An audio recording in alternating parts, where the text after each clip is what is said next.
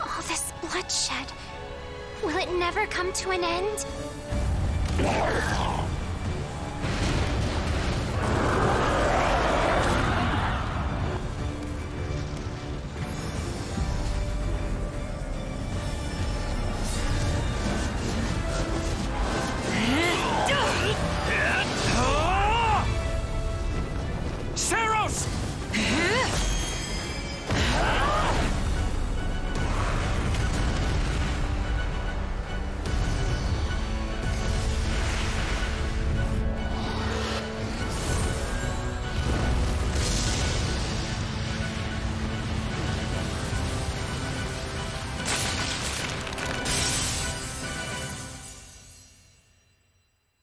Hello? Where is that freeloader, huh?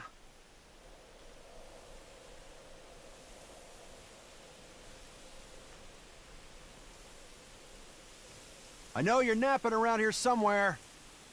On your feet and back to work already, yeah?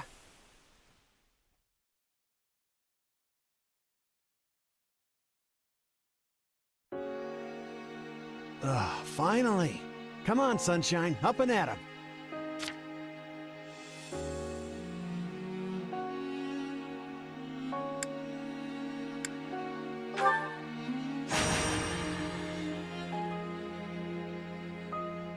Hey, get up already! I'm sorry. What's going on? What's going on? Did your head spring a leak while you were napping? Better see if you can even remember your name.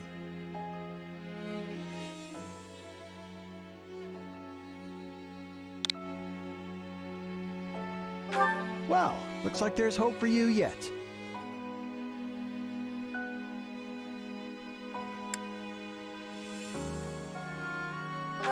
Apologies, friend. I'm all right. Is the battle at hand? Of course it is. Why else would I be standing here? You heard who we're up against, yeah? Geralt's mercenaries. Gonna be one hell of a fight if true, especially if the Ashen Demon is here. Don't like a smidge of what I've heard about that fella. Or was it a woman? Leave it to you to fumble the details. Did you even catch this Ashen Demon's name? Of course I did. It was... by the goddess, it's right on the tip of my tongue.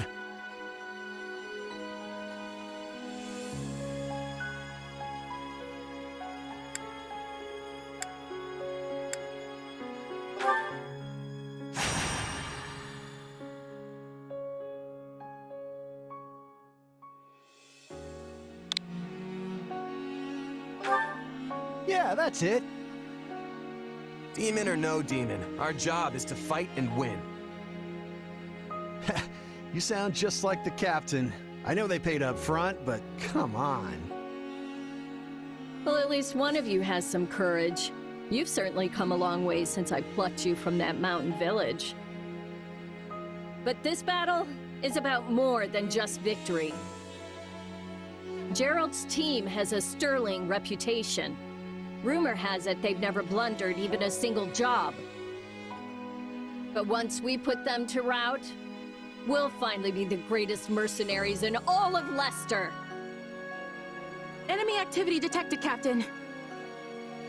Looks like we'll be fighting by moonlight. Mind you don't kill each other in the dark. Wasn't expecting a fight so soon, but I guess there's nothing for it. You ready?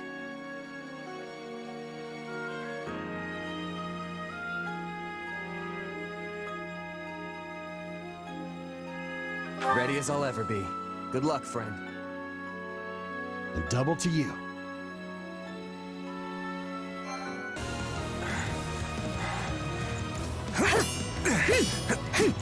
I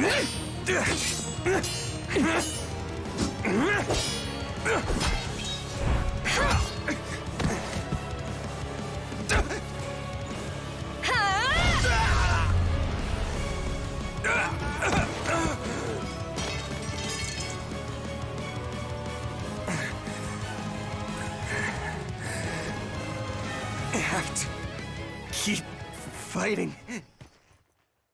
Perish with you. Huh? The cycle of this world. I will not allow it to perish with you.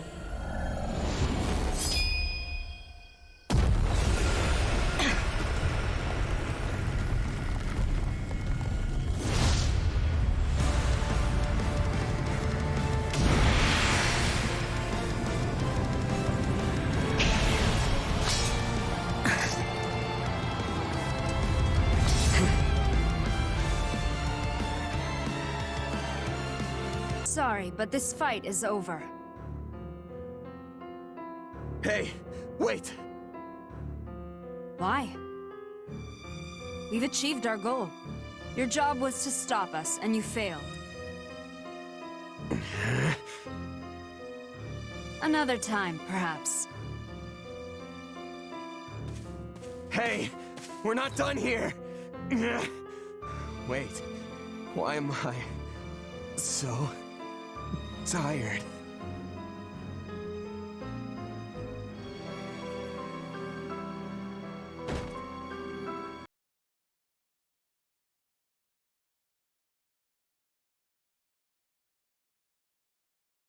Huh? Where am I? Oh good, you're awake. Not sure I would have been able to sleep at night with your blood on my hands. Yeah!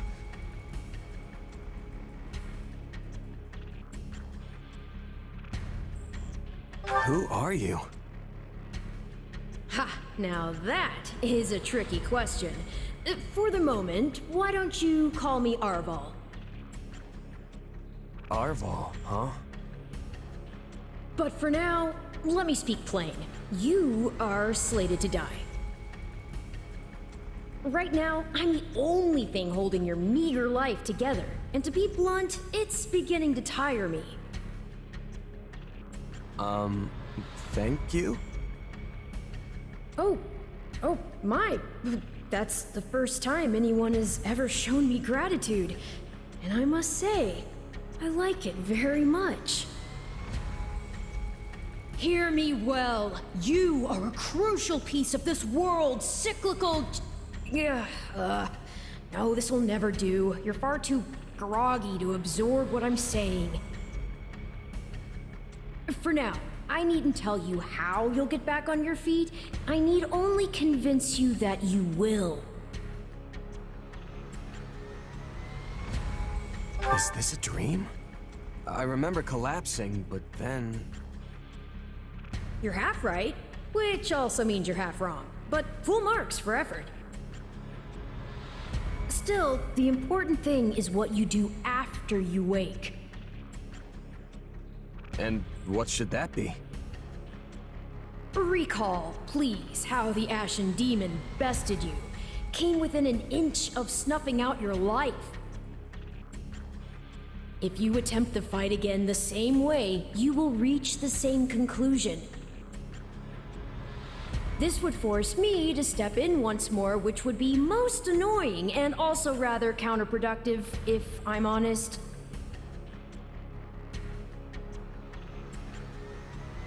You don't need to worry. I won't lose next time. Although who's to say when that time will come? Who indeed? My captain and comrades are dead. The company is finished. So, there's only one thing I can do. Start over. Huh. I thought you to be more sentimental. Did they not take you in? Care for you? Gold's the only thing that ever held us together, and death is something we're all too used to. I never knew my real parents, and I lost the mother who raised me. Partings just come easy to me, I guess. The best way to honor my fallen comrades is by training hard and growing even stronger. Then I'll crush Geralt's mercenaries and the Ashen Demon with them. That's what I'm going to live for now. Oh, but I like your spirit, though I expected no less from my partner in destiny.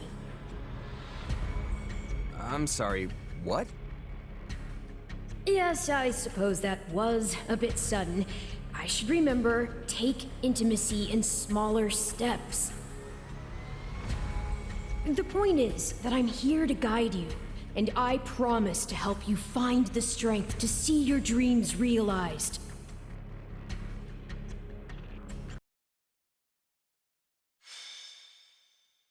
Prologue. A chance encounter. The continent of Fódlan, said to be protected by a goddess, has existed for uncountable ages. Now, 3 ruling powers control the land. To the south is a region held for more than 1,000 years by the Adrestian Empire. To the north is the Holy Kingdom of Fargus, ruled by the royal family and its knights. And to the east, a league of nobles that bends no knee rules the Leicester Alliance. Though once consumed in war, these 3 powers now exist in relative harmony. Nestled between them is Cageccc Monastery, seat of the Church of Saros, the land's widely practiced faith, and a power that helps to maintain peace across the continent. Not far from the monastery, at the northern edge of the empire, is a small village called Ramire, and west of this place stretches a forest where a lone mercenary awaits.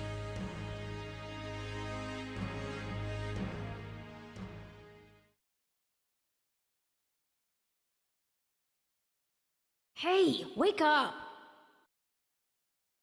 Ugh, how many times must we do this? Get up already! Huh? That's weird. I could have sworn I heard someone calling me. It's still dark out, though. Hello? Yes, I was calling you. Many times, I might add.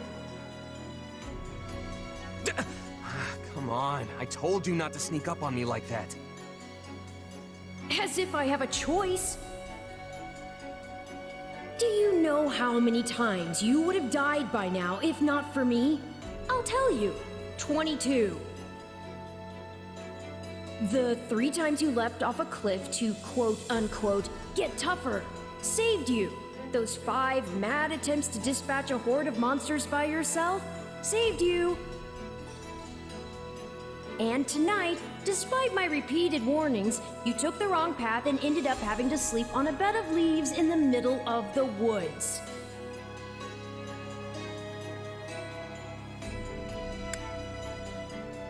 You're right. This was all my fault, and I'm sorry. Strange. That's exactly what I wanted to hear, yet somehow I'm the one who feels bad now. I must remember this tactic. At any rate, we all make a few mistakes along the way. And by we, I mean you. And by a few, I mean far, far more than average. Now then, with that out of the way, would you like to know why I've roused you from your mud-caked slumber? Actually, it's probably easier to show rather than tell at this point. Look over there, if you would. Stop plowing ahead, Claude. You're going to get us lost. Lost schmost. We've got it on Imperial authority that this is the way to the village. True, I said there was a village, but how could anyone know where it is in the thick of these mountains? I can't even say for certain where we are in all this gloom. Okay, new plan. I'll rely on my keen senses to navigate. Lucky for you, they're sharp as an arrow. Hold, both of you.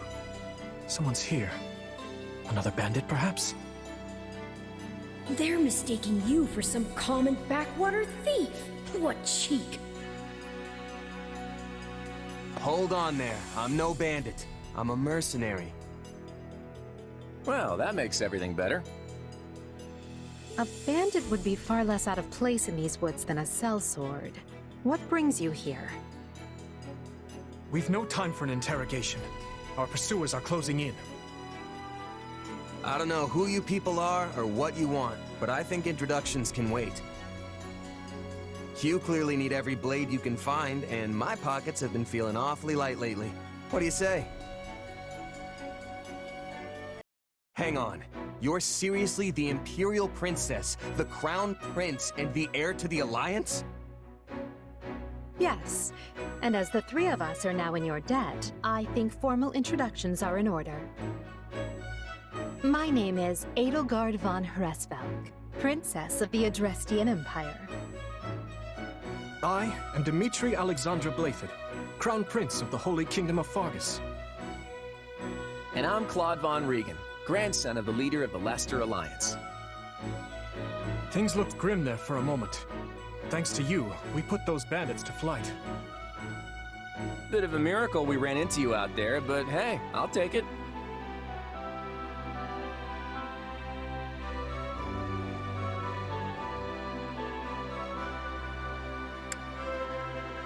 Oh, I'm sure the three of you could have handled the situation just fine without me.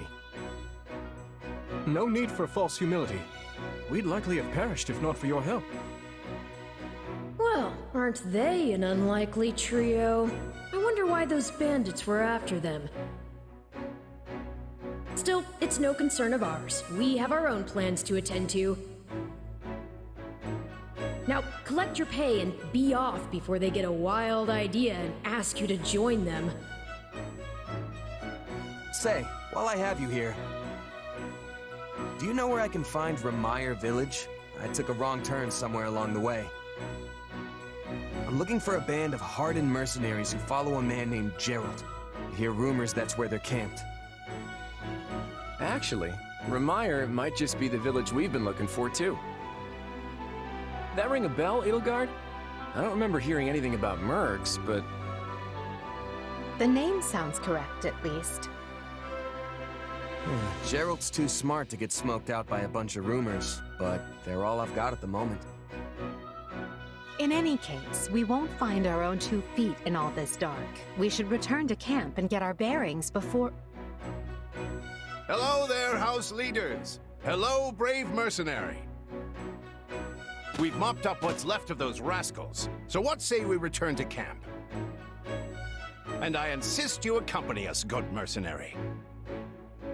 Who, me? You heard the man. We'll wait out the night together and make for the village in the morning. It's a great plan, especially if you want to get paid, as we're a tiny bit short on pocket change at the moment. Yes, and those mercenaries you're looking for? Gerald's band, was it? They may be in Remire Village tonight, but there's no telling when they'll move on. If you come back to our camp, we have maps that may help you get one step ahead of them. This is clearly the wisest course of action, not to mention that I would enjoy conversing with you further. But of course, the choice is yours.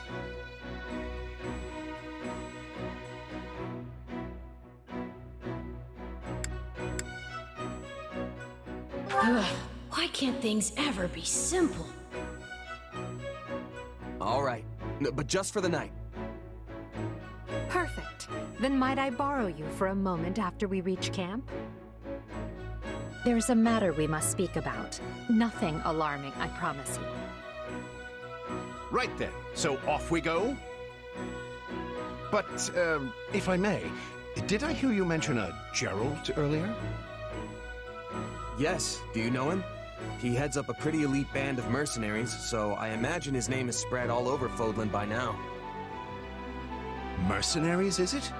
No. No, it can't be him. Can it? Well, I'll just have to meet this Gerald myself. After I've seen my duties through, of course. After all, if I don't finish my assigned tasks, I'm mission the point.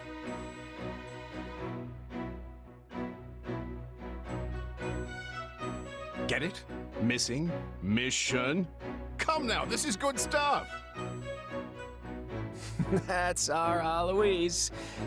Come on, let's get moving before he really gets going.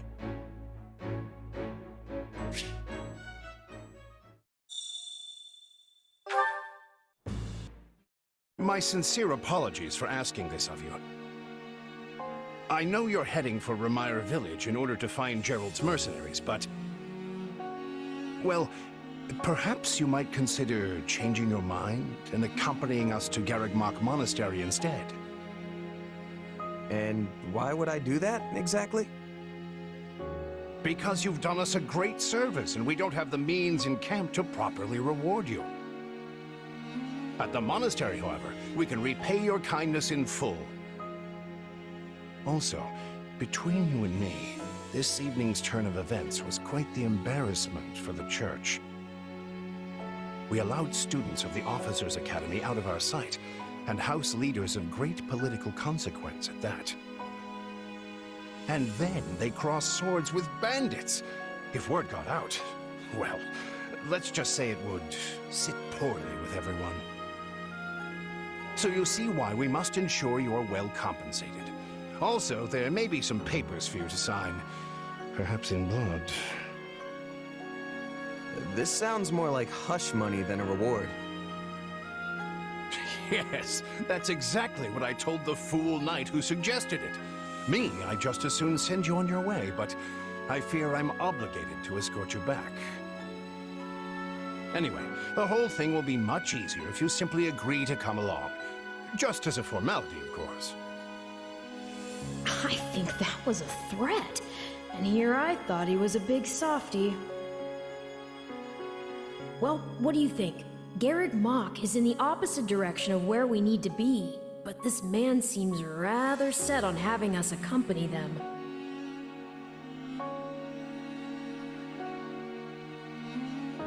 You make a poor case, Alois, but I can see where this is heading. I'll come with you to the monastery, but I'm not staying a single minute longer than I have to. Bless you, my friend. What a noble soul you are. I'd say you saved my bacon, but that would be utterly hammy.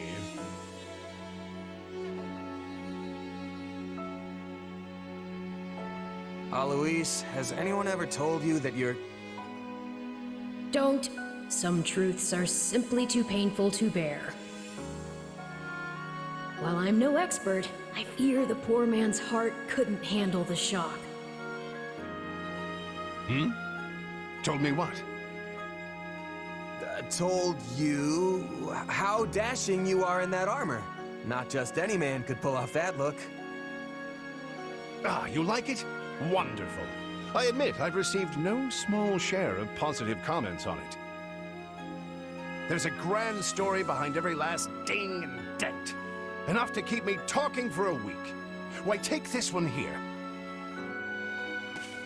We heard you'll be joining us at Cageccc. Perhaps somewhat unwillingly, I might add. I know this wasn't in your plans, but if it lets us get to know each other better, perhaps it will prove worth it in the end. Unwilling or not, we've got a long road ahead, so let's try to keep the mood light. I hesitate to ask this considering you're only here because of us, but... well, are you sure about this decision? The last thing we want is to delay you from your own business. The knights may seem unwilling to bend, but it's not as if you have no say in the matter.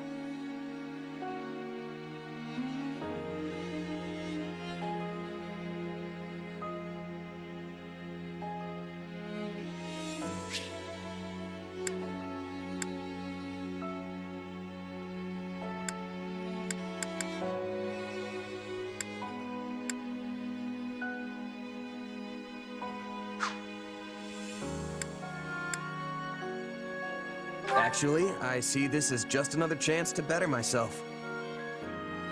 You are more gracious than I. But, as I see you've made peace with it, I will leave the matter be. Yes, that's quite enough chatter. Let's save our energy for the road. To the monastery! Listen, I know this one's on me. I'm the one who roped you into coming back to camp after all. But I'll find a way to make it up to you, I promise.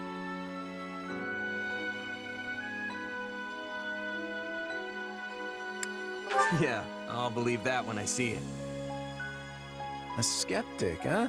You know, I may look like a scoundrel, but I happen to be a man of my... Hey! Hurry up back there or we'll leave you behind! You know you've had a busy day when you rub shoulders with the heirs to the Empire, the Kingdom, and the Alliance. I think they're a fascinating group of people myself, but what do you make of them?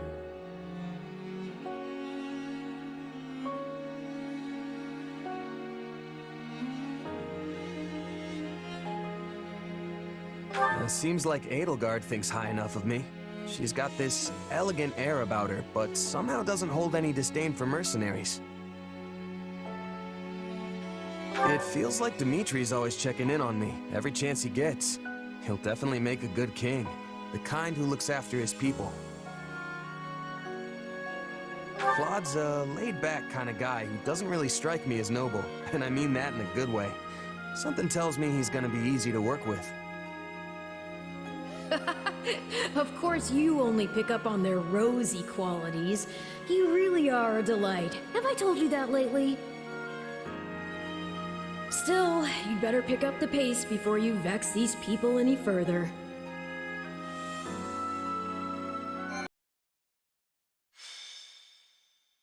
Prologue.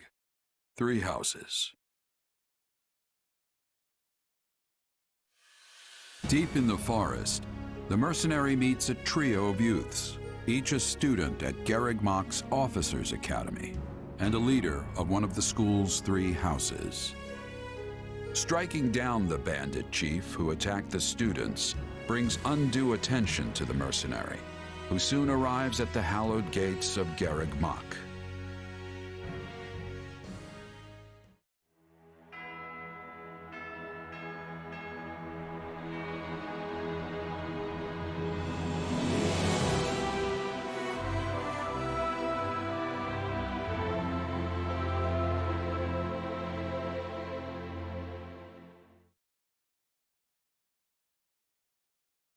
And with that, may I present the mercenary I spoke of? Greetings. My name is Rhea, and I am the Archbishop of the Church of Seros. Thank you from the bottom of my heart for rescuing our students.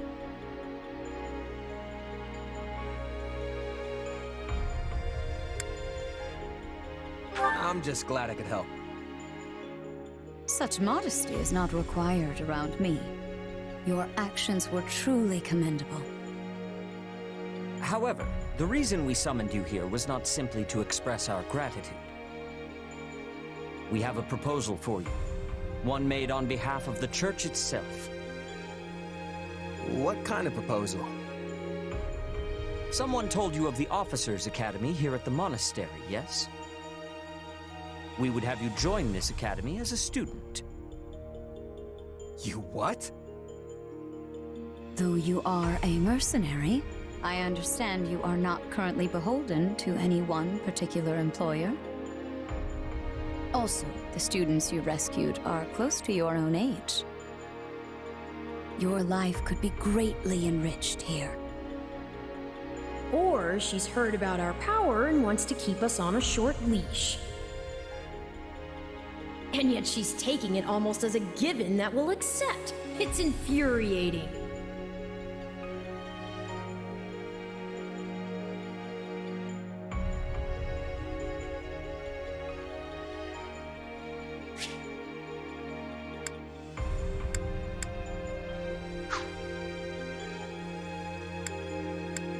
Sorry, but the world's got other plans for me.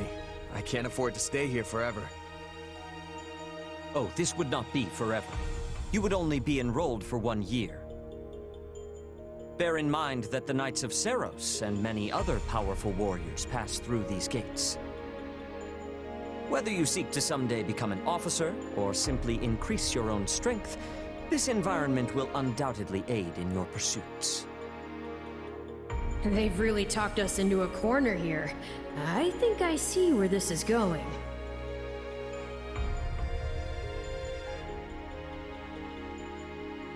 All right, I'm in. A wise decision. We will do all we can to ensure you do not regret it. I believe you will go far. If I may, permit me to tell you a bit more about the school itself. The Academy is divided into 3 houses and draws in the most promising young talents from every corner of Fódlan. Some are noble-born, while others spring from more humble roots. But within these walls, all are treated as equals. We ask our prospects to spend a year living under the same dormitory roof, so they can challenge each other, work hard, and grow together.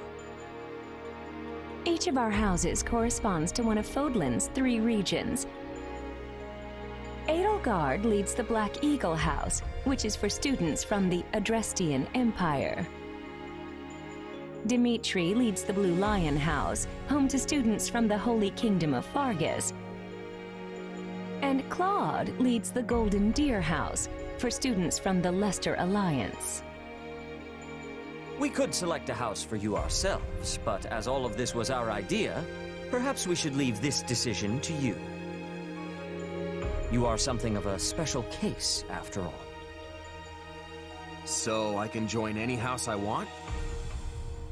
Yes, you have simply to name it.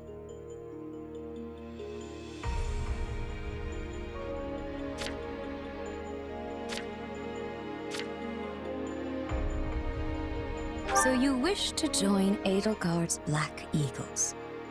Are you certain?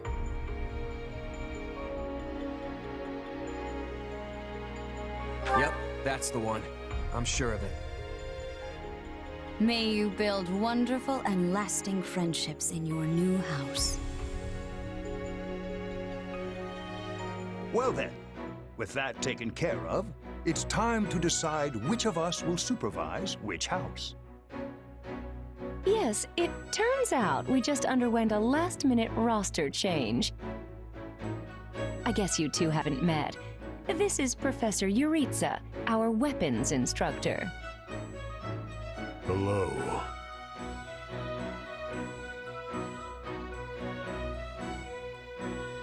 Nice meeting you, sir.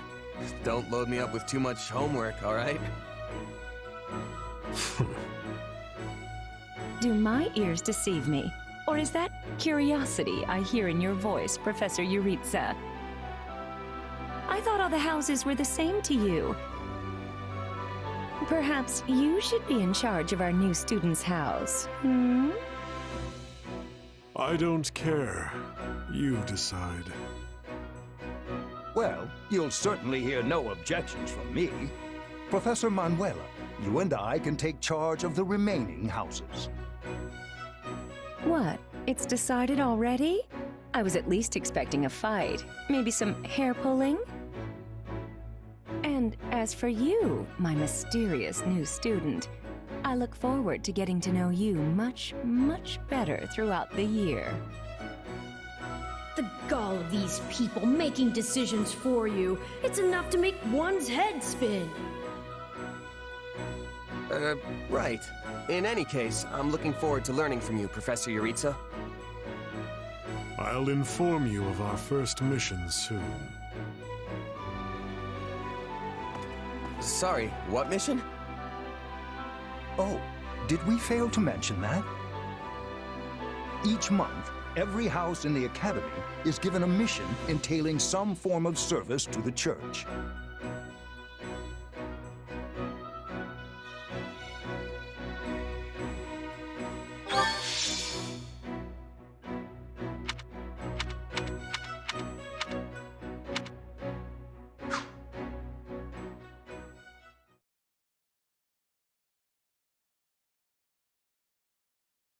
Well, what do you think? I believe there is a very good chance it will work. Perhaps, Lady Edelgard. But is that chance not outweighed by the danger of matters going awry? We have managed to walk the knife's edge so far. But what you are suggesting is open hostility. If they so much as catch wind of our intentions, things will go sideways very quickly. Regardless, this is our last opportunity to save her. Frankly, it's a miracle we even have the chance. I thought you once proclaimed not to believe in miracles, Lady Edelgard. And I don't. At least not the kind one has to sit around and wait for. But right now, everyone is exactly where we need them. Her, the bandits, the string pullers, and the perfect instructor with the perfect mission. I'm going to make this miracle happen, and I will do so for our future. Then we'd best have a plan in place to finish the job, in case they catch on. I expected you to burn a few bridges, but this plan would be akin to setting half the countryside on fire. Which is exactly why I'm counting on you, Hubert, and why I'm grateful to have you by my side. Welcome to the Black Eagle House. I'm pleased you selected us. Whoa, wait, what? You're a student now? And not only that, you're one of us? That's great! Wait, stop! I don't know this person. Oh, why are there so many new faces? That's what you get for skipping this year's first field excursion, Byrne. A lot happened. There was even a bandit attack. Did you really not hear about any of this? Bandits? Ugh! Now I'm extra glad I skipped out. I must say, the church took a bold step in enrolling you. A decision which I, of course, fully support. You helped Edelgard, and we stand to learn quite a bit from one so skilled. Yes, I have eagerness to examine the fighting of mercenaries. We should be sparring, 1 versus 1. If anyone needs me, I'll be asleep and... Wait, hold on. Do you have a crest? Did Professor Hanneman even check? Oh, he checked all right. Sorry to say, I'm certifiably crestless. Strange. You definitely seem the type. But I suppose I'm just imagining it. And now you know the rest of our house. As you already met some of us in camp, I assume you knew what you were getting into. We may not be perfect, but we support each other as best we can. Please try your utmost to get along with everyone. Here approaches Professor Yaritza. That makes all of us. Remember your mission? We are to eliminate the remaining members of the Iron King's thieves that attacked our camp. The chief, Costas, has already been struck down, and now only a scattering of brigands remain. Even with our limited experience, we should be able to defeat them handily. Good. Prepare yourself. Of course, Oh, he's gone. So it would seem. Right then. We'd better get all of our waterfowl in a row. Wait, but I need to tell the professor I can't participate? Oh, good work, Bernie. Why didn't you speak up sooner? I know what you mean. I never even got the chance to break out my best. Leave it to me, Professor! He's a real tough nut, that's for sure. Says just as much as he has to, then makes tracks.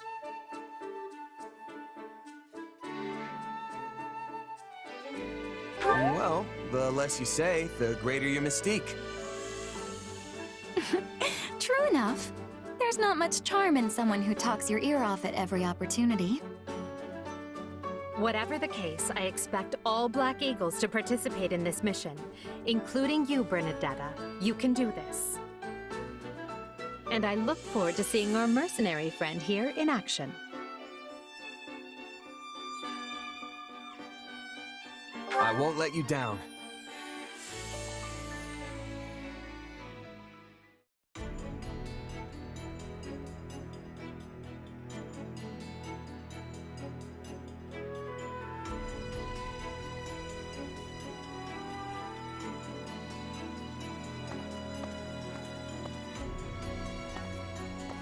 There you are, Yuritsa.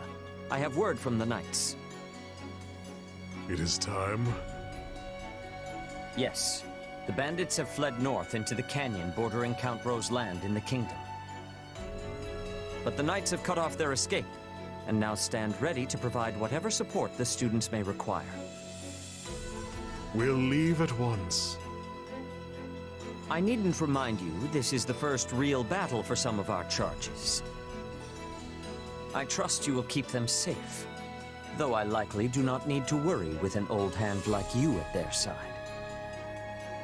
No, you don't. You there. It's time for the mission. Gather the others. About time we saw some action. Lost sight of them? Ashamed to admit it, but yes. It's possible someone magicked the bandits away. But why go to that kind of trouble for a handful of highwaymen scum? So be it. We'll follow the blood scent. Right, of course. We'll follow... Wait, what? We're leaving. Everyone, follow me! Professor, wait! Well, he must have some idea where the bandits went. Let's hurry after him.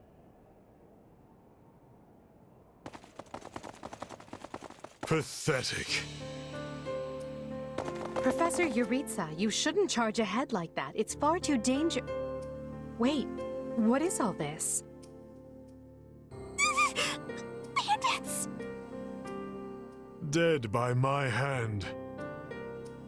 Yes, they look quite dead indeed.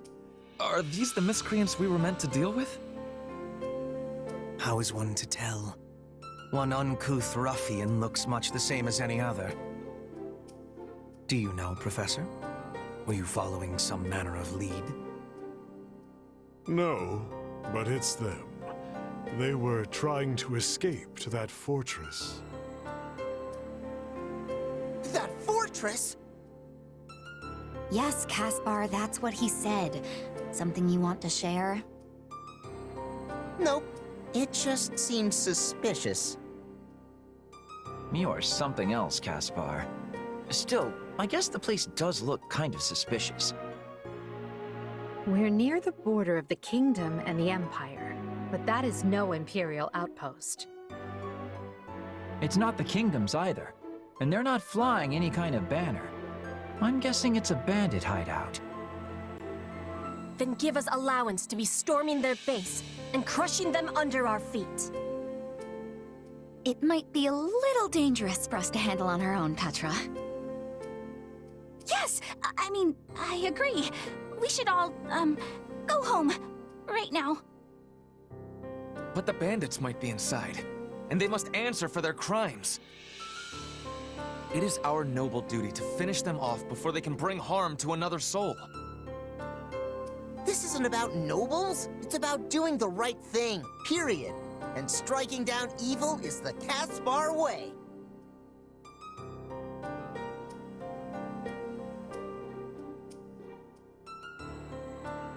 We'll be heroes if we manage to take out the entire bandit outpost. This is the kind of stuff I live for. Since when are you so gung-ho? Oh, right. Since always. Enough. This is not our decision to make. Professor Yuritsa? The mission stands. Enter the fortress. Dispatch any bandits you find. There are no signs of life. We may be chasing ghosts. Professor, are you having the ability to speak with ghost spirits? It is just an expression, Petra. It means there is probably no one here. Ah, I am understanding now. You have my thanks. This language has much peculiarity some of the times. Well, if that's settled, let us make ready. Make sure you're prepared before we head out. I thought I would never breathe fresh air again for as long as I lived. I'm not sure what to say except, thank you, everyone. How did you end up in such an awful place, Monica? I heard you went missing in House Ox territory. I did indeed. In fact, I was on the verge of graduation when I was kidnapped by the strangest people. Oh, how silly of me not to introduce myself. I'm Monica von Ox. I'm the eldest child of Baron Ox, and one of your Highness's most loyal subjects. Seeing as you saved my life, I plan to devote that very life back to helping your cause.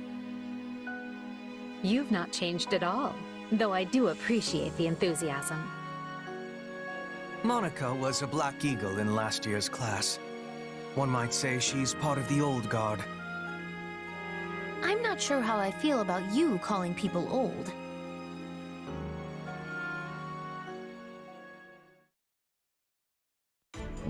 Yes. I think I understand.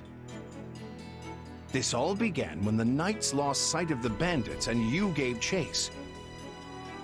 Afterward, you entered a suspicious fortress and rescued a missing student. Well, there's nothing wrong with that. I'll be sure to smooth things over for you once we're back. Sounds good. But, why are you even here, Alois? Because the knights sent for help after you left them behind. Did you expect anything different? Not that I'm trying to lay blame at your feet. I know you were following Professor Yuritsa's lead, so I think everyone involved can head home knowing they did just swell. For as you know, all's swell that ends swell.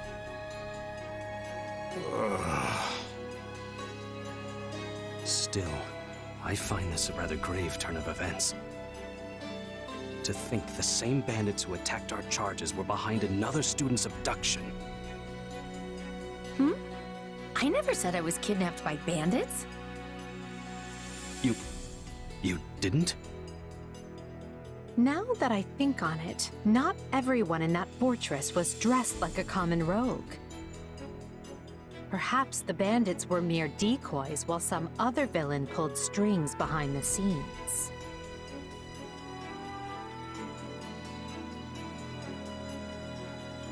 Yeah, there was one real piece of work. Kronya, I think, who managed to escape. I've seen all kinds of people as a mercenary, and she was definitely not your everyday bandit. You're on the right path. Perhaps I should just tell you who kidnapped me, seeing as I already know. What? Why didn't you mention this earlier? Everyone was busy speculating, so it was difficult to cut in. What do you know, child? Out with it. Her Highness can vouch for this, but my memory is quite strong. Try remarkable. You never forget a face, even one seen only at a glance. Your Highness, thank you for the compliment. I'm certain of what I saw. The one who kidnapped me was surely Tomas, the librarian. Tomas? Impossible! But Tomas has been at Cageccc even longer than I have. I don't want to believe it, but based on what you say, we've no choice but to investigate. But Sir Alois... Be on guard. If Tomas is in league with Kronya, he is dangerous. Very well. I will quietly report the matter to Lady Rhea and leave the decision in her hands. Not a word of this to anyone. Is that clear? Well, now things are getting interesting. Honestly, did not see this coming. So what do you make of this Kronya? Why do you think she was at the fortress?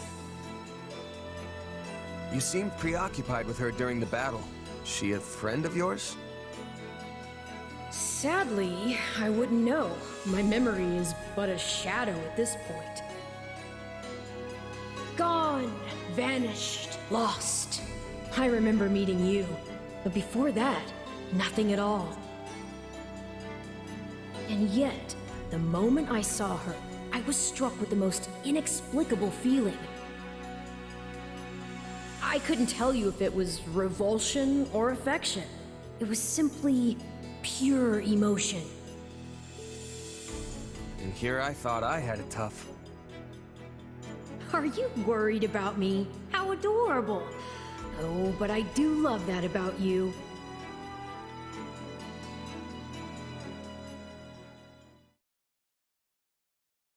And so, the Archbishop has elected to apprehend Tomas. He has been away from Cageccc for days now. During his absence, an investigation of his behavior and personal effects laid bare his hostility to the Church. The Knights have been instructed to await his return and take him in.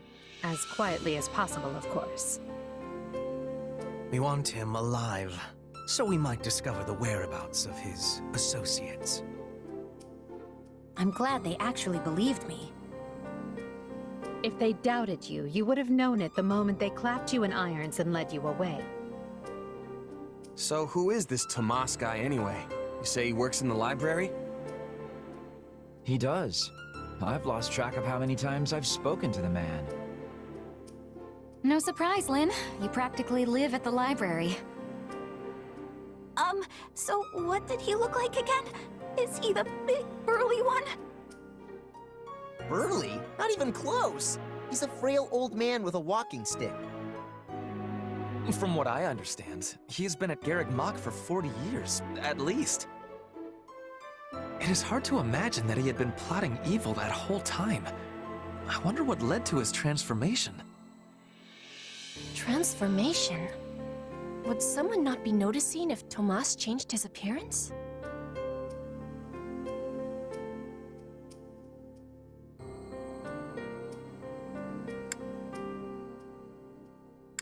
He meant a mental transformation, not a physical one. Tomas must have changed his mind about the Church at some point. I am excited to have learning of this strange new expression. I must be thanking you.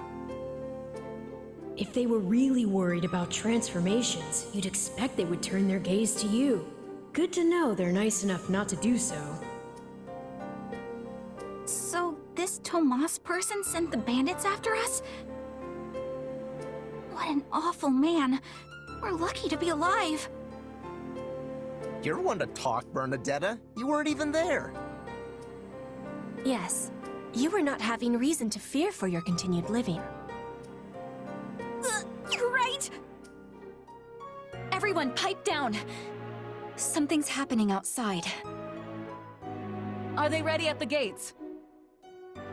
Yes, sir. Every exit is covered. Well, well, it sounds like Tomas has returned. I don't know why I know this, but you need to get out there, and quickly.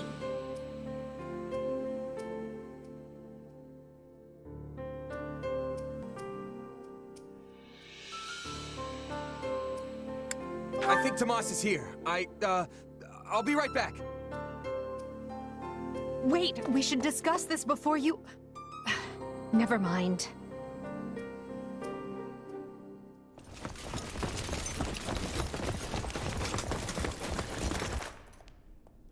There he is!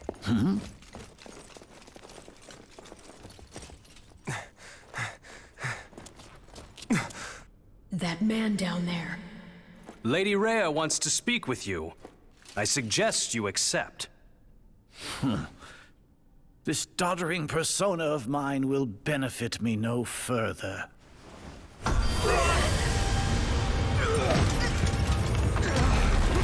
What is this?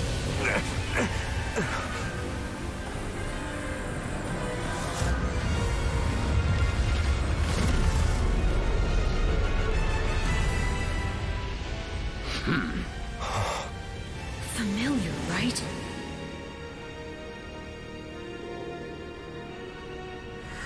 Such hubris from mere vermin. You will pay for this.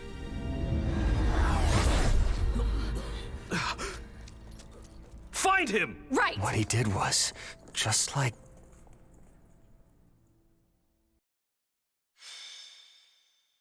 Prologue. The Shadows of Adrestia. Upon his return to Cageccc, The humble Tomas shapeshifts and flees, and not even the Knights of Ceros's most concerted efforts can track down the erstwhile librarian. Meanwhile, Edelgard seizes upon Monica's rescue as a chance to start down a radically different path than she had originally planned. Things went like clockwork with Monica. Thanks to Professor Yuritsa playing his part so ably. And equally to those arrogant fools for letting their guards down. I doubt we will see such fortune next time. Next time? Don't tell me. The moment has come to take matters into our own hands at the Imperial capital. This is our chance to finally be rid of them. But, Lady Edelgard, we aren't ready. We'll need an entire host to keep them in check.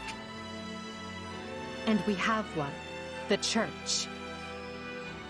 Forgive my impertinence, but that is not the plan. You are the man who once told me to leave no sword in its scabbard. Yes, but one must also take care not to wound themselves when unsheathing it. I am sorry, milady, but this plan is ill-advised. I cannot support it. And even if I were to ignore common sense and go along, it still throws our future plans into disarray. I thought you devised countermeasures to deal with the Church. Use them. But those were meant for... Very well. Are you absolutely certain this is the path? I am anything but certain. Yet the bandit attack in the mountains created an opportunity we cannot ignore. And I doubt the appearance of this new mercenary is simple coincidence.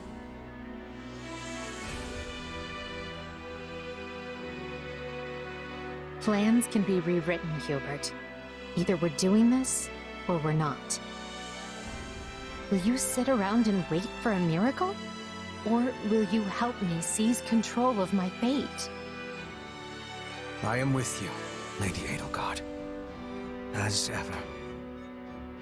Then let us walk forward on this path, and see where it takes us.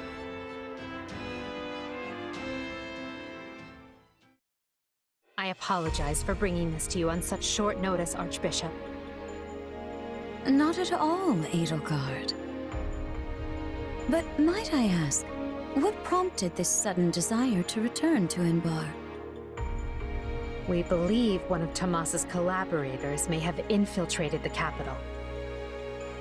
My word! Tomas tended the library at Cageccc for decades, with nary a blemish on his record. And then, without warning, he drops his disguise and reveals himself to be a vile sorcerer of terrible ability. Someone at the capital also fits that pattern. A man we know all too well. And who might that be? My uncle, and regent of the Empire, Volkard von Arundel. His lordship briefly defected from the Empire before reappearing several years later. But he returned a changed man, and began seizing power almost immediately. Witnesses claim he wields dark magic in secret, and is able to change his appearance at will. That does sound suspicious, if these witnesses can be believed. I would ask that you do believe them, as the information comes from my own House Vestra. I see. And when you return to the capital, how do you propose to deal with this uncle of yours? Lord Arundel has the support of a number of influential nobles, including the Prime Minister, Duke Ayer. And while we have allies of our own, it's likely they'll require some convincing. To that end, we wish to bring our friends here at the Academy, their daughters and sons, with us under the supervision of Professor Yuritsa. We hoped you would consider deploying the Knights of Ceros, so the Imperial Army doesn't get any strange ideas. You wish to march on the Empire? With the Church's knights at your back? Your support would give credence to our claims. Additionally, the knights would keep the populace in check upon our arrival, thereby preventing the city from descending into utter chaos. The more I hear of this, the more credible the threat sounds. It's clear you have thought carefully and planned well. We intend to seize the palace with our own forces, and will do our utmost to contain the conflict there. But we still need your help. Please. I have 2 conditions. The first, when you capture Lord Arundel, he is to be turned over to the knights at once. The second, our knights are not to engage in battle directly. I would have it no other way. Step lightly, Edelgard. Should these claims about Lord Arundel prove false, we will take action accordingly.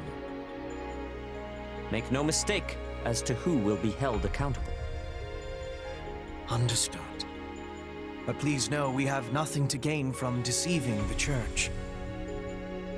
Very well. I will summon the knights and let you instruct them as to your plan. May the goddess watch over you all.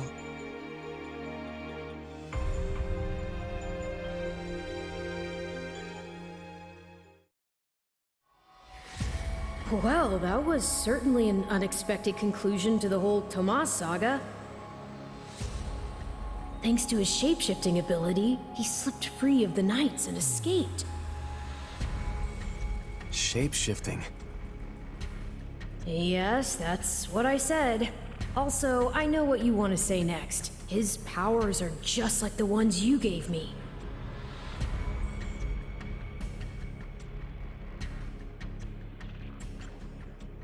His powers are just like the ones you gave me. Are you in league with him, Arval? Where do these powers come from? If I am in league with him, no one has informed me. All I have is you, my dear partner in destiny. Still, I saw what you saw. Clearly, we don't have a monopoly on shapeshifting. Now that everyone knows about Tomas, some of them must have connected the dots back to me. At least they've had the grace to keep it to themselves. It's because they trust you. Hold on, someone's coming.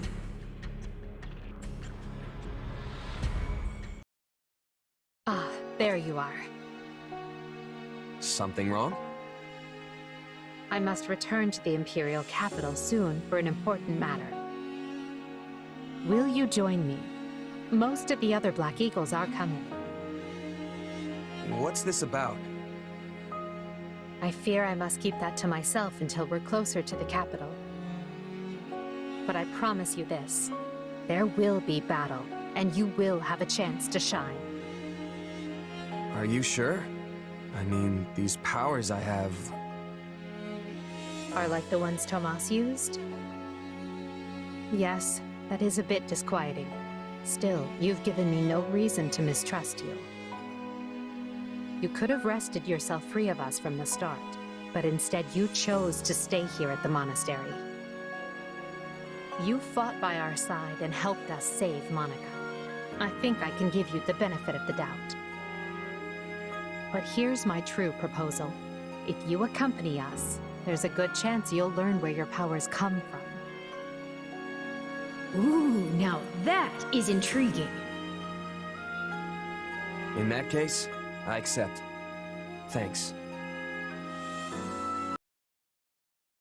What? Solon's been unmasked? Yes, my lord. Rooted right out of the monastery. First Kranya's debacle, and now this. What in the world is going on? I know not, my lord. What are we to do? Keep our composure for a start. Send word to the kingdom and see that Cleobulus is informed. Tell him to remain prudent. If he must go into hiding, so be it. At once, my lord. Yes? Lord Regent, I have urgent tidings to report. You may enter. Forgive the intrusion, my lord, but we just learned the Knights of Seros march on Enbar. Their purpose is unclear, but they will arrive by morning. We've been turning ourselves upside down to make ready. The Knights of Seros? No. Do you think... There's only one person who could be behind it. How dare she bare her fangs at us? They may already be within the palace walls. Mobilize the guards and search. If anyone so much as looks at you askance, kill them on the spot. Yes, my lord.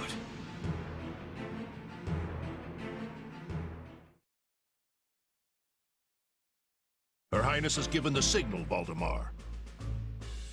Already? I had thought they were still negotiating.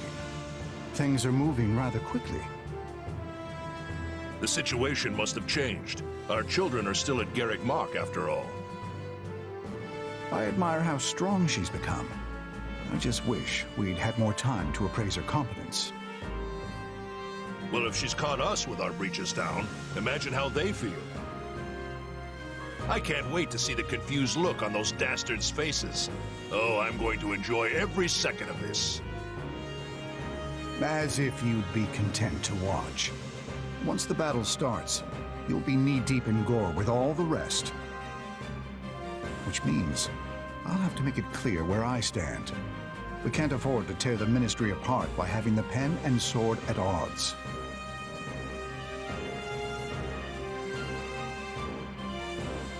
These are your instructions. I imagine they may not come as a surprise to many of you.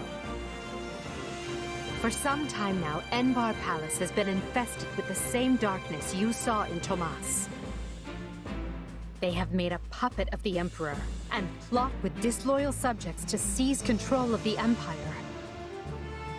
Our objective is to stamp these traitors out, seize the palace, and reclaim the Empire for our own. You realize it's just us, right, Adie?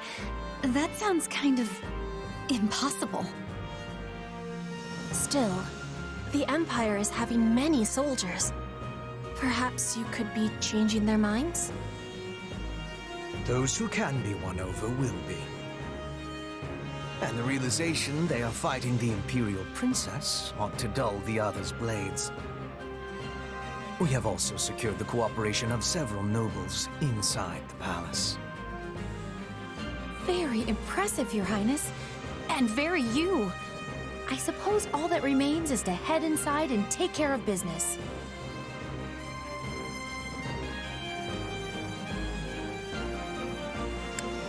Just you watch. We'll take them all down and have the bards singing our names by nightfall. So here we are, ready to deal a masterstroke to the heart of the mighty Empire. Life with you certainly isn't boring. We'll infiltrate the palace through the rear gate, then apprehend Lord Arundel and Duke Ire. From there, we'll secure the palace's strategic positions, eliminating all resistance we encounter along the way. If that is our plan, then time cannot be wasted. You can hear them scrambling in the palace from here. Let's not wait for them to find their bearings. Lead the way, Your Highness. Oh, and make sure to keep her safe, Hubert. You know every square inch of that place, after all. Just mind you don't fall prey to your own distractions. These villains have had free run of my house for too long. Today, I take it all back.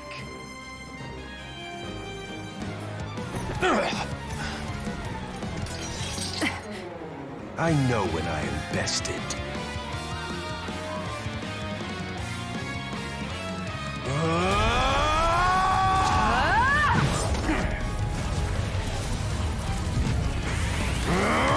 Not happening!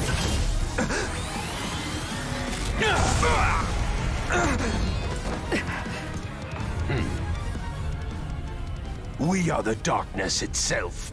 and the darkness cannot be slain.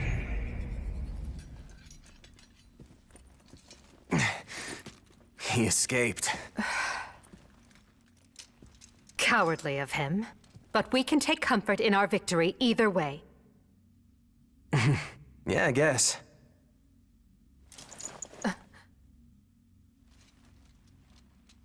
Now what? Huh? Are you kidding me? When mercs celebrate a win, we slap our open palms together like that. A commendable victory, Lady Edelgard. Thank you, Hubert. Still, I don't much like how those rats managed to keep skittering away. I imagine that guy's pretty close with Kranya and Tomas, since he shapeshifted and all. Yes. They are all part of a clandestine organization attempting to conquer Fódlan from the shadows. Those who slither in the dark. Huh. Never heard of them. So, what is the plan now, Your Highness? We make ready for my coronation. Hubert, gather everyone in the throne room. At once, Your Highness. Oh, this is wonderful! Your Highness is going to become Your Majesty! Yes, but first I must speak with the Minister of Domestic Affairs, as well as the other counts. Also, I need you to go to the Knights of Seiros. I wasn't expecting all of you this soon. What are you doing here? We demand an explanation. You arrested my father, Edelgard. How could you do such a thing without discussing it with me first? I'm probably not getting the finer points here. But you basically defeated both my father and Ferdinand's. Is that right? I wasn't fighting your father, Caspar. He was aiding me, as was Count Hevering. So, what about my father? Did you arrest him? Unfortunately not. Oh, okay. Look, I'm sure you have your reasons for all of this. But maybe you should sit down and talk us all through it. And I intend to. We'll reconvene later and clear everything up then. Monica, join me. We'll talk as we go. And you say I have 2 years to complete these preparations? In cooperation with Count Hevering, of course. You and Hubert can finalize the details later. As I won't be choosing a Prime Minister for some time, I realize this may result in extra work for you. However, that also means more latitude to do things as you see fit, so long as you ensure we're prepared for a 5-year war. I will not rest until I discover a solution, Your Highness. So long as our military leaders don't tread on my toes, I shouldn't have too much difficulty. For something this big, you better believe we'll have plenty of need for resources. Leave it to a narrow-minded quill carrier like you to call that treading on your toes. In Her Majesty's name, I will decide what is and isn't appropriate regarding your needs. Also, anyone would seem narrow-minded when compared to a swollen-headed juggernaut such as yourself. A juggernaut, huh? Yeah, I like the sound of that. I see someone allowed his sarcasm lessons to lapse. Moving on. Lord Arendel's followers will doubtless attempt to interfere, so we'll need to keep a close eye on them. Once Count Varley joins us, we can discuss the matter I mentioned further. It seems he's just arrived, Your Majesty. Apologies for my tardiness. Gregoire von Varley at the court service. My, but attendance seems light. Where is the Lord Regent and the rest of our noble six? Duke Eyre stands accused of treason and has been dismissed as Prime Minister. He currently awaits judgment in one of our finer dungeons. Lord Arundel is a fugitive from the same crime. and will be taken in soon. Dead or alive, it makes no difference. Well, this is a rather shocking turn of events. I had no idea Ludwig was capable of such things. Still, rest assured that I am nothing like him. Indeed. And as for the others, Duke Gert was dispatched to Western Fódlan to conduct negotiations. And my father, the late Marquis Vestra, perished in the struggle to capture Dugaya. Which makes me the new Marquis Vestra, and Minister of the Imperial Household. Ah! You've nothing to fear, Count Farley. Her Majesty intends to bestow a great honor upon you. Majesty? Wait, you mean... The title hasn't been formalized just yet, but as it stands, you should view it as a foregone conclusion. More importantly, Count Farley, there is a very important position I wish for you to fill. I intend to rebuild the Southern Church, and who better to be the bishop than you, our Minister of Religious Affairs? I will make my case to the Archbishop personally. Thankfully, Lord Arundel and his men are no longer around to obstruct such a move. You would bestow such a position on me? Make no mistake, it is a great honor, but are you certain? Very. Now then, your first duty in the role will be to oversee my coronation. Do not fail me, Bishop. I'm sorry to keep you waiting. Are you enjoying your stay at the palace?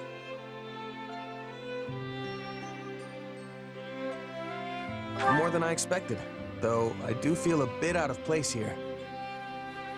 Understandable. Everyone here either is a noble themselves or serves one. However, that will change. As Emperor, I plan to end discrimination based on social status. Everyone will have a chance to rise to the top, whether they are born into the aristocracy or not. No more nobles or commoners, huh? That does sound pretty great. I'll be impressed if you can actually pull it off. Oh, I will. But at the moment, I have a proposition for you. Go on. We've successfully expunged the Prime Minister and the rest of that puppet government. But a certain amount of unrest is unavoidable, which means I must remain here in the capital. In other words, I can't go back to Cageccc and continue my studies. What about the others? Our noble families will be in disarray as we transition to my system and new heads of household take power. Of course, some, like Dorothea, are not as affected as the other students. But all of them have offered to stay and help rather than return to the monastery without us. If you'd be willing to do the same, I'd like to offer you a top post in my new military. Now there's a tantalizing offer. It's not like you have any real obligation to the church. Plus, it sounds like quite the thrill. I'm more of a hired sword than an officer. Which is why you're perfect. Hubert wants to recruit mercenaries such as yourself and form a new unit. I can't put some noble in command of them. That would be ill-advised. But they would listen to a capable fighter such as you. You're Hubert's first and only choice. I don't know if I really have the experience for it. But if you have that much faith in me, I won't let you down.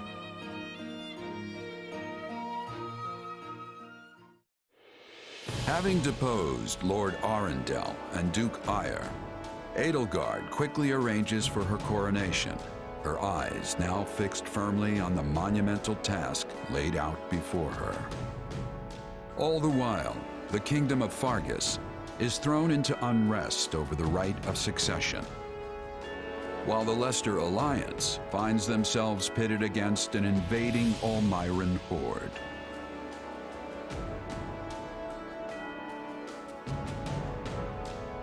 Realizing the troubles of Fódlan will fall squarely on her young students' shoulders, Archbishop Rhea closes the Officers' Academy and permits her charges to return home.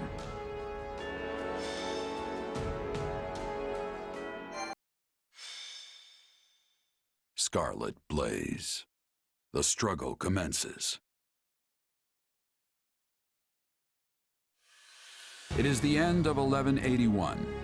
2 years have passed since the Officers' Academy closed its doors. Having ascended the throne of Adrestia, Edelgard has begun to enact sweeping change.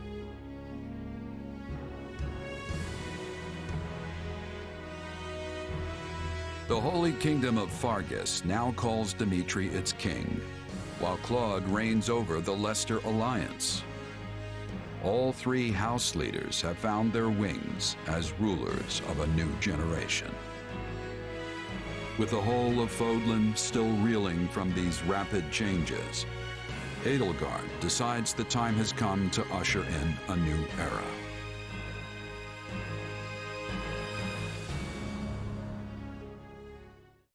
People of Fódlan, the Empire will stand by no longer. Together, we rise against a church that has become steeped in deception and corruption. The church has used their doctrine to deny you power and reshape Fódlan as they see fit. They thrust upon you the illusion of nobility in order to oppress who they choose, and they helped create the kingdom and alliance as a pretext for war. Finally, they teased you with the promise of salvation from pain they themselves inflicted, and did so in the name of their own profit. Well, I say no more. The Empire has severed herself from their hypocrisy by restoring the Southern Church and nurturing her people's well-being. And today, we purge the world of their evil forever. We will retake Cageccc from the Central Church and stamp out any nobles who abet its depravity. By my title as Emperor Edelgard von Gresfeld of Adrestia, I hereby declare war against the false Church of Seiros.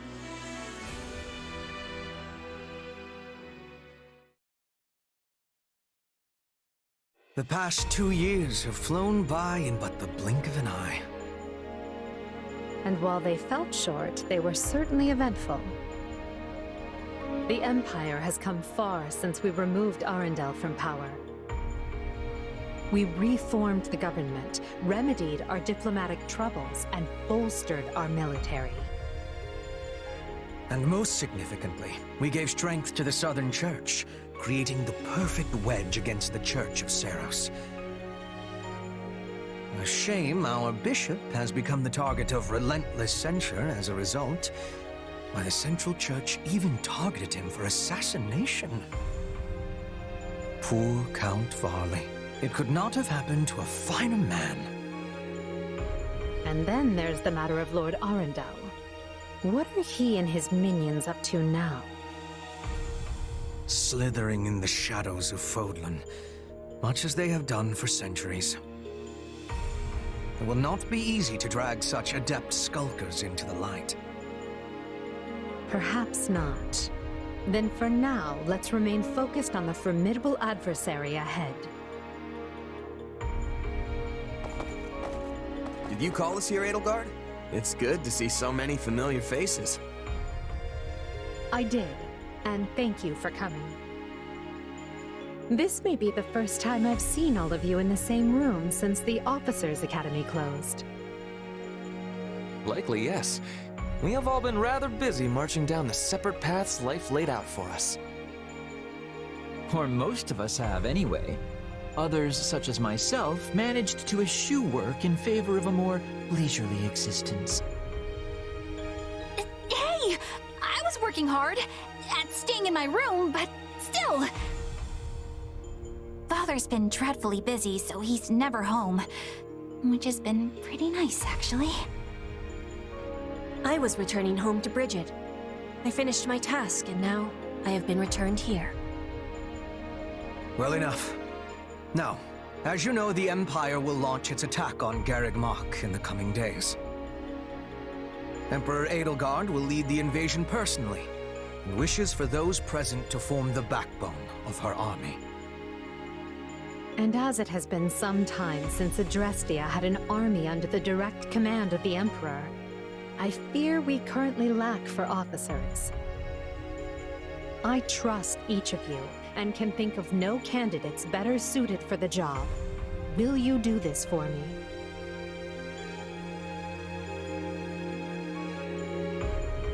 So you've got other plans for my father's army, I take it? Well then count me in. I'm ready to go whenever. I would have been happy with a life serving you here in the capital. But if war is coming, I want to see it through myself. I'll go wherever you go, Your Majesty.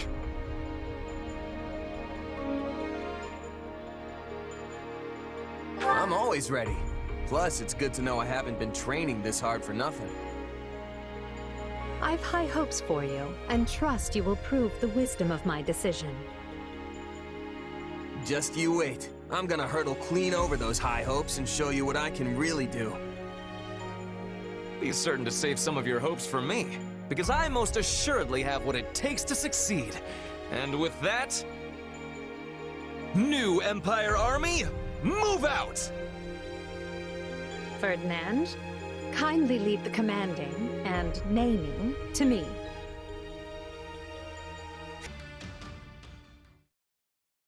The Imperial Army has invaded Burgundy, and will reach Cageccc within the month. With no way to stop their advance, we must ready ourselves for a siege. We sent the bulk of the knights away last month, after the Western Church occupied one of our sacred sites. The forces that remain are thin at best. How are we to hold the monastery with such short-handed numbers? It is possible the Empire orchestrated that entire incident to bleed off our strength. Look at how thoroughly information about it was buried, and how quickly the Empire invaded after declaring war. It all feels carefully calculated. I would not put it past them. If they bring war to our doorstep, they will want us on the worst footing possible. If the tides turn against us, we may have to abandon Cageccc. Never! Edelgard is already using the Southern Church to erode our legitimacy. And now she has the gall to try and remove us by force? There can be no mercy for tyrants. So help me, I would like to put her entire army to the sword myself. Is it truly too late to prevent bloodshed, Lady Rhea? Edelgard must have her reasons for doing this. If so, they elude me. The woman seems to consider our church's very existence an abomination. Yet she has gone to the trouble of reviving the Southern Church, which implies she does not mean to destroy the faith outright. Perhaps Cageccc is the true prize she seeks. Or worse, this entire invasion could merely be a precursor to conquering all of Fódlan. Her purpose matters not. Our charge is to defend the monastery at all costs. I took an oath. I swore I would never again suffer the boots of thieves to sully this land. Rhea. It is a low form of comedy we find ourselves engaged in this day. To think the descendants of their empire will be the first to invade Cageccc. All the more reason to prevent it. I care not if we shared blood countless generations ago. I will not permit anyone to defile Mother's resting place. Feels like an eternity since I've seen the walls of Cageccc.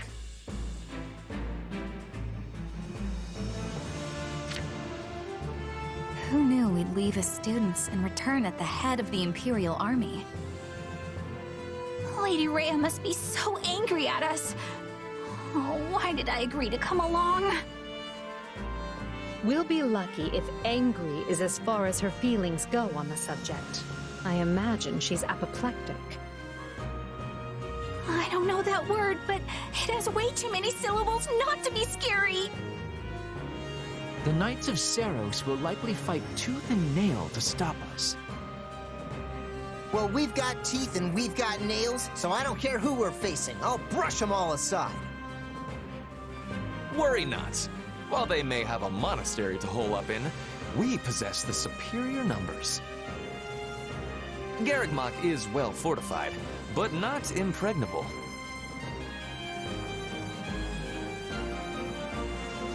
We're gonna smash the place to rubble. While I appreciate the enthusiasm, we need to keep it in one piece. The Empire has use for the monastery once we're done here. Understood? Right. Sorry. The soldiers are ready, Your Majesty. We can begin the attack at once. The scouting is also finished. We know with certainty where the enemy will be taking its positioning. We are owing this to Monica and her perfect memory. She has incredible knowledge of this place. As usual, Monica, your talents are invaluable. I really didn't do much, Your Majesty. That is, it was truly an honor to assist you. Not to say I've finished helping you, of course. In fact, I am always at the ready. Don't ever change, Monica. And finally, who do we have here? This is my little sister Fleisch. I was given approval to make her my attendant. Fleisch von Bergley's at your service, Your Majesty. My brother and I are, in your hands. Ah, so you're Caspar's famous aunt who's actually younger than he is. Yes, Your Majesty. The very same. Fleisch is too green for battle, but she'll be providing support from behind the front lines. You can rely on me. I realize saying this might make the situation worse, but there's no need to be so nervous. If you act to the best of your abilities, all will be well. Now then, everyone, the time has come. The time to take Cageccc and reclaim Fódlan! Jumping straight into the maw of our enemies, eh? Ooh, how exciting! Is this where I should talk about my heart racing? Huh? Since when do we talk about your feelings? That's new. Lady Rhea, are you hurt? Ah, Catherine, you came. Not soon enough. Cageccc is done for. It is all right. For now, we must retreat. This path is unknown to the Empire.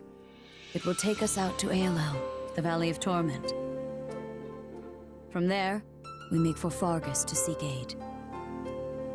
The Empire attacked from the east, which means at least some of the Alliance's lords must have aligned with them. But those of the Kingdom are devout. We can trust them. I have already sent a messenger ahead requesting reinforcements, and, should the need arise, asylum. In that case, I'll talk to my parents and ask for their assistance as well. Regardless, we should hurry. We can't let the Empire get ahead of us and send troops onto Kingdom soil. Now, follow me, if you would. Thank you, Catherine. Let Edelgard have Cageccc for now. Let her enjoy this fleeting moment of glee. Because when we return here, Edelgard von Hresvelg will suffer a death beyond her greatest imagining.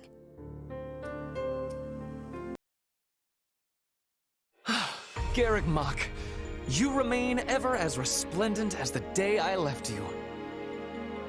The place cannot be so dear to your heart that it requires inferior poetry for an introduction. Inferior? I will have you know that line comes from one of my favorite operas. However, I concede I may have gotten carried away, what with my head still swimming from battle. Hey, I know exactly what you mean. Something about Garreg Mach is just special. And our victory here is going to have a huge impact on the war, right? Yes, this should be enough to lure some of the more indecisive nobles into our camp. I only wish I could vanquish the guilt I feel for turning on the church like this. Still, it was my decision to fight by 80's side, and I stand by it to the end. I see. In that case, proceed as planned. Deploy the pursuit units immediately. At once, Your Majesty. So, Rhea and the others escaped with the help of a great white beast, did they? Almost as if the Immaculate One that saved St. Seros has returned from the mists of legend. Although, it's a bit unnerving the way it sprung out of nowhere. I knew we shouldn't have messed with Lady Rhea. She can be so scary. I'm just going to go back to my room and stay there until forever, okay? Okay. Do as you like, Bernadetta, but realize your father will be arriving in Garreg Mach soon. This is the seat of the Church of Seros, and as bishop, his place is here. Really? In that case, I think I'll just forget about the monastery and go with you. Good. Just be aware we may be marching for the kingdom next. The kingdom? I possess no love for the cold, but I will try to grin as I am bearing it. Point at the path to your foes, and I will be hunting them to their final breath. Don't get ahead of yourself, Petra. Whether we capture or kill will depend on the foe. Now then, enough wasting time. We need to find Rhea, and we need her alive.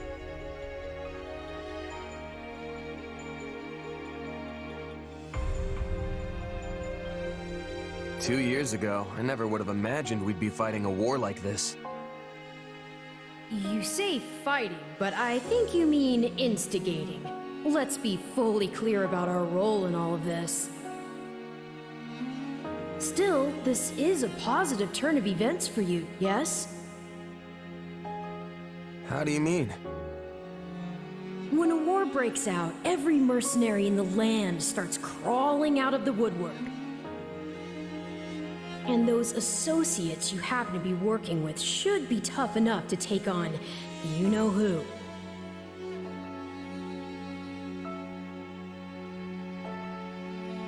They're not just associates. They didn't have to trust a down-and-out mercenary like me, but they did anyway. And that makes them friends. Still, you're probably right. This will be a great chance to drive Geralt's mercenaries out into the open. And then you can give them their just desserts or die trying. Could have done without that last part, thanks. Relax, relax. You know I'm on your side. Our destinies are forever intertwined.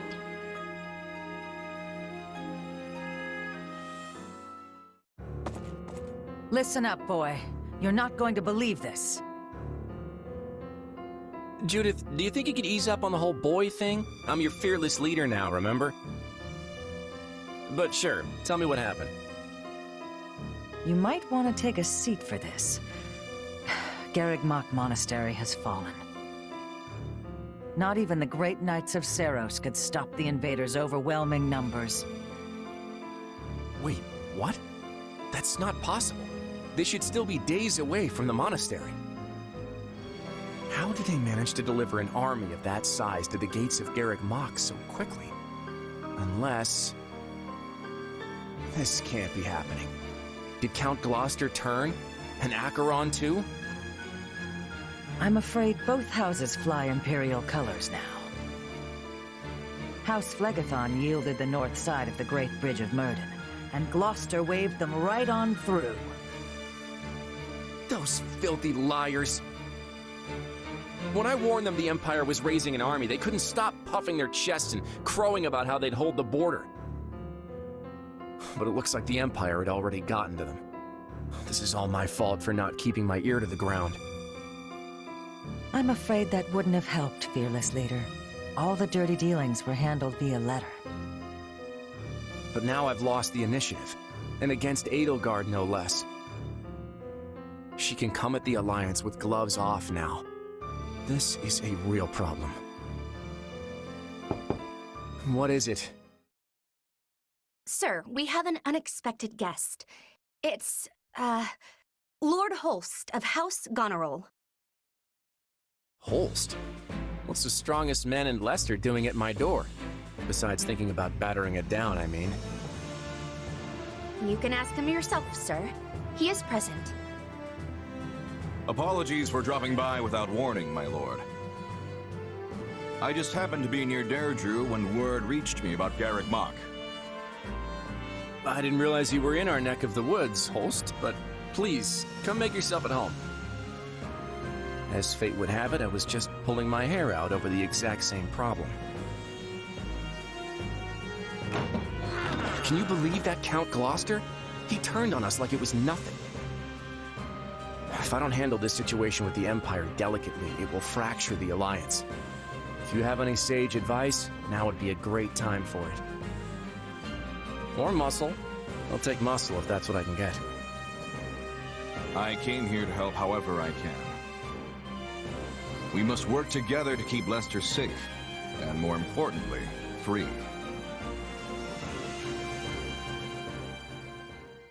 Cageccc has fallen to the Empire, Your Majesty. I did not expect it would last long. Is Lady Rhea safe? Yes. She escaped, and is on her way here with a small force. I see. This won't be like granting asylum to your standard refugee. If we take the Archbishop in, it will be tantamount to declaring war on the very Empire. Is that a risk you're willing to accept, Your Majesty? It is. We have already thoroughly discussed the matter with the Kingdom's lords. Even if I refrain from deciding publicly one way or the other, the Empire will still insist that we hand Lady Rhea over. The Kingdom's people and government are too frail to stand without the Holy Church's support. I agree with her ultimate goal, but such a situation calls for gradual reform over time. The Emperor's desire to tear it up rapidly will not do. Then it is a good thing we've prepared for such contingencies. I will start by sending a party to ALL to welcome our new guests. Thank you. I would go myself if I could, but I'm needed here to prepare for the war. For now, send messengers to Counts Galatea and Karen, imploring them to muster troops for our defense. Oh, and send for House Fraldarius as well. Let's make sure our new Duke earns his title. Grave news, Your Majesty. What is it now? Count Rowe has declared fealty to the Empire and is marshalling his troops as we speak. Also, one of his bannermen, Lord Lenato, is moving to hunt down and slay the Archbishop. We have long held our suspicions about House Rowe, but I never expected their actions to plunge us into war. And after all the discussions we've had to prevent exactly this, he must believe his reason is just. Very well then. Our plans have changed. I will go and meet with Lady Rhea personally, and House Fraldarius will serve as my guard. Inform Galatea and Karen. They are to gather their troops in Erebus and Geraint lands. Lord Lenato was once a faithful servant to the crown. Will you now see him executed? I have no mercy for traitors, no matter their pasts. On the contrary, I have an obligation to protect the kingdom from his kind. We've struggled long to attain this peace. I will not permit the Empire to crush it beneath their foot now.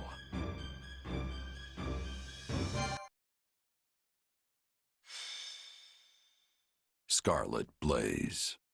Skirmish in the fog.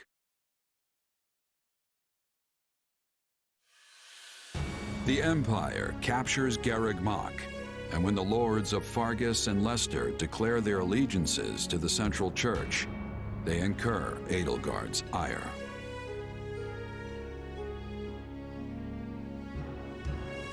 She sends one army to the Alliance under the command of her war minister, Count Berglies, and leads a second herself to the kingdom's Castle Gaspar, the bastion of Northern Row.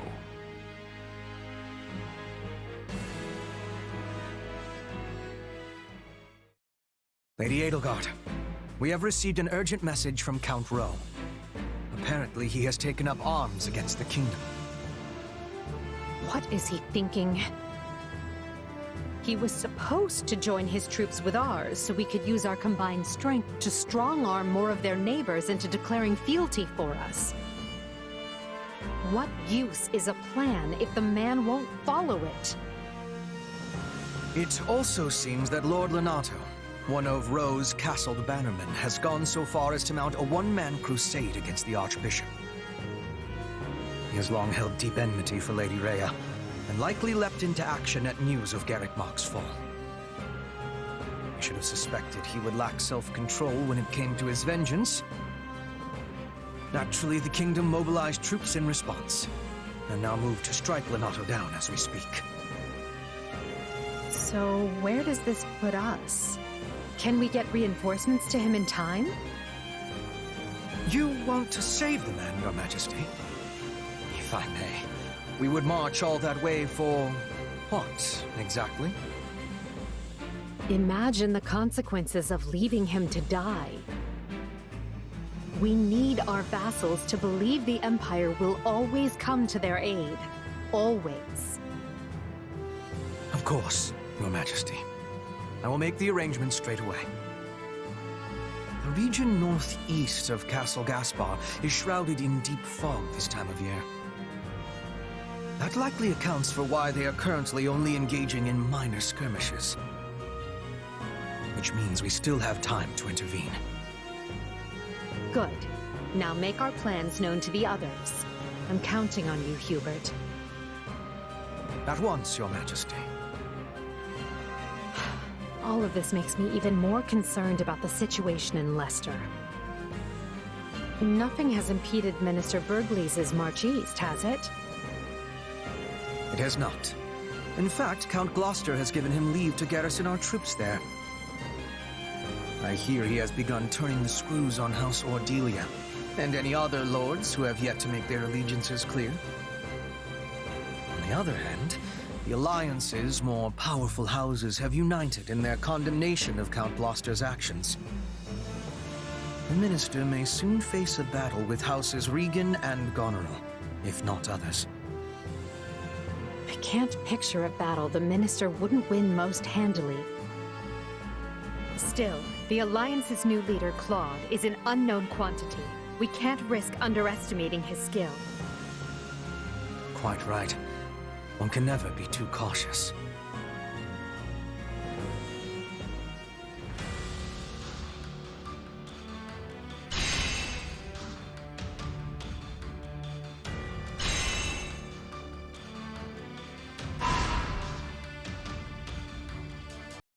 So, what did you want to talk about, Hubert?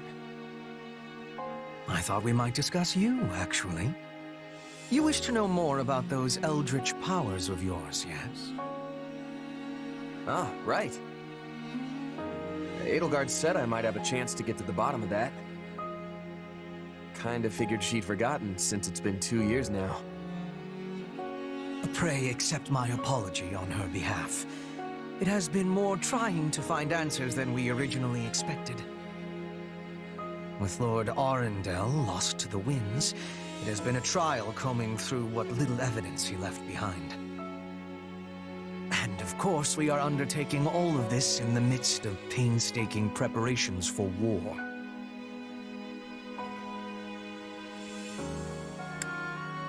Lord Arundel is the guy who could shapeshift like Tomas, right? The one who escaped?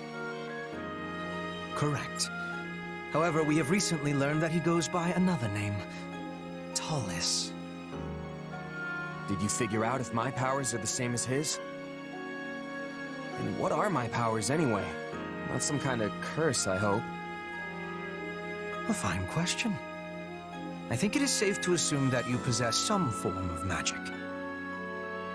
However, it is not the same ilk as the white and black magic we are familiar with. Yours is, shall we say, dark magic. Heathen craft that is structured differently from conventional spells.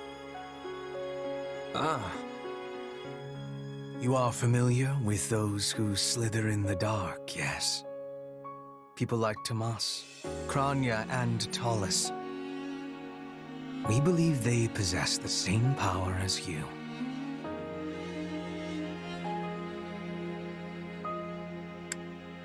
That's tough to accept, but the similarities are too great for it to be anything else.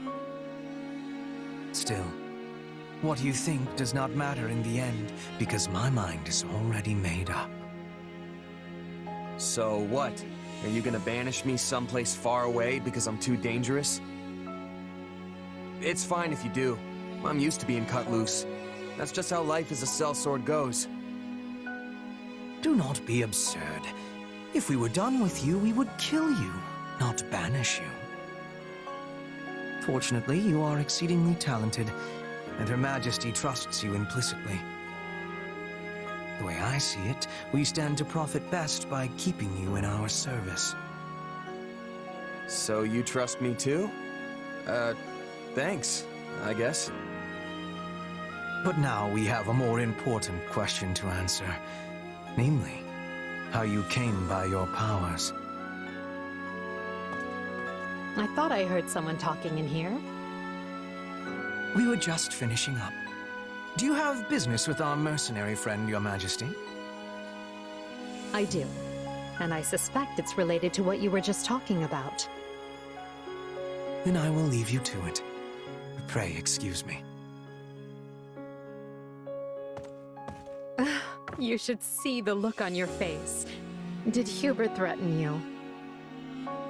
Don't let it get to you. Yes, he's quite good at that kind of thing, but it comes from a place of caution. I wish that was all that was bothering me. I want to transform the world into a place where no one has to feel trapped by where they came from.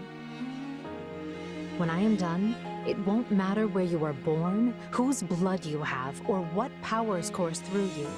Everyone will be treated as equals.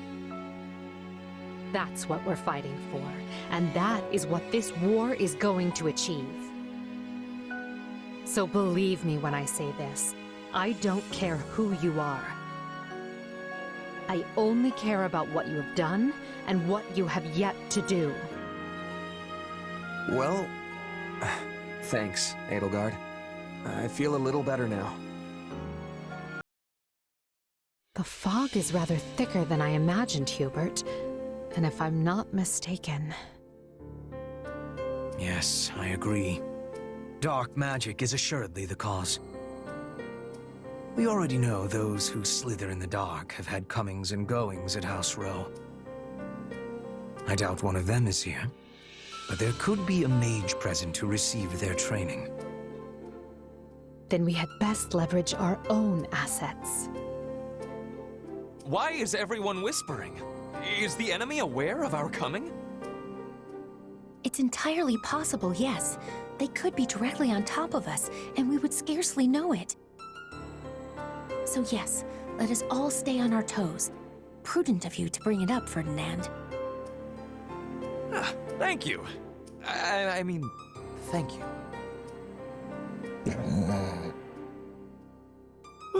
Why so quiet, Caspar? Normally you'd be at the front of the line making all kinds of racket. What, you think I'm the kind of guy who'd get all scared and give our position away? Sorry, I'm not afraid of anything.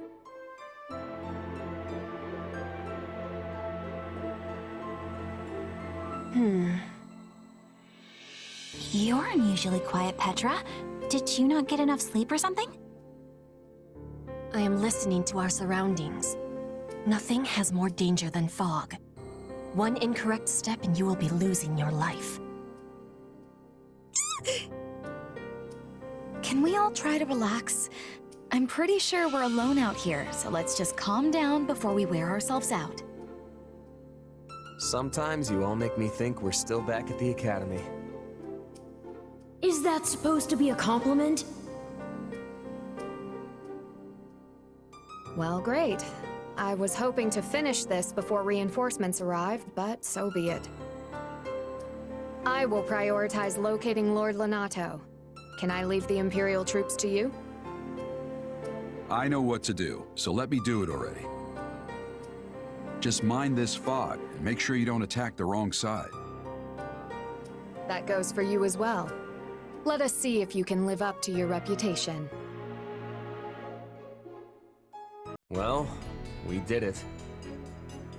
Yet you're still the saddest looking fighter in camp.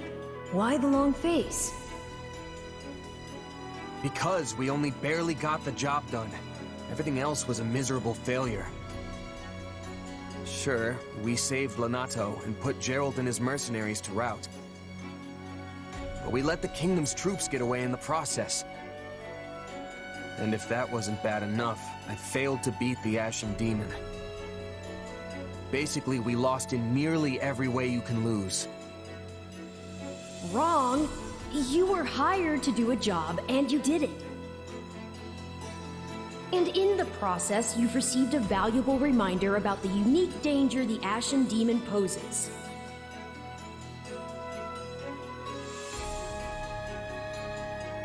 You're right. I can't believe one fighter could turn the tide of an entire battle like that. Precisely. They're surely going to continue standing in our way, so do try to dig a little deeper the next time you square off. Then I guess my goal hasn't changed. Thanks for the encouragement. We must make haste. There's not a moment to lose.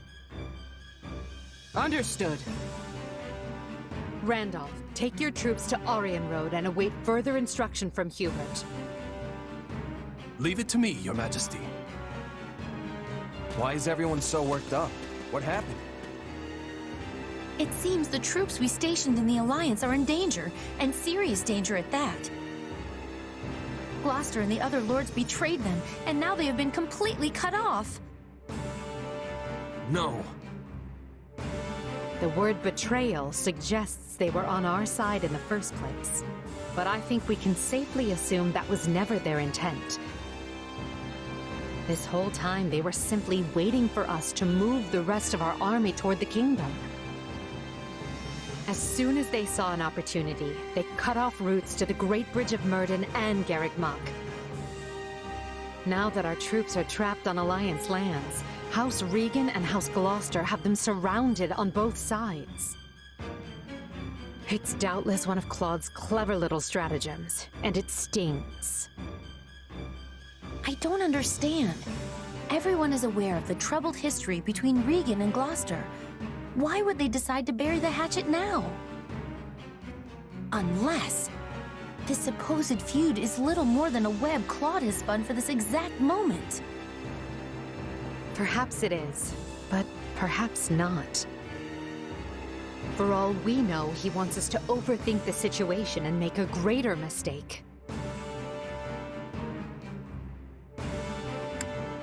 We'd better stay on our toes. This all fell together too perfectly to be some kind of unhappy accident. I suppose. All I know is that our reinforcements will never make it there in time. The direct route east risks running into both Kingdom and Alliance forces.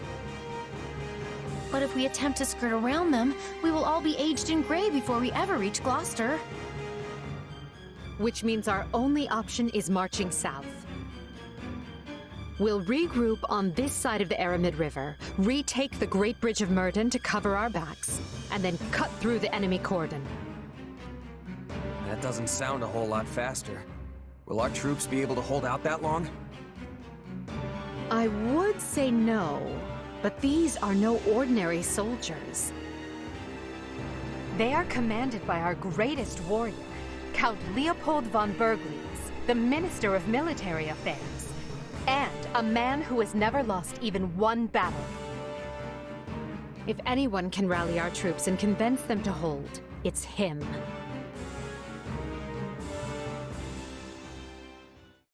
What a brilliant trap. The Regan boys even craftier than they say. I agree, sir. Even Count Gloucester's inept army seems to be acting with remarkable discipline. But will the reinforcements reach us in time? The real question is, are they coming at all? Because if they're on the way, they'll make it in time. So long as I draw breath, they will make it. So count on them coming. Her Majesty would never abandon us. Yes, sir. Soldiers of the Empire, I know fear gnaws at your hearts, and that's nothing to be ashamed of. Don't run from this fear. Embrace it. Take measure of the enemy that surrounds us, and look them square in the face. Yes, we're outmaneuvered and face a vicious fight ahead. But pray to the goddess for protection, and her fire will fill your soul and temper your resolve. Our only duty here is to stay alive, be fearful of death, and let not a single soldier fall needlessly. Raise your voices with me now. Let me hear your courage. We will not lose.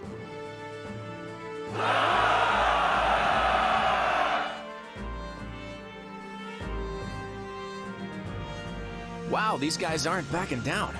If anything, they actually seem more excited than before. How is that possible? They're completely surrounded. No one will ever reach them in time. Yes, but Count Bergliez is their commander.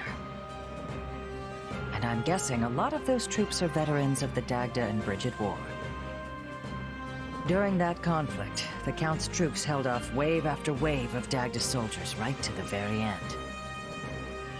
Our force must look tame in comparison. Okay, so what now? I wanted this to be clean, but we're looking at a complete bloodbath on both sides. What I want is the upper hand against the Empire, not these people's lives. And there's honor in that, but I don't think they're going to play along. They don't have to accept every part of it. I just thought they might be, you know, scared.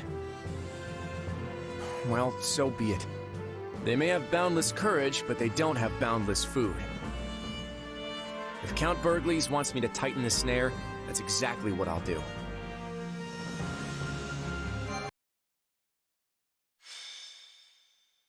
Scarlet Blaze.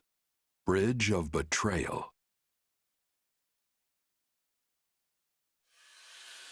The Empire achieves early success in the war thanks to House Gloucester, a noble alliance house whose vows of allegiance and safe passage were key to the quick capture of Cageccc. But Count Gloucester breaks his oath and turns on Bergliez's troops, trapped in hostile territory with their supply routes severed. The Imperial Army's outlook appears bleak. I fear I may have miscalculated, my son. How can that be possible, Father? We have the enemy surrounded. Yes, and they have yet to give a damn. Time grows short, and soon Edelgard's reinforcements will descend upon the Alliance. Then we will hold them off at the Great Bridge. And they will find another way. If they manage to take even one of the Aramid River's crossings, they can break through our ranks. And while that may not spell immediate defeat, it will dash any hopes of Count Bergliez's surrender. Eventually, Edelgard's army will wash over the land, and then, my son, we will be defeated. Speak plain, Father. I beg of you. What does this mean for House Gloucester? Do not fret, Lawrence. This was a leap of faith we had to take to better our territory's fortunes. When Claude came to me with this offer, I determined the reward to be worth the risk. If the gambit fails, so be it. All it means is that our house will have to swear allegiance to the Empire. Edelgard will never settle for such. She will demand... Oh, Father. No. I am proud of you, my son. You have grown into a man strong and wise enough to lead our house. Is there nothing that can be done? What of your dream to claim the Alliance leadership from House Regan? It is your house now. You determine our path. Besides, when the dust finally settles from this war, there may not be an alliance to lead. So I am to submit to the Empire and carve out as big a place for our family as I can? Is that it? You would have me put an end to the Leicester Alliance? Perhaps my praise of your wisdom was ill-advised. You get ahead of yourself, Lawrence. We bend the knee only if we lose, not before. And as you said, we may yet be able to drive back the Emperor's reinforcements and win the day. Always think 2 steps ahead, my son. Be clever. Survive. That is the lesson I seek to impart. I had best go prepare for my final battle as Count Gloucester. However this plays out, look for a way for our house to prosper and seize it, Lawrence. Seize it! That is how Irvin Fritz Gloucester fights, and it is how you must fight as well.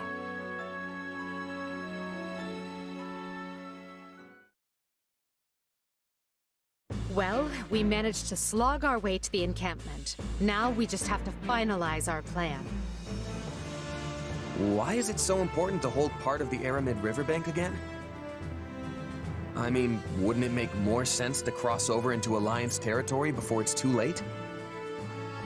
If we do, we risk the enemy cutting off our retreat. We are here to break their siege, not fall prey to one. If we don't conduct this rescue carefully, we'll be worse off than we started. We must be smart. And that means establishing at least one bridgehead in addition to the Great Bridge of Myrddin. Yeah, okay. That makes sense. The Minister is a general of much endurance. He will be holding out until we arrive. He is more than a warrior and a maker of strategies. It would lack wisdom to be making an enemy of him. Yep, that's my father. No one can beat him. I just hope I can be half the warrior he is one day. I think even 1.5 Burgleases would be more than enough. Not that it's any of my business. So, what are we to do about House Gloucester? They have indicated a willingness to swear fealty, for whatever that pittance of a promise is worth. That leaves only Phlegathon and Ordelia, and I doubt very much that anyone would take us to task for dismantling them. The head of House Ordelia is one of the 5 great lords. Dismantling them, as you say, would hamper Her Majesty's ability to rule effectively in the future. Consider, for example, why we chose not to dismantle House Eyre. Because I belong to House Eyre, and you did not have to. Ah, of course. You are happy so long as they install successors who are willing to toe the line. That is the plan, yes. House Phlegathon, however, must be disposed of. Their Lord Acheron has leveraged his control of the Great Bridge to do whatever he well pleases. I have a suspicion the Alliance desires him gone as badly as we do. Lawrence Gloucester and Lysithea von Ordelia were Her Majesty's schoolmates, yes? They may be more willing to listen to reason than the others. Sure, but Claude went to the Officers' Academy too. And he's taken a firm stance against the Empire. Do you really think this can be handled via diplomacy? That will depend on precisely what their demands are. But first, we must retake the Great Bridge and extricate Count Burgles and his troops. Let us focus our energies on that for the time being. Agreed. And it would behoove us all not to overlook how devious Claude can be just because we went to the academy together. If he's not willing to come to the table, I won't hesitate to meet him on the battlefield instead.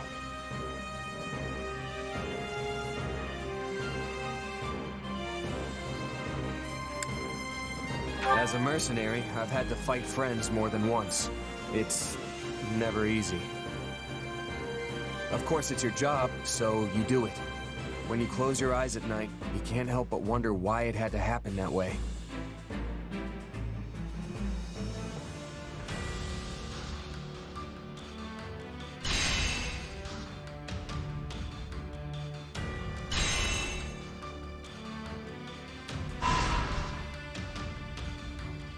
What did your investigation uncover, Hubert? It appears those who slither in the dark had nothing to do with any of this. This plot was hatched by Houses Regan and Gloucester alone. In other words, we know exactly where the idea to encircle our troops came from. Claude von Regan, leader of the Alliance. He's going to be a true thorn in our side now that he is in charge. Back when Duke Regan had no clear heir, the lords were busy maneuvering to be next in line. Then Claude appeared in an instant and laid claim to the seat of power. We were hoping that would be enough to throw the Alliance into disarray, but he has done a remarkable job of seizing the reins. Feigning discord with Gloucester while they privately schemed together was an especially nice touch. Sadly, it seems we're facing a gifted tactician as well as a skilled leader. Yet for a tactician, he woefully underestimated Count Burgles. I say we finish his education. It is time Claude learns the gulf between his power and the Empire's cannot be bridged with a few clever tricks. You know, I don't believe I ever asked your feelings about this war. On the surface, it must seem as though we took Fódlan's fragile piece in our hand and shattered it into 1,000 pieces. What, is it deep conversation time now? Where'd that come from? It's merely that we've never discussed the matter, and you are in a fairly unique position amidst this all. I thought you might be able to provide some perspective on how an outsider views the actions Adrestia has taken.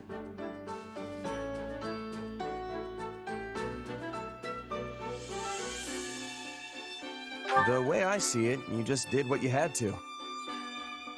You talk about peace, but it's not like people weren't already getting slaughtered for dumb reasons. I mean, pick your poison.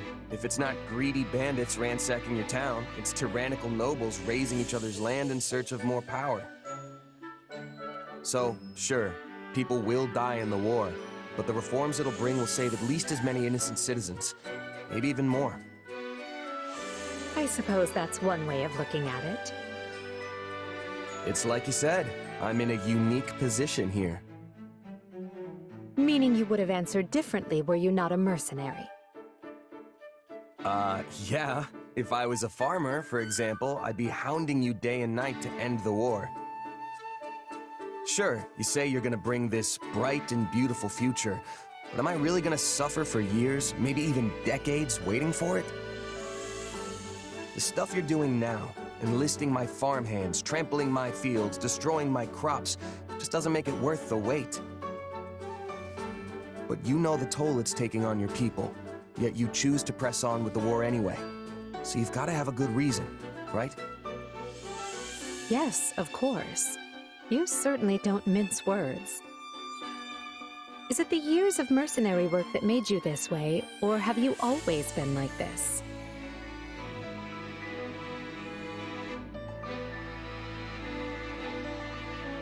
Yeah, I think it just kind of comes with the territory.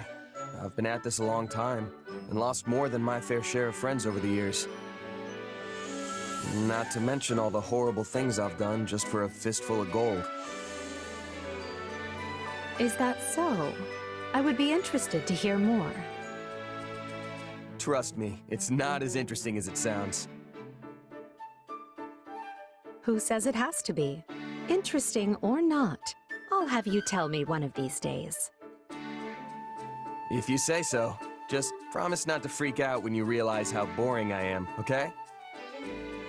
Do I seem like the type of person to freak out about such a thing? Perhaps don't answer that.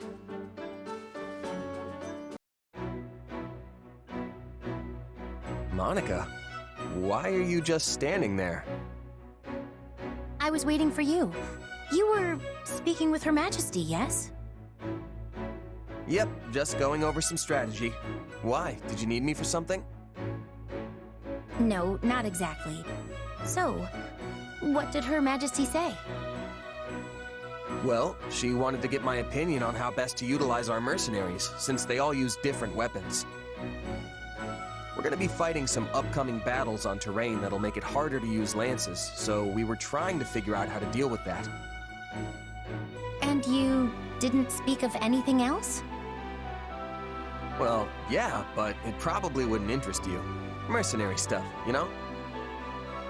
That's not quite what I meant.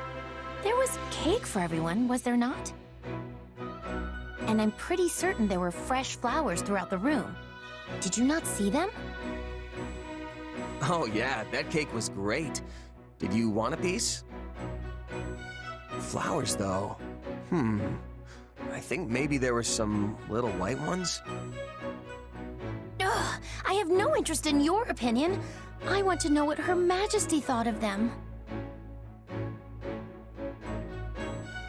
Oh, I don't know. She probably said something nice, but I wasn't really paying attention. You weren't? Ugh. Never mind. I suppose I will have to ask her myself.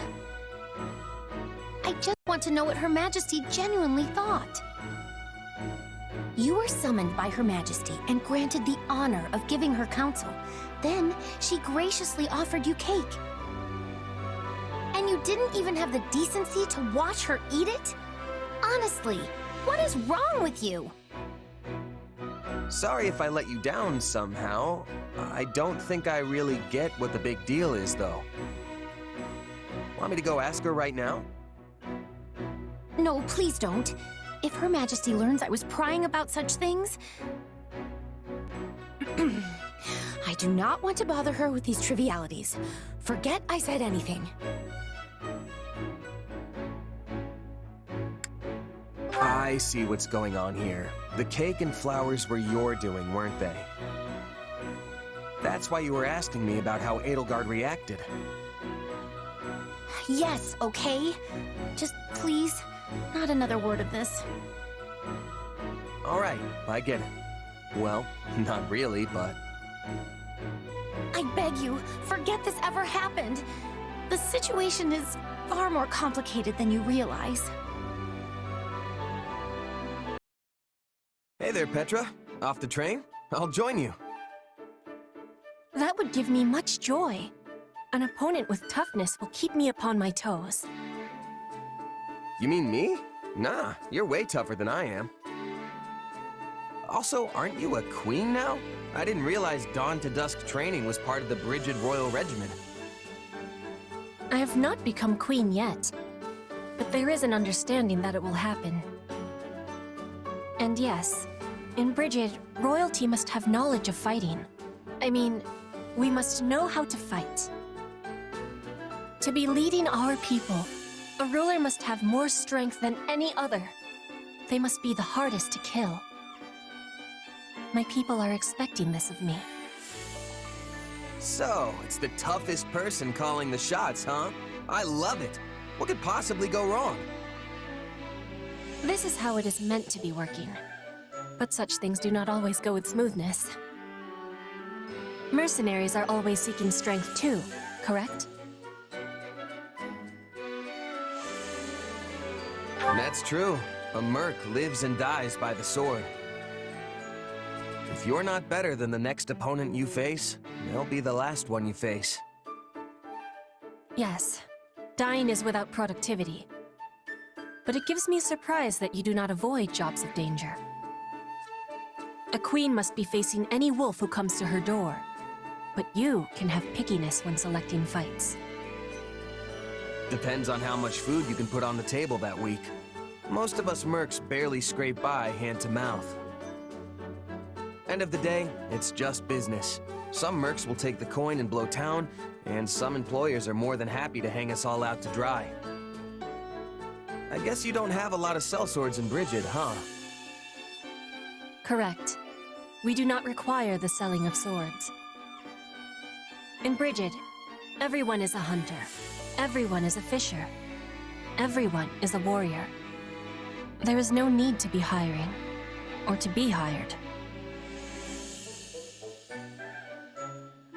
That sounds incredible. In a place like that, nobody'd have to risk their life just to get a bite to eat. Your words give me great happiness. I will always be full of pride for Bridget. We'll reach the Great Bridge of Myrden soon. Houses Phlegethon and Gloucester are defending it, just as we anticipated.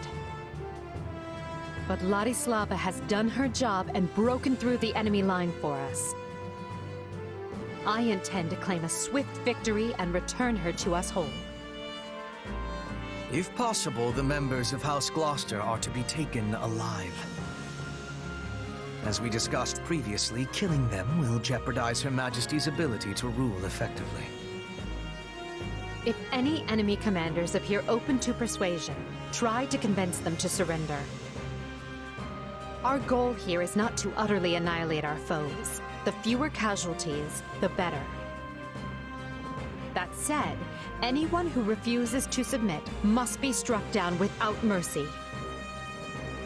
I know when to catch and when to kill. I am often being faced with such decisions on the hunt. You expect me to make that kind of decision in the heat of battle? You just do what you always do, Bernadetta. If it's all right with you, I'd prefer to focus on the diplomacy part. I'm not much for bloodshed.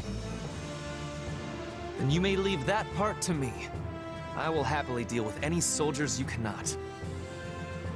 It should be a simple enough matter to determine which of our enemies wishes to live and which will choose the way of death. We'd better not misjudge anyone, or else our lives will be the ones in danger. Then we should fight first and ask questions later. When in doubt, take them out. Am I right? We can sweat the small stuff when the battle's over. Until then, I'll do what I do best. I believe we should all do what we do best. If we do, I feel confident we will emerge on top when the dust settles. Victory is the most important thing, so leave the vanguard to me. Then, if everyone is prepared, let us show them the might of the Empire.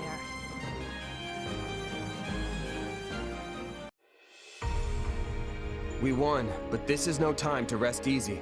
There's a lot more work still to be done. Agreed. We will leave some troops here with the wounded to hold our position. Then take the reconsolidated force north without delay. Sadly, there can be no victory celebration until we have extricated Count Burgleys and the others.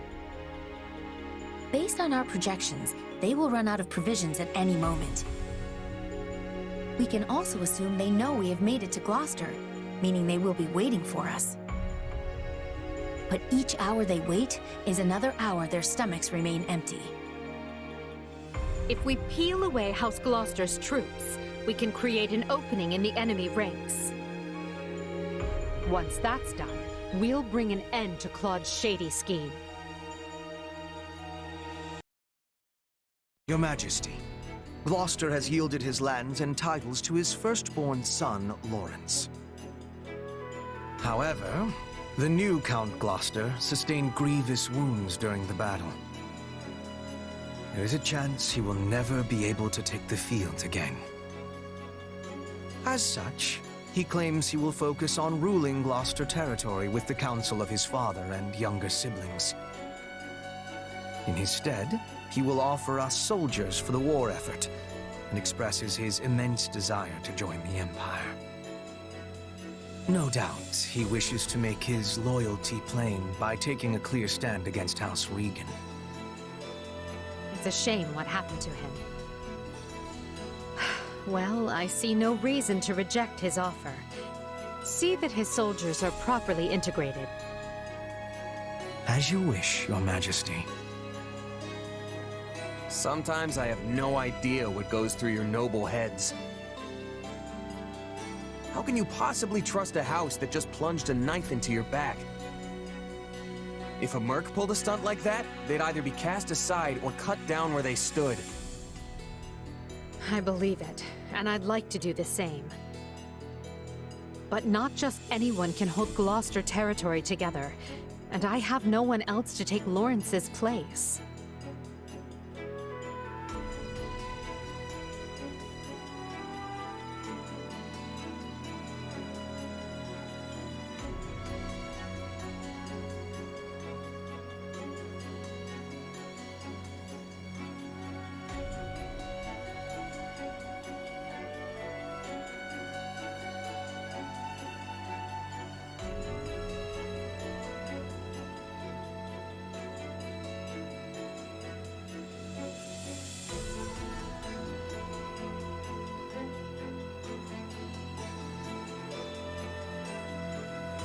I suppose no one would put up with the aristocracy if it didn't afford some sort of stability.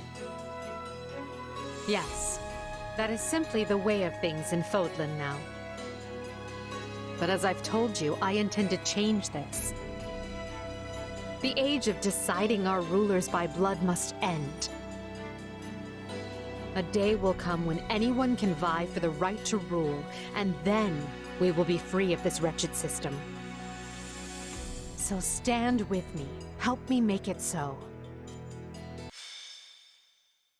Scarlet Blaze. The Triumph of Valor. To rescue Count Burgleys, Edelgard seizes the Great Bridge of Myrden, forcing Count Gloucester's surrender. With no time to lose, she then presses on, unbowed.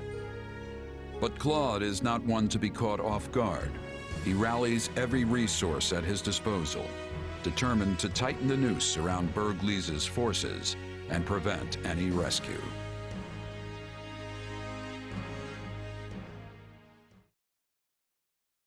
So we've lost Gloucester. Unavoidable, perhaps, but it still stings all the same.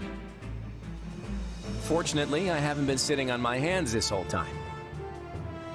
If we smash the Imperial reinforcements and stop them from breaking the siege, Count Burgleys will have no choice but to give up.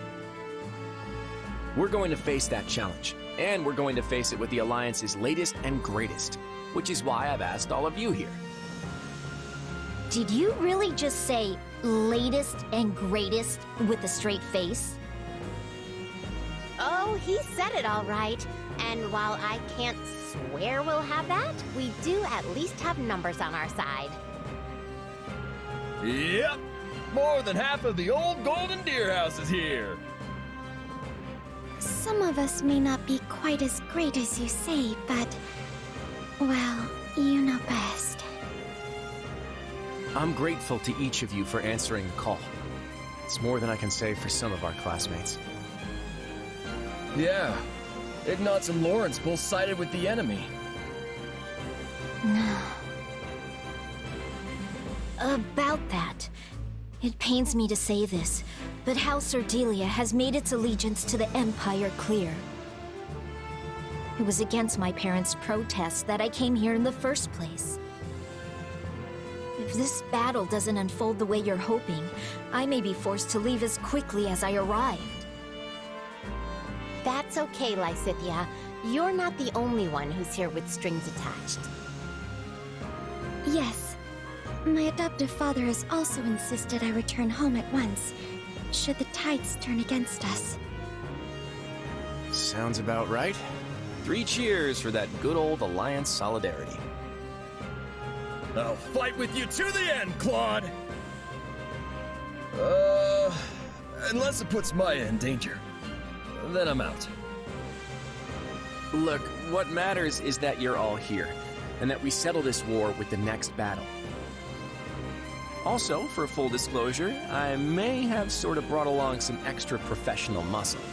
Come on in. It's good to meet you. I'm the acting captain of Gerald's mercenaries. Our guest here is fresh off another battle with the Empire on Kingdom soil.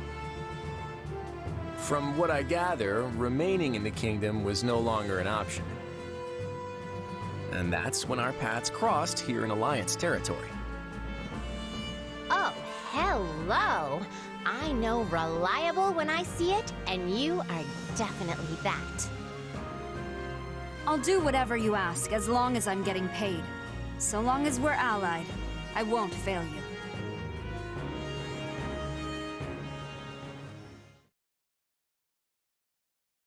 All right, let's begin our council.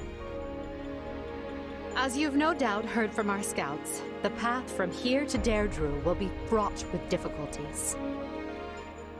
The Alliance has constructed fortresses and palisades, and laid other traps to slow our progress. In addition, they are plotting ambushes at key positions along the way. Needless to say, we will not be able to avail ourselves of the direct route. But if we try to dance around all their traps, we'll never make it in time. Yes, but this is Count Burgley's we're talking about. He could probably stretch his soldiers a few extra days through sheer force of will. I would normally write off such an idea as lunacy, but sadly, it will likely come to that. We have made attempts to smuggle provisions to Count Burgley's through holes in the enemy lines, but this has met with little success. They must be so hungry. I know just how that feels. The struggle to get food when all you want to do is hide under your covers. Hello, old friend. I mean, no offense, but if time is truly so short, why do we waste it dithering in council? We should embark on our rescue mission straight away! Yeah, what are we waiting for? We're their only hope. I agree. Less talking, more saving. Calm down, all of you. Such rash action is exactly what Claude is counting on. So we must take the safe route, but do so as quickly as possible. A best of both worlds situation, I suppose. Understood. Good. With that decided, let's move on and discuss our preferred formation.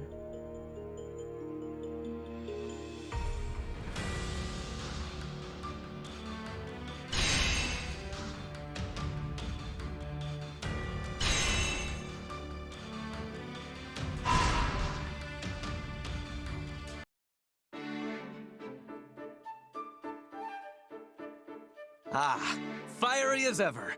What an inspiring sight. Oh, hey, Ferdinand. You think so?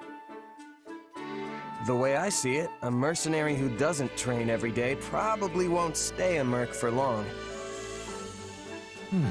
I cannot dispute your logic. Though, I must say, you never did strike me as a typical mercenary. And your upward trajectory has proven me right. To go from nothing to a commander rivaling even the finest of nobles as quickly as you have is astounding. You are the most intriguing man. Well, that's because I've made a habit of giving my all. I'm honestly just happy to have earned Edelgard's respect. You're all, you say? Something wrong? To the contrary, I find your attitude inspirational. We are birds of a feather, you and I. Every task I undertake must also be done to utmost perfection. Polishing my armor? It shall have a mirror sheen. Cooking a meal? Let not even a single ingredient go to waste. True nobility means surmounting any challenge before you with no less than every fiber of your being. That's taking it a little far, don't you think? Maybe you're not wasting food, but what about your time and energy? And I'm not any sort of noble, you know. I am aghast. Are you suggesting that devoting myself fully to every endeavor is wasteful? I mean, yeah. If you put your all into every little thing, you'll run out of stamina right when you need it most. You're like the knight in that proverb, the one who spends all day building a fence around his Pegasus, only for it to fly away. Valuable advice for a Pegasus, perhaps, but I am no beast. I am Ferdinand von Eyre.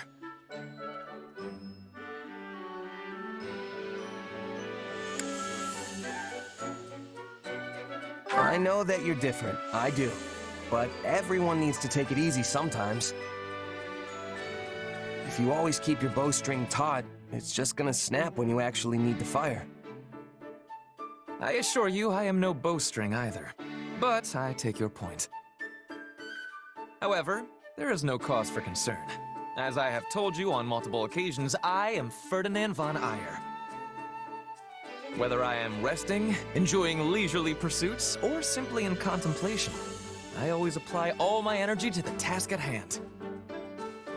At work or at rest, I will forever give it my all. Seriously? What's full-on resting even look like? Huh? What's... Oh, it's a dream. Why do you always settle for such simple reasoning? You know this is more than a fabrication of your sleep-addled mind. Our first reunion in who knows how long, and you try to write me off as a figment of your imagination? Sorry about that. Though I was definitely asleep last I checked. Anyway, what do you want? To warn you, something is troubling me, eating away at me actually. I can't quite put my finger on it, but I can sense a presence closing in on you. A dangerous one.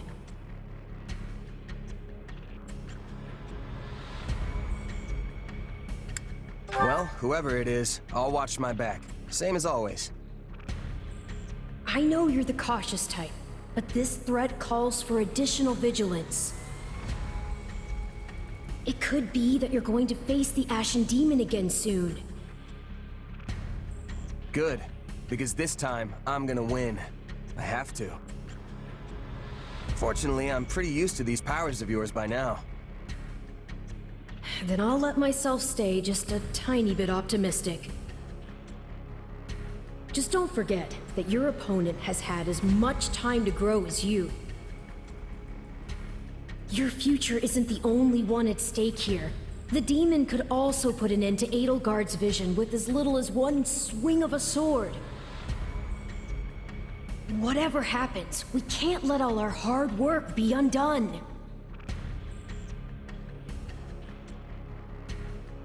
I won't let anything happen. Not to Edelgard, or to the others. That's the spirit. I know you can do this.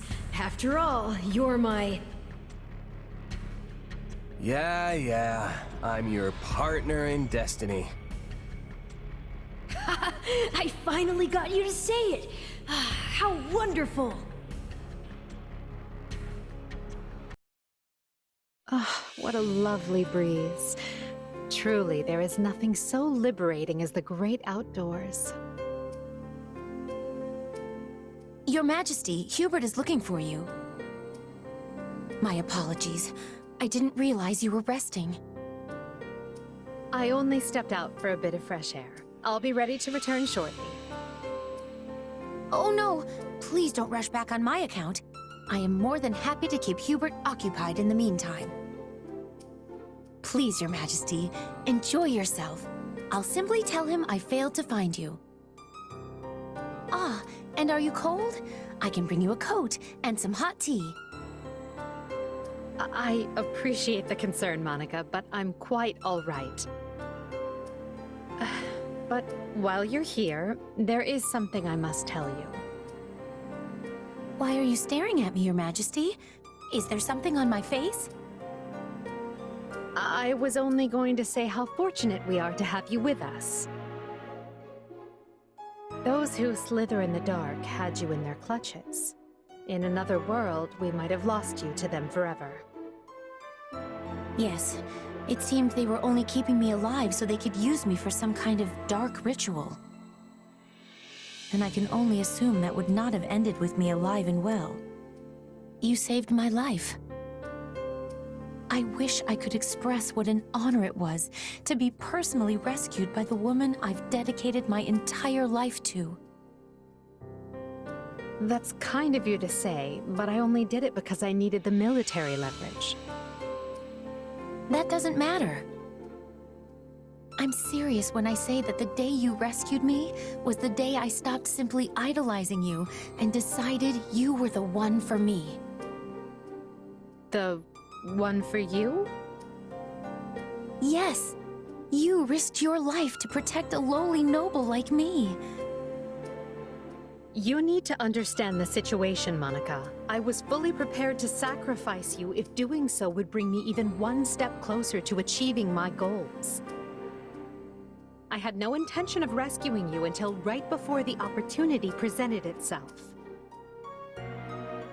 Oh, but, why not?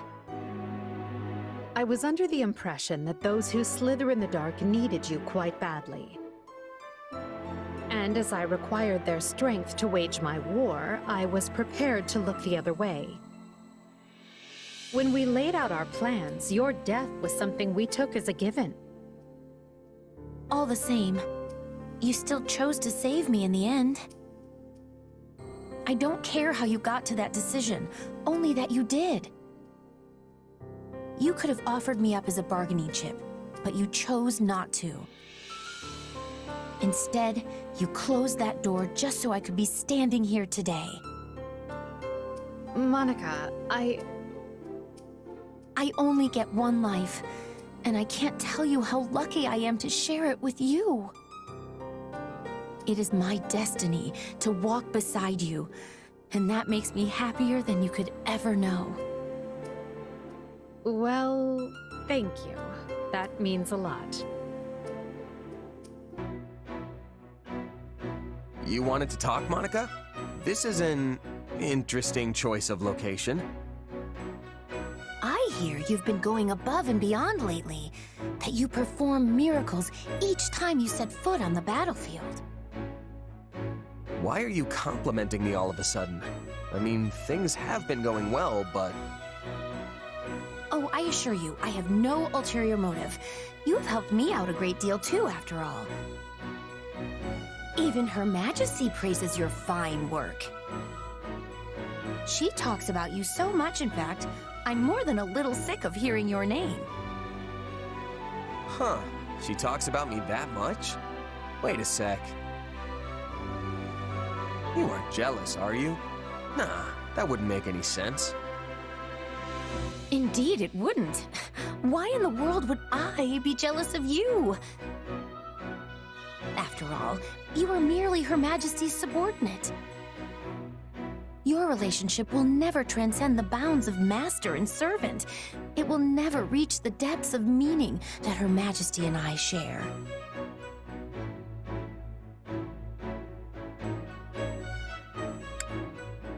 You're totally right. We're not in the same league. What is this sudden attitude shift? You don't believe me, do you? It never even crossed my mind how irritatingly close you and Her Majesty are. Not once. Yeah, you basically just admitted it. I certainly did not. You did. You said you were jealous that Edelgard and I are so close. The word jealous never traversed my lips. You sure you're not, though? Perhaps a little. That's what I thought. But so what if I am? I have always been Her Majesty's most devoted admirer. Hubert is one thing, but you're just a run-of-the-mill mercenary. To think Her Majesty has uttered your name more times than she has mine, it makes me want to scream my lungs out! You've been counting?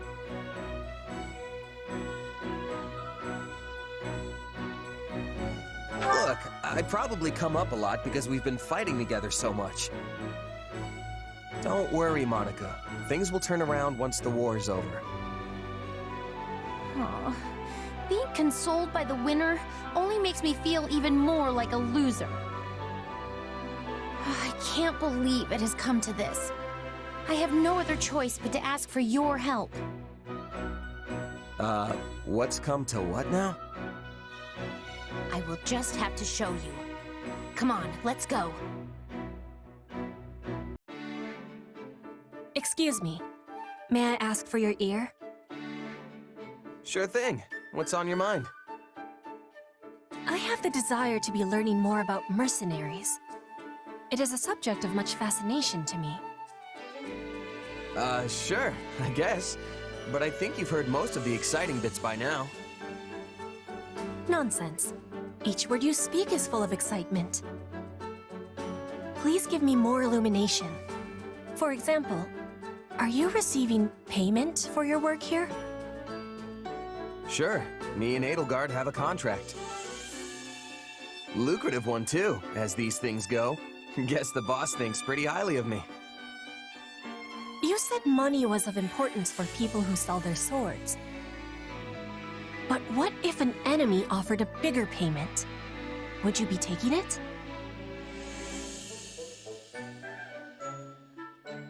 Are you kidding? I'd tell them to get lost before they could finish the offer. But there are plenty of mercs who wouldn't. Gold sings loudest, you know? Still, if an enemy can outbid your current employer, it means they've got a good shot at winning. And nobody who enjoys breathing wants to wind up on the losing side. So in Fódlan, one must try to be allies with the side that has more richness? See, that's the thing. Trust is its own currency too.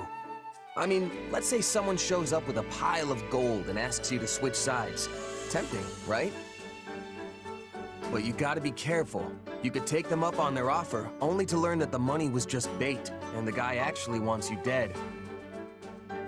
And to make things worse, the honest employer you just stabbed in the back now knows you're as reliable as a three-legged horse. Point is, integrity means more to a mercenary than money. Probably should have led with that, actually. I have understanding. Trust is of importance to everyone, but that has even more truth for a seller of swords. You got it. Oh, and trust me, folks who hire for the best jobs make sure to know everything about you before extending the offer. But there's a flip side to that coin. If you're the type of employer who likes to leave mercs in the lurch, you better believe that word will get around. Hard enough to stay alive without that nonsense. That is a thing we all share in common. We wish to keep breathing, as you said. And what if I was offering a job? We are on the same side. Would that be betrayal? Bridget is a land of richness. We can offer much in exchange for the selling of your sword.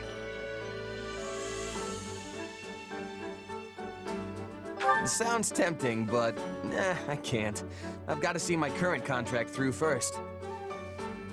Also, didn't we just get done discussing how terrible it is to abandon a job before it's done? I knew you would be declining. You are the model of a mercenary. I knew Count Bergliez was formidable, but I clearly did not give the man enough credit. I thought for certain he would have fallen by now, and yet here we are.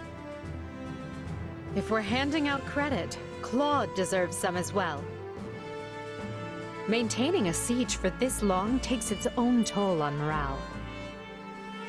Yet his troops remain disciplined, well-positioned, and ready to engage us. One advantage to a siege is mobility. They can deploy soldiers up and down the line as needed to keep the upper hand. In other words, they are outfitted with many highly mobile units, which means they can respond quickly to enemy reinforcements as well. If we rush in blindly and are driven back, it would likely break our allies' spirits for good. Not even Count Bergles would be able to rally them again. Surrender would be the only option. Why are they wavering now when we're so close?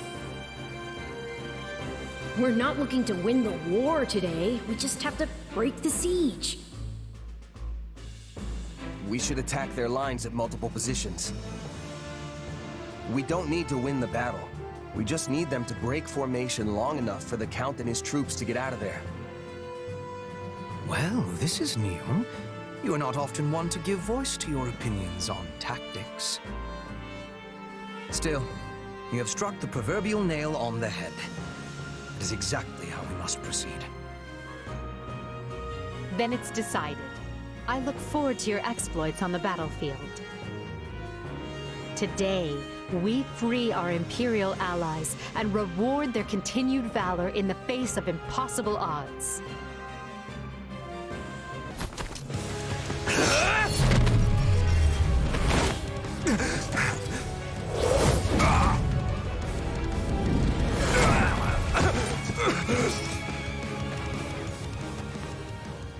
Such vexing arrogance for one so small. Perhaps you truly are one of their descendants. In any event, you labored to destroy my vessel, did you not? That is a deed most foul. One you will pay for with your life!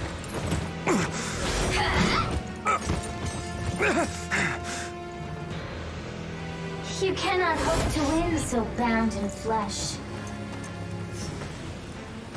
Pitiful.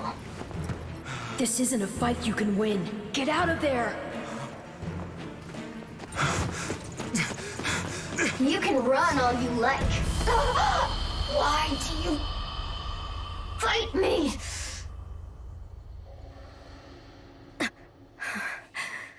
Why so this? I'm sorry, Claude. They were too much for us. It's all right, Hilda.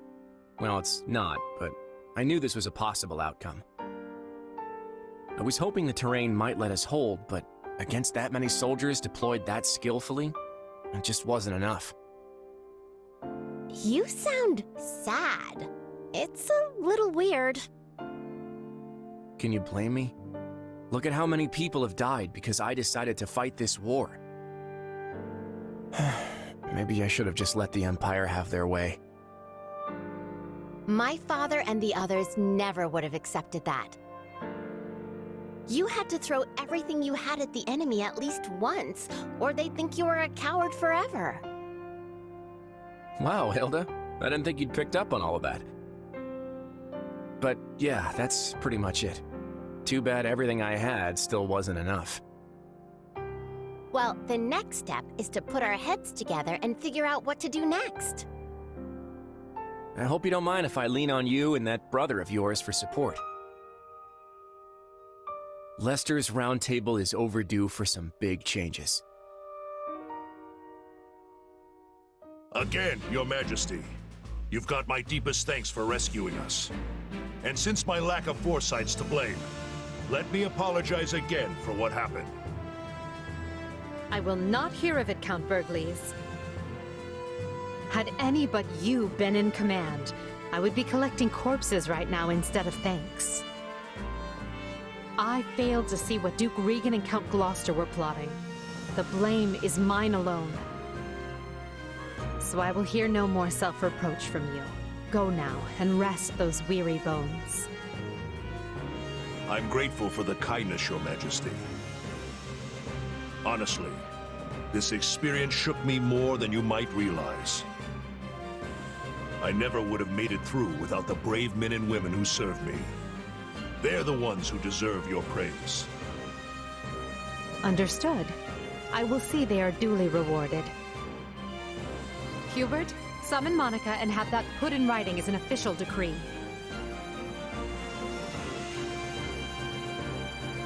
And now, I want to know how we are faring with our efforts in the kingdom.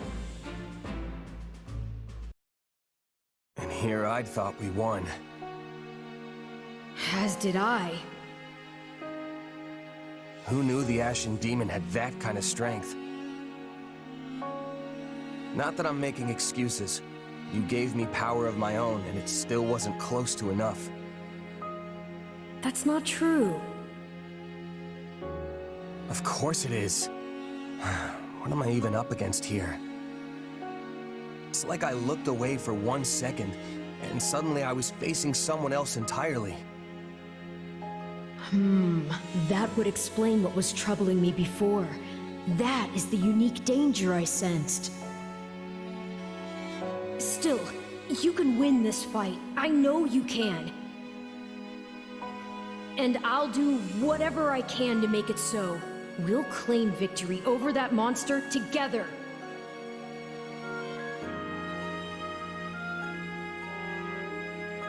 You know what? You're right. I'll be strong enough one day if I just keep at it. Still, one day could be years from now at this rate. We should probably think of a backup plan. And hey, the Ashen Demon's a mercenary, right? Might be best for the Empire to toss some coin their way and put the rivalry behind us. You want to hire that thing? Seriously? Fighting side by side with the Ashen Demon? Are you mad? You make it sound like the worst idea in the world. We have a war to win here, remember? Gotta keep an open mind. Ah, I understand now. You've witnessed your adversary's true strength and convinced yourself you cannot win. What? No.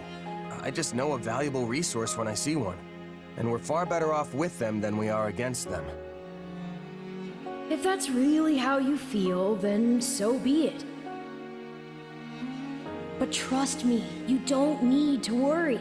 You'll get stronger soon, I promise. So maybe don't go relinquishing your prey just yet. After all, I desire nothing more than to see you achieve your goals.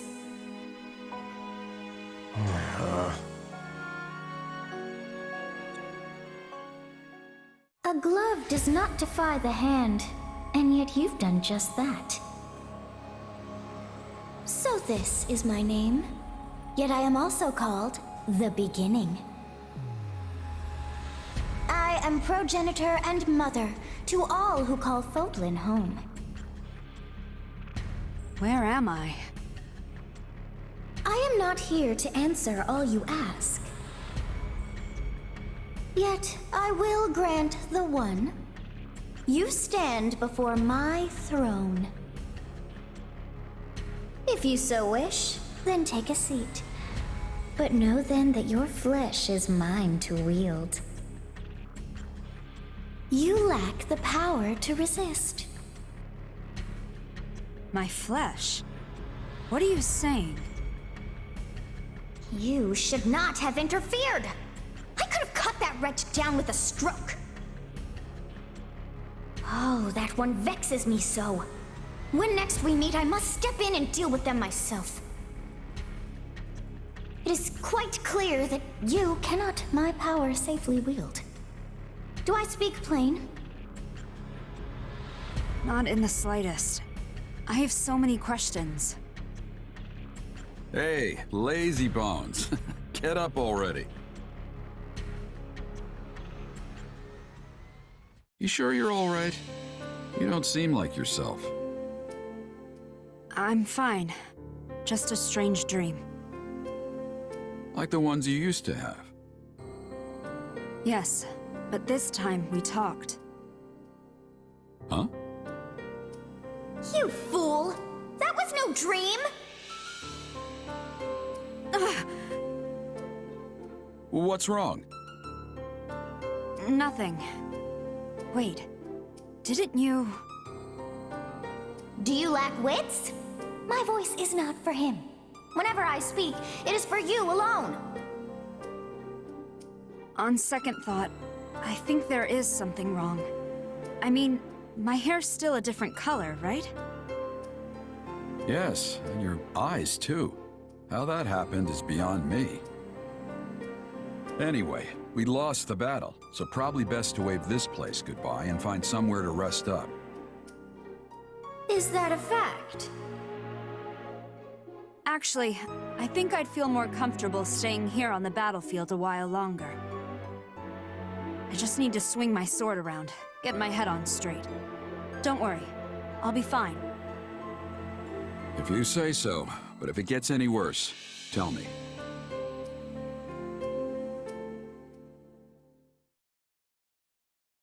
Hubert, if you would.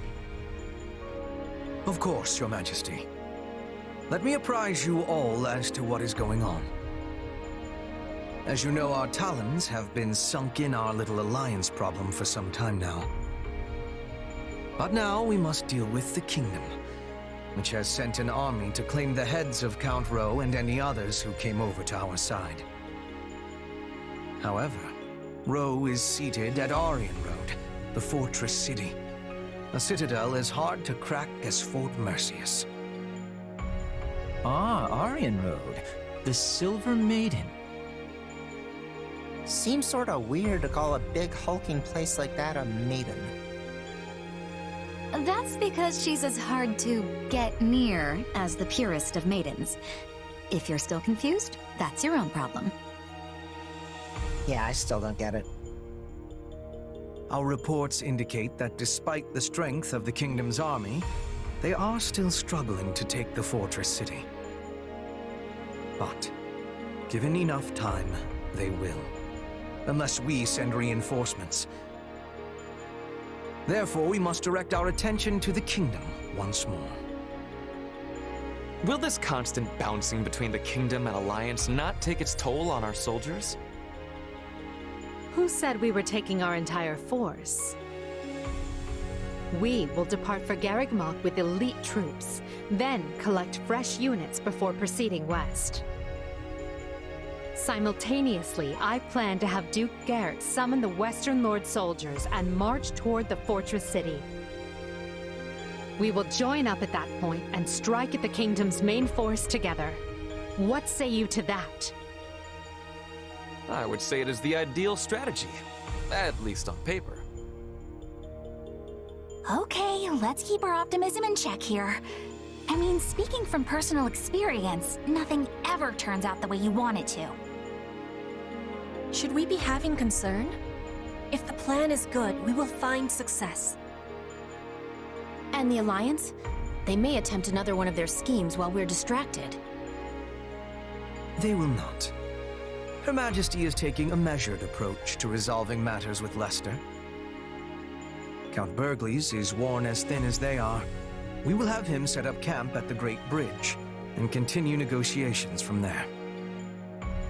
To our advantage, Gloucester has passed leadership to his son, who is willing to submit to imperial rule. Besides, from what I hear, the Round Table is too busy chewing itself apart to start any more trouble. That leaves only the Knights of Saros to contend with. The Minister of Religious Affairs will handle them. My father? But he's not capable of facing the Knights? I let the Ashen Demon outmaneuver me in the last battle. But that won't happen again. Scarlet Blaze. The Maiden's Peril.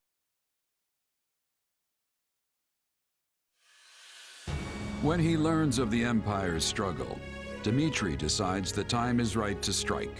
He moves swiftly to drive the Empire out, toppling one unfaithful Western Lord after another.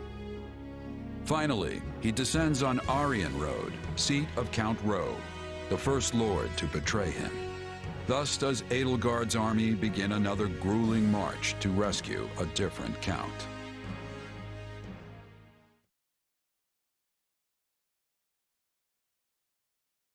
We've been here before. But we were in such a rush to rescue Lonato that we never got more than a glimpse of Aryans Road. Can't really appreciate the scale that quick. And now we're back to bail it out. If only Claude hadn't hatched his futile scheme. We could have avoided all these needless battles and saved countless lives. Yet, in a more positive light, he handed us the perfect opportunity to show that not even the Alliance and Kingdom together can match the Empire's strength. Once we crush the army of Fargus, our superiority will be clear for all to see. And will that actually result in fewer casualties going forward? Because that is what would put Her Majesty's heart at ease. I will make no guarantees for matters beyond our control. So long as fanatics are willing to die for the Central Church, casualties are inevitable. We broke the Alliance's siege, and we can break the Kingdom's too. We're lucky it's a stronghold like Aryans Road that's under siege. It shouldn't be half the nail-biter we had to deal with last time. Yes, but last time Count Bergles was in command. For all we know, Count Rowe will break like a twig and surrender the moment he hears the first soldier crest the hill. As I see it, we have two options. We can take a direct path for Aryans Road, or we can wait until we scatter the Kingdom troops that are fanned out in the north. It is a most vexing decision. As a professional at staying holed up, I think we should secure the perimeter first and get rid of as much danger as we possibly can. Time is important. We should be striking fast and hard.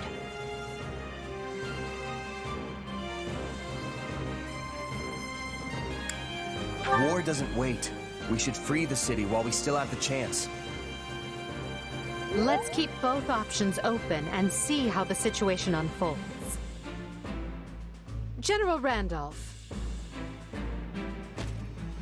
Yes, Your Majesty.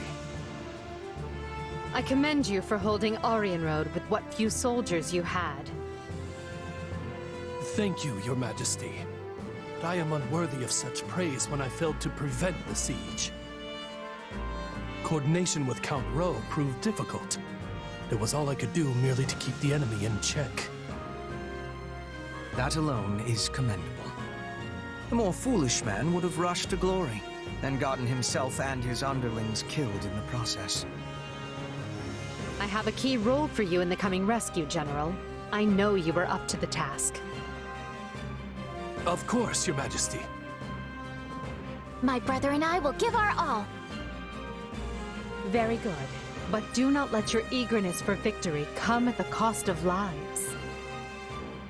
We have many more battles ahead and must conduct ourselves accordingly.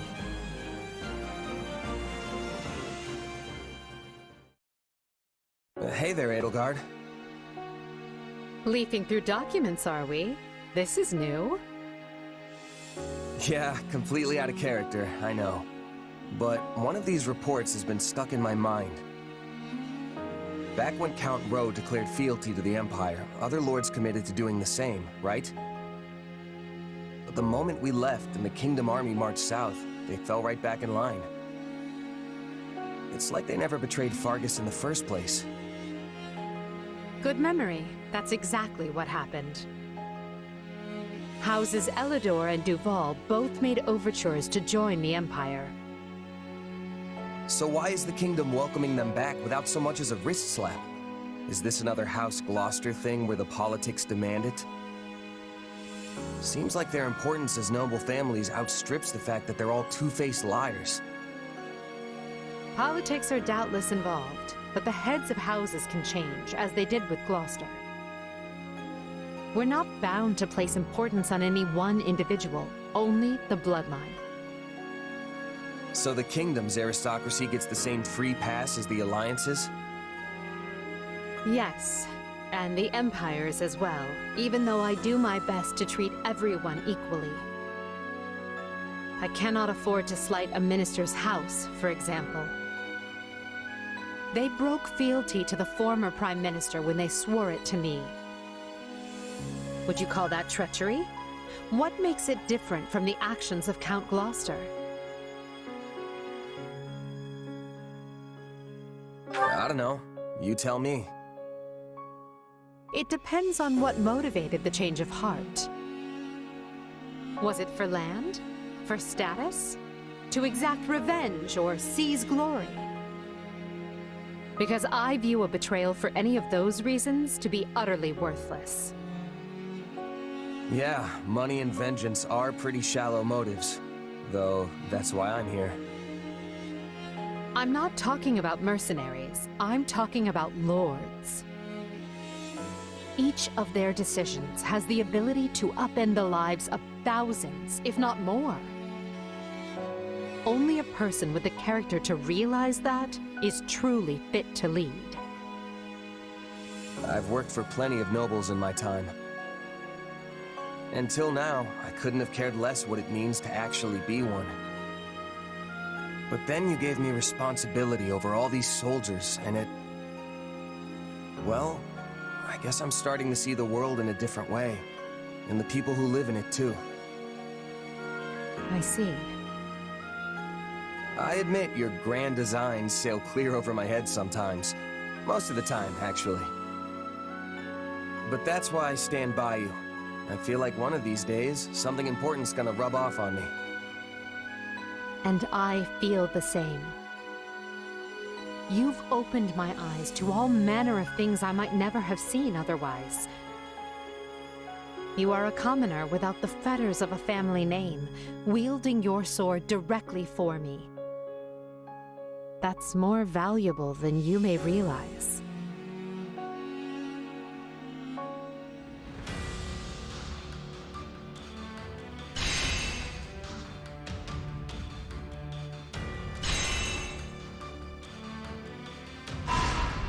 Can you believe this, Gwendol? We've waited what feels like decades, and still no Imperial army. What is the Emperor thinking? She promised to protect us. Calm yourself, my lord. They will come. We've received reports of a large army forming to the south of Aryans Road. They will scatter this siege to the wind. I have no doubt of that. They had better. It's her promises that swayed me into betraying the kingdom in the first place. I didn't do this just so my lands could be leveled by the King of Fargus' fiery wrath. The Silver Maiden will keep us safe. She yields to no invader. Viscount Elidor and Count Duval have both sent messages, imploring me to surrender for the sake of my people. Yes, perhaps it's not too late. I can lure the Imperial army in and kill them, then beg the king for mercy. My lord. Lonato, you fool. Your rashness is to blame for all of this. This is no time to go soft, my lord. Turning our coats a second time would be abominable. One betrayal can be explained away with the right sort of excuse, but a second? A second paints the lot of us as feckless curs. Ugh. Then what would you have me do? Gwendol, you tell me! Command it, my lord, and I will gladly go to my grave. You, however, must not.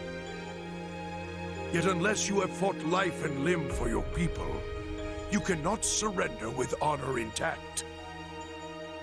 Anything less would earn you the people's scorn, just as it did your ancestors. Ha! Ha ha ha! Yes, of course. It certainly would not do to forget that royal blood is stained with treachery. Well, so be it. A weather vane must go with the wind, and a born traitor must finish the sedition he started. Wise words, my lord. Your people will thank you for this course of action. Isn't good. It seems the fortress gates have been partially breached. The kingdom's soldiers are pouring into Aryans Road. Does that make us right on time, or a bit too late? Dimitri is no ordinary king if he managed to pry a citadel like this apart. I assume our soldiers stand ready? We go on your command. If we dally too long, some of our officers and troops are likely to surrender to the enemy. That includes Count Rowe, who has a most notorious sense of self-preservation. Yeah, him and every other noble. Come now, that is simply not true. Why, take me, for example. I am the perfect embodiment of what every noble should aspire to be. You can tell us all about it later, Ferdinand. Everyone, move out.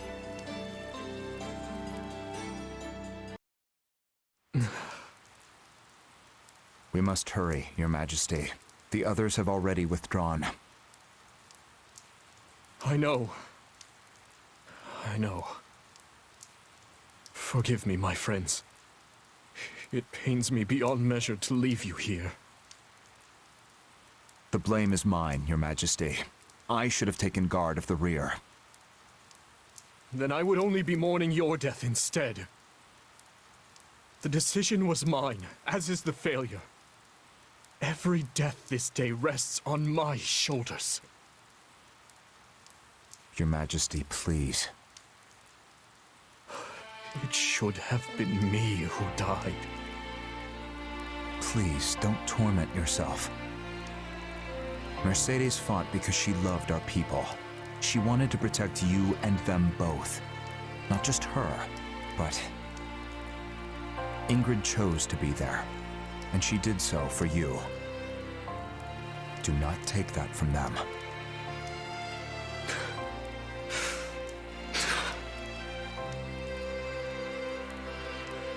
In the name of this magic lance, I swear I will defend Fargus. So rest now.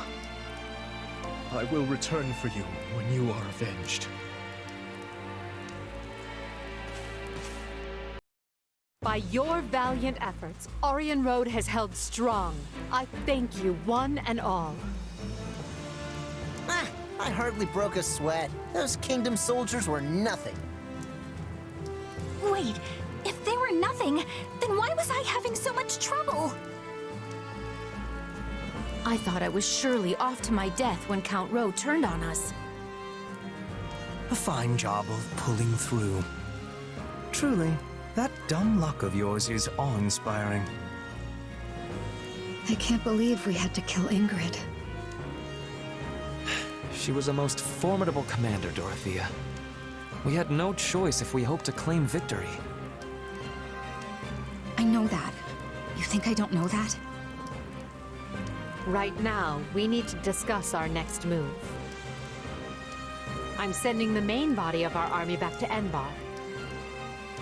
They'll remain in the capital until they recuperate from this latest string of battles, and until we've had time to retool our strategy. We hold Aryans Road and the Western Church in the west, the Great Bridge of Myrddin to the east, and Cageccc between them. We'll treat all three as key positions and endeavor to hold our lines there. After we regroup, we'll determine a proper time to resume our advance. It vexes me to say this, but I have been short-sighted. We are nowhere near achieving our goals in the Alliance or the Kingdom. My command has been riddled with errors, and for that, I apologize. Oh? And where exactly is all of this coming from? You usually exude confidence. From where I stand, we have come a great distance with minimal casualties. If time has been lost, we should be easily able to make up for it. I'm personally happy I had the chance to see Her Majesty's vulnerable side, even if just this once. Reassuring her with predictable responses, are we? Well, sorry. For once, I'm not sleepy at all. Nice try. That response still registers way up there on the Lin scale. I will be using the extra time to make improvements, so I can offer more usefulness in future battles. I'm lucky to be surrounded by such consistent friends.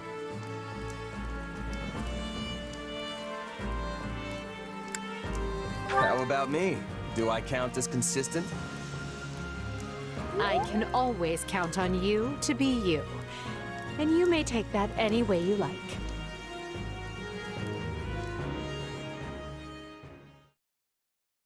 So, we're finally going back to the capital.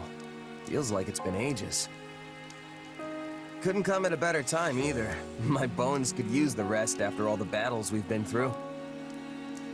I wholeheartedly agree. The respite will help us prepare to face the Ashen Demon. Yeah, about that. I've been giving it some thought, and I don't think we need to obsess over that anymore. But what about Captain Burling and your old allies? The ones who were brutally slaughtered, remember? You said avenging them was your dream. And think about how much hardship the Ashen Demon has put you through since you joined the Empire. Don't get me wrong, I'd still love to prove I'm the better fighter. But imagine if we got someone like that on our side. We'd be unstoppable. It's time for me to put my wants aside and put an end to this war. For my friends. Unless you think that's a mistake.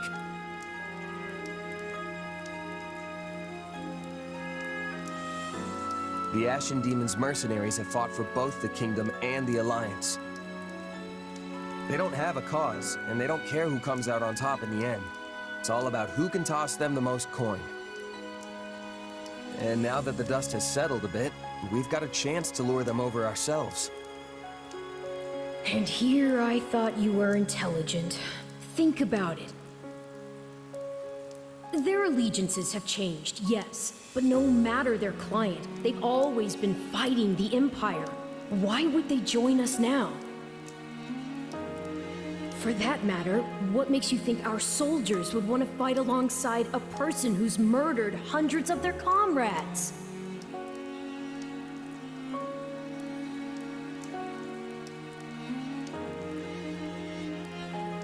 Well, yeah, all right. Fair point. I'm glad you understand. Hey, Arval? Yes? Why is it so important to you that the demon dies?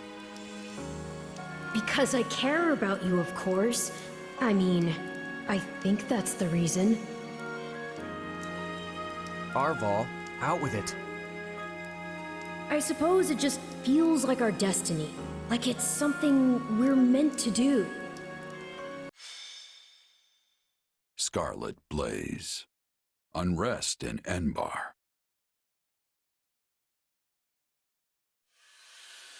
Despite successfully defending Aryans Road, Edelgard concludes it is no longer possible for her to hold the eastern and western lines at the same time, and pauses to explore solutions.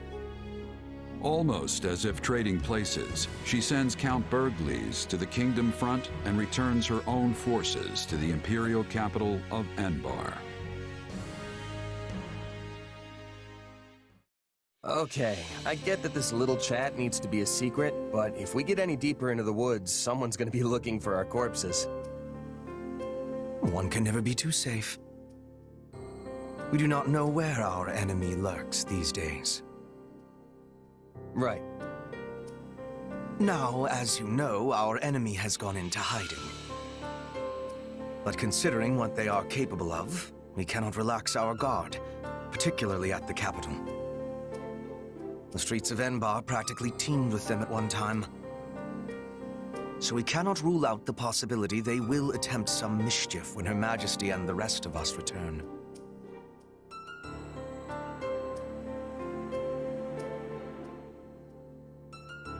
They're a real headache, all right. So, how can I help? I called you here because I have a request and a warning. I believe that if those who slither in the dark do try something, they will attempt to approach you. Me? Yes, you. As we have previously discussed, your powers and theirs have the same origins. it stands to reason they might try to recruit you. Sure, but they'd be wasting their time. There's no way I'm gonna help those monsters. And what if they appear as your long-lost brother? Same hair, same eyes, a voice full of kindness.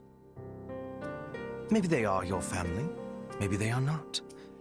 Could you really drive a sword through their heart with that knowledge yet uncertain? Forgive me. That was cruel.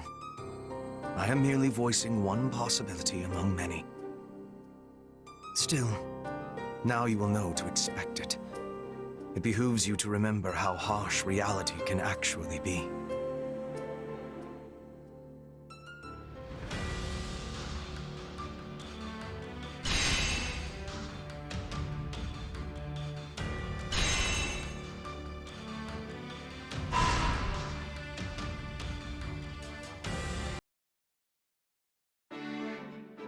Well, there's a face I'm not used to seeing on the training grounds. Something wrong, Hubert? I have merely come to examine the equipment. I hear whispers that it is in quite the state. Further, my being here should come as no surprise. Her Majesty and I train in these grounds often.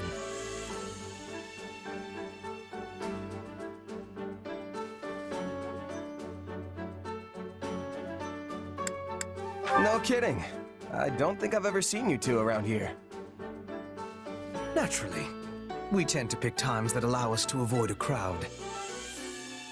In any case, if you do desire a session with either myself or Her Majesty, you only need ask. A mercenary with no backing such as yourself has much to gain by earning Lady Edelgard's favor. Of course, we would not be without benefit. Your rise in standing would paint an ideal picture for our people. How do you mean? Many commoners crave progress, a path upward in life, and your example would prove that path exists. The common folk would never expect to see their emperor train alongside someone of your dubious origins. At least not outside the pages of a fairy tale.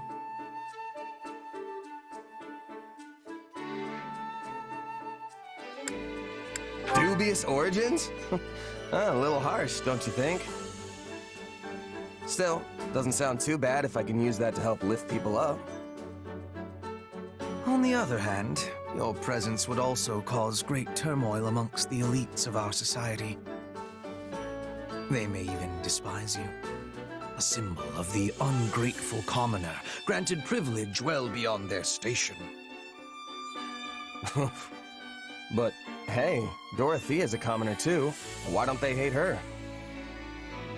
Dorothea is a famed former songstress, well esteemed in the upper echelons of society. Your situation is vastly different. Right. Well, no point worrying about it if it's gonna happen no matter what. Precisely. Things may yet change in the years ahead, but for now, all we can do is live with it. So, coddling the elites means the commoners end up oppressed, while hoisting commoners up only agitates the elites. Glad I'm not the one who has to rule the Empire. This whole thing sounds like a total mess. A mess, indeed. Oh, there you are, Hubert. I have been searching everywhere for you. And to what end? Has Her Majesty summoned me? Oh, she would never use me for a task like that. I just wanted to thank you, albeit reluctantly. I do not recall having done anything that would merit such a sincere display of gratitude. Well, you probably just saw it as part of your normal administrative duties. You fixed quite a big mistake in my last report before Her Majesty had the chance to look at it. I woke up in a panic when I realized what I had done. Imagine how mortified I was to see you'd already corrected everything.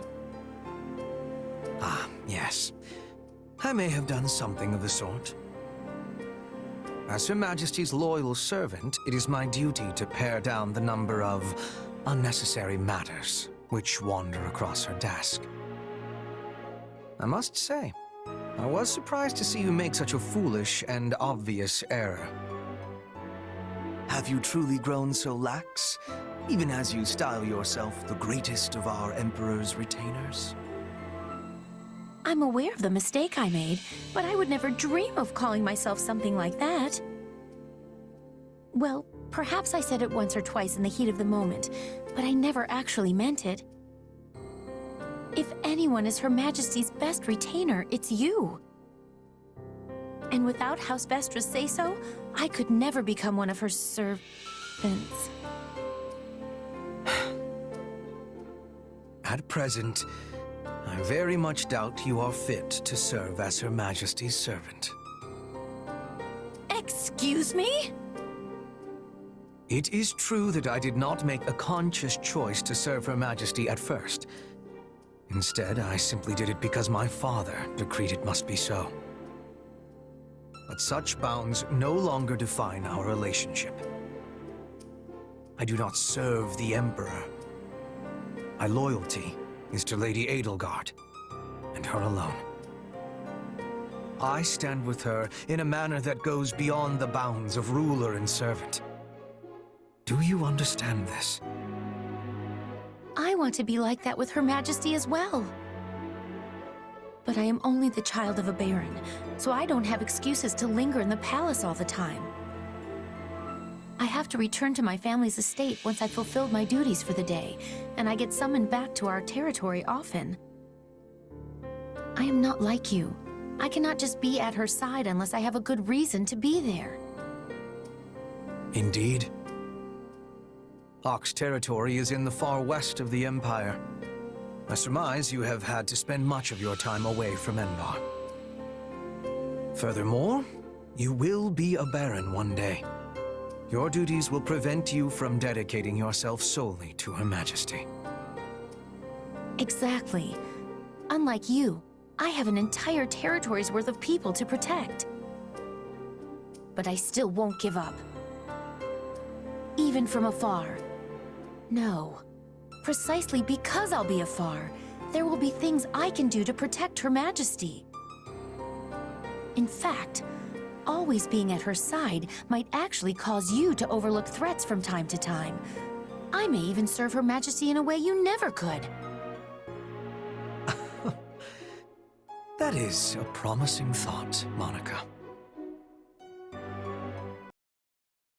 I'm glad we have returned to Enbar. It's far warmer than the kingdom, for one. How are you doing, Your Majesty? I hope you've been getting some rest at least. It seems you never stop working unless someone physically pulls you away from it. I've been getting more rest than Hubert, at least. We're here in the gardens, chatting, are we not? Fair enough. And so I'm clear, even a sliver of your time is a blessing beyond all measure. Though I suggest you find a better point of comparison than Hubert for how hard you work.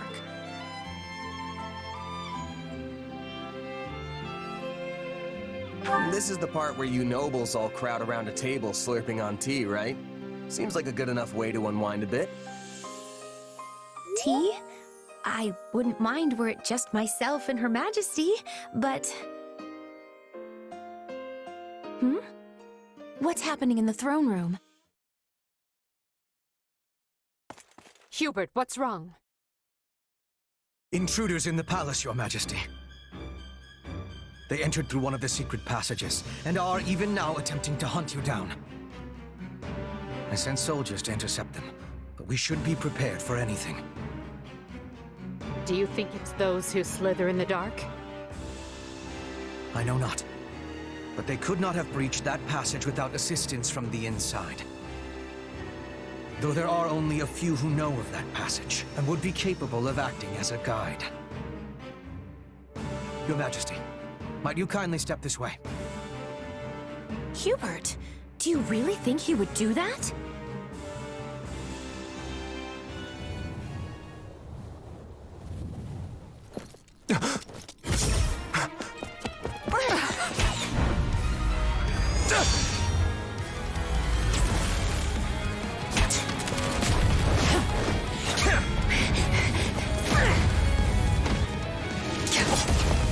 You're not getting away! This shall be your grave, intruder!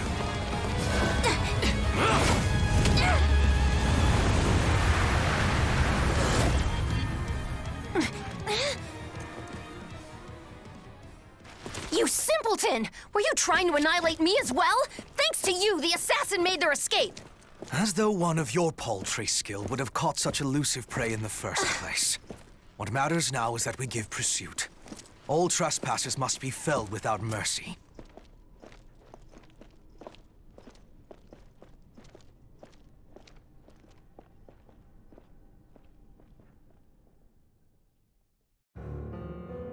Hubert, did you hear? My father has... Vanished. Yes. We should have killed the dastard when we had the chance. All I can say is that I wished my father to be tried fairly, as is his noble right. But now, it is clear that will never happen. I could excoriate you further, but we lack the time. We must get to the bottom of this, and quickly. The Knights of Seiros descended on us with the fury I have rarely seen. In all that confusion, even a bear could have slipped away without raising an alarm. I would not go so far as to call them conspirators, but my father had many old friends in the palace. Some may have turned a blind eye. They should be found and questioned. I agree. That is one possibility. Though there is another. Yes, well, now that we have a fugitive on our hands, I intend to make full use of it. This situation affords us a chance to remedy another. If that is the beginning of a scheme, Hubert, you do a terribly poor job of veiling it. It is no concern of yours. Not yet, at any rate. Right. Lovely. Well, so long as whatever you're planning has Edelgard's blessing and will be of aid to the Empire, I will brook no complaint. All will be revealed in time. I'm told the secret passage they used was sealed off centuries ago. Yes. The palace floor plans failed to even show it. I'm shocked the church knew of its existence. In the age of Seiros, the Empire and Church were intimately related. It's safe to assume the Central Church took pains to retain its information from the time. I shudder to think what other inconvenient secrets they might be privy to. Yes, well, based on the scale of the attack, they must have seen this as their first and only chance. Ah, there you are. And they said you wanted to talk? Yes. I believe I owe you an apology. Oh yeah? What for? To be blunt, I thought you were with the enemy. I had you pegged for an informant, planted among us by those who slither in the dark. It was not an unreasonable assumption. You enter Her Majesty's life at the perfect time, allure her with your strength, and choose our house to study with. And oh, surprise! You have dark powers. It was all too much to dismiss as mere coincidence. It was at Hubert's suggestion that I appointed you captain of our mercenary unit. He felt this would allow us to quietly assess your abilities and allegiances, and I agreed. I know I told you I did this because I believed in you and your strength, but the decision was somewhat more nuanced than that. I'm sorry. The moment I got wind of this attack, I immediately thought of you. This is it, I thought. The traitor has sprung the trap, and now the Emperor's life is in danger. But instead, you thwarted the assassination attempt and kept Her Majesty safe. I was wrong about you. Deeply so. and for that I am ashamed beyond measure. Pray forgive me.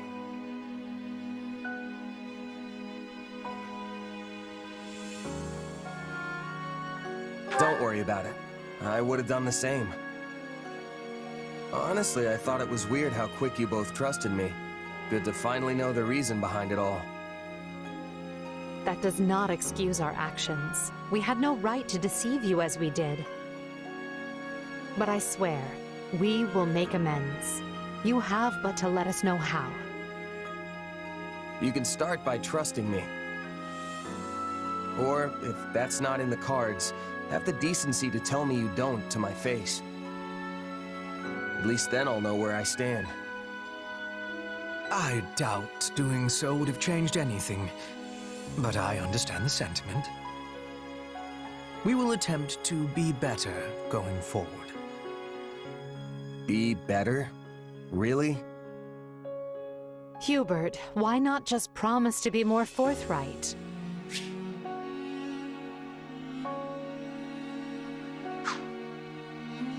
Because that might make me a liar. Let me speak plain. I no longer believe you to be working with the enemy. However, that does not necessarily mean the possibility is now non-existent. Well, I guess I did ask for honesty. But look, do you guys trust me or not? Of course we trust you. Or I do, at least. So please, let us begin this relationship anew on solid ground.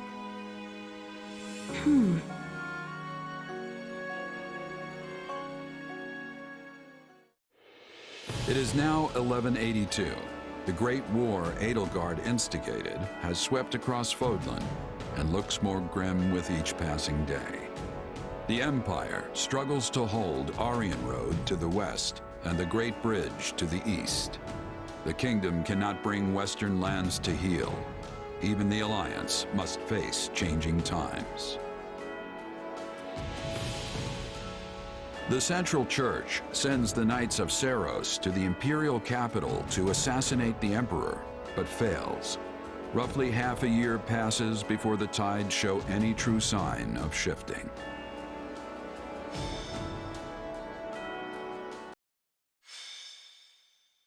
Scarlet Blaze. Shifting history. 5 months have passed since the attack on the Emperor, and 1182 nears a close. Though each army schemes, the battle maps barely change. But now, history is about to resume its course.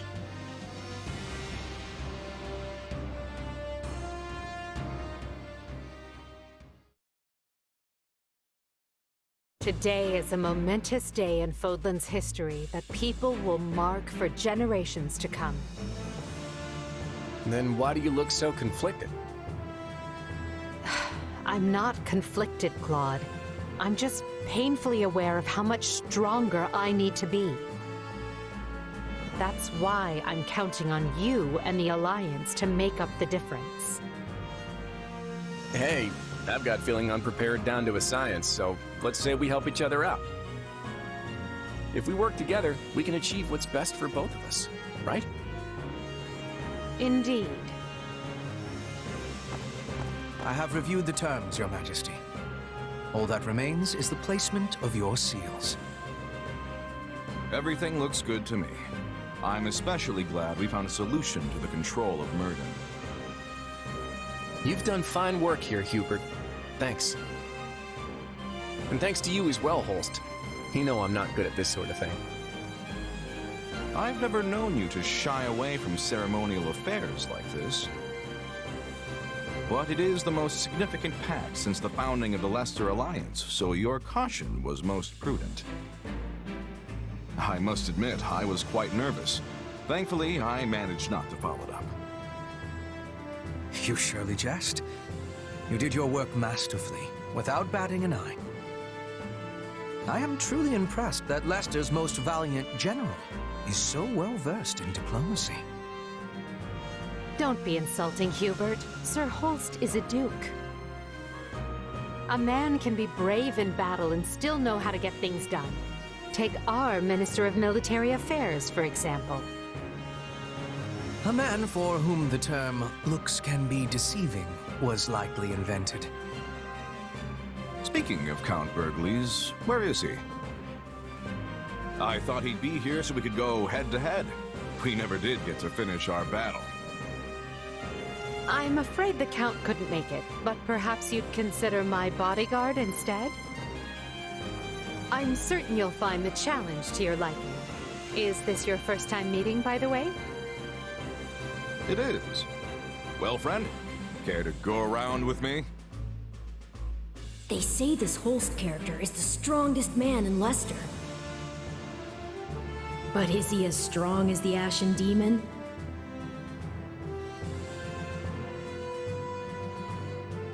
I wouldn't miss it for the world. Now that's what I like to hear. I hope you mean later and not this very second. It would be a shame to get blood all over this nice paperwork. Yes. All eyes are on us. We must make this a grand gesture and show our soldiers that Adrestia and Leicester have joined forces for a brighter future. Well, let's get to it. As leader of all the lords and knights who sit at the round table of the Leicester Alliance, I, Claude von Regan, hereby swear this pact.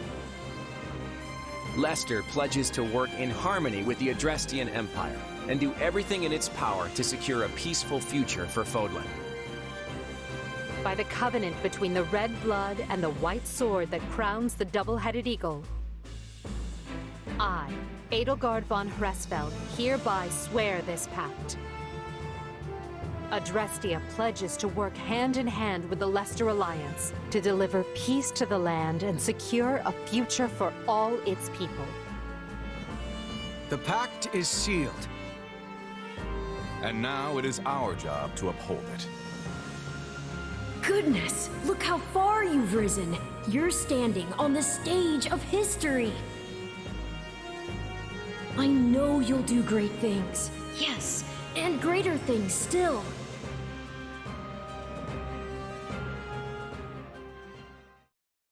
Right then, we've got plenty of bright new faces here at the round table today. First, unfortunately, Lawrence was not able to leave Gloucester. He sends his apologies. I called you here to give you notice. The Leicester Alliance is assenting to the Empire's request and sending troops to the Kingdom front. Houses Regan, Gloucester, and Daphne will be supplying most of the soldiers. And instead of the usual route through Aelel, we'll be invading Fraldarius directly by sea. You're staying behind, right, Holst? Indeed I am. Almyra is still an unknown quantity, and we've no idea if or when Prince Shahid might stage another attack. And the same goes for House Ordelia. They've had more than their share of troubles on their border. We agreed that shipping their army away might not be the most prudent of ideas. And that's all she wrote. You'll find the details in the document you've all been given. I wish the Kingdom would see there between a rock named Adrestia and a hard place named Leicester and throw that white flag high, but of course they won't. So good luck, everyone. I'm counting on you.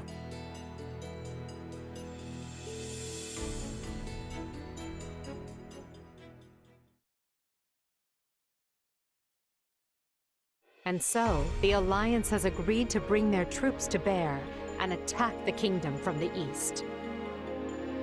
At the same time, we will resume our invasion from the west, using Aryans Road as a foothold. We'll subjugate the Kingdom's lords one by one as we work our way toward Blathen. News of the pact will doubtless have spread throughout the Kingdom by now.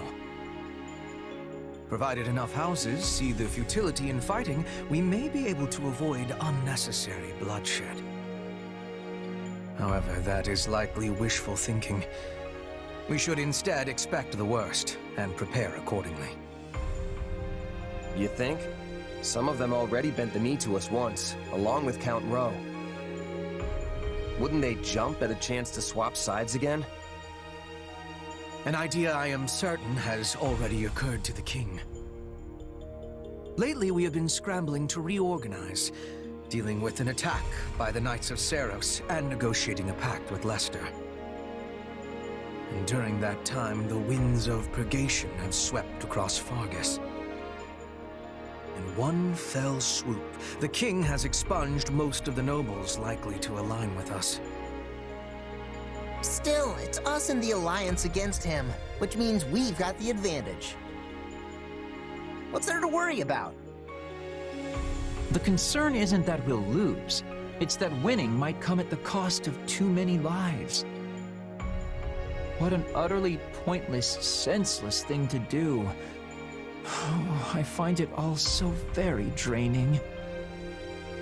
Whatever our intent, we're the instigators here.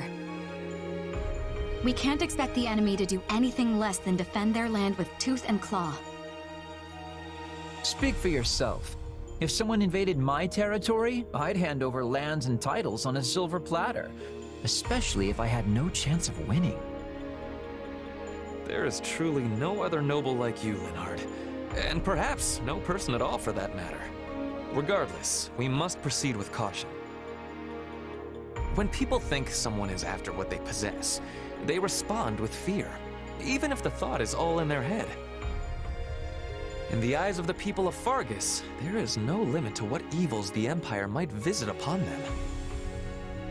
My father started saying he can't sleep because he's scared the old church is coming to Cageccc to kill him. From the sound of my mother's letters, he's really shaken up. Remember that the kingdom has much coldness. We must not forget to be bundling up like people of the snow. Our Petra is always ready for what lies ahead. I wish I had better understanding of your Fódlan ways, so I could be giving more assistance to everyone. Don't worry about it, Petra. With all the different factions in this thing, even we have a hard time keeping it straight. This almost seems so backward compared to the way things were in Brigid. In any case, the battles ahead will be more brutal than any we have yet fought. Keep a vigilant eye out for both yourselves and each other. That is all. Dismissed. Guess things aren't gonna be so easy anymore. We're under some real pressure to win.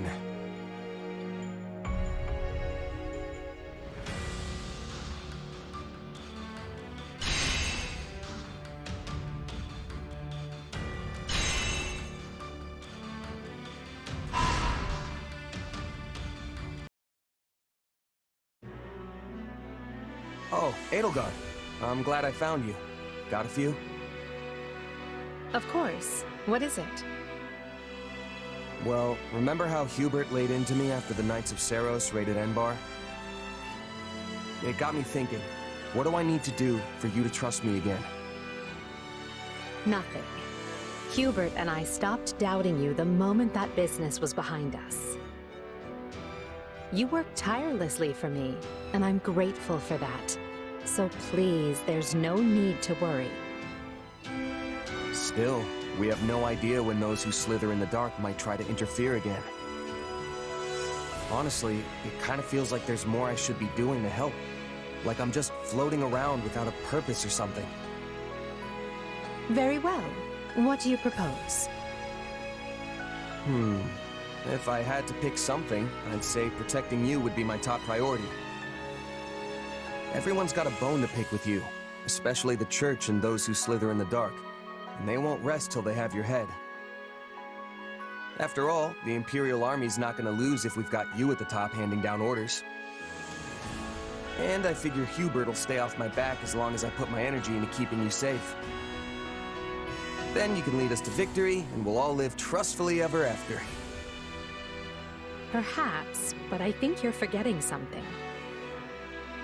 The only way to protect me is by staying at my side, and therein lies a conundrum. Allowing you that close to me would in itself be proof of my trust, without which you would have never earned such an opportunity in the first place.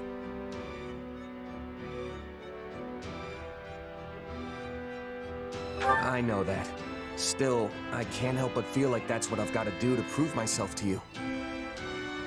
Please, Edelgard, even if it just means shielding you from your enemies.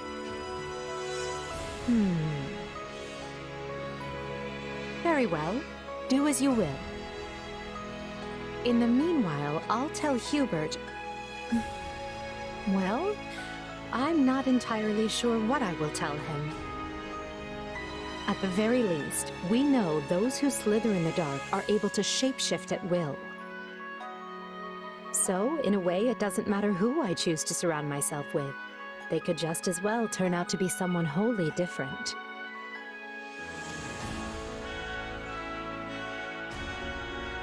Thanks, Edelgard.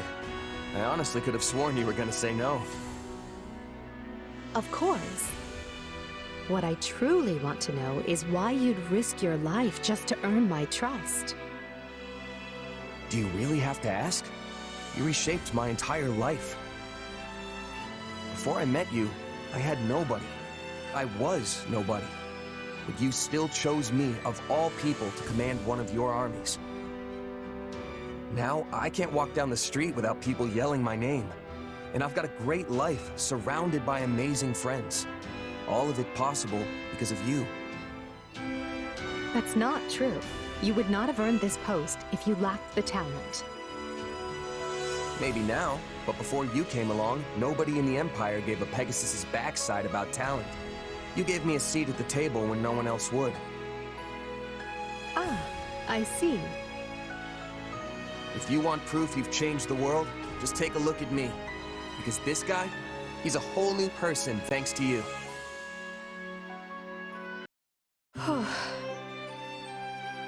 You must be exhausted, Your Majesty.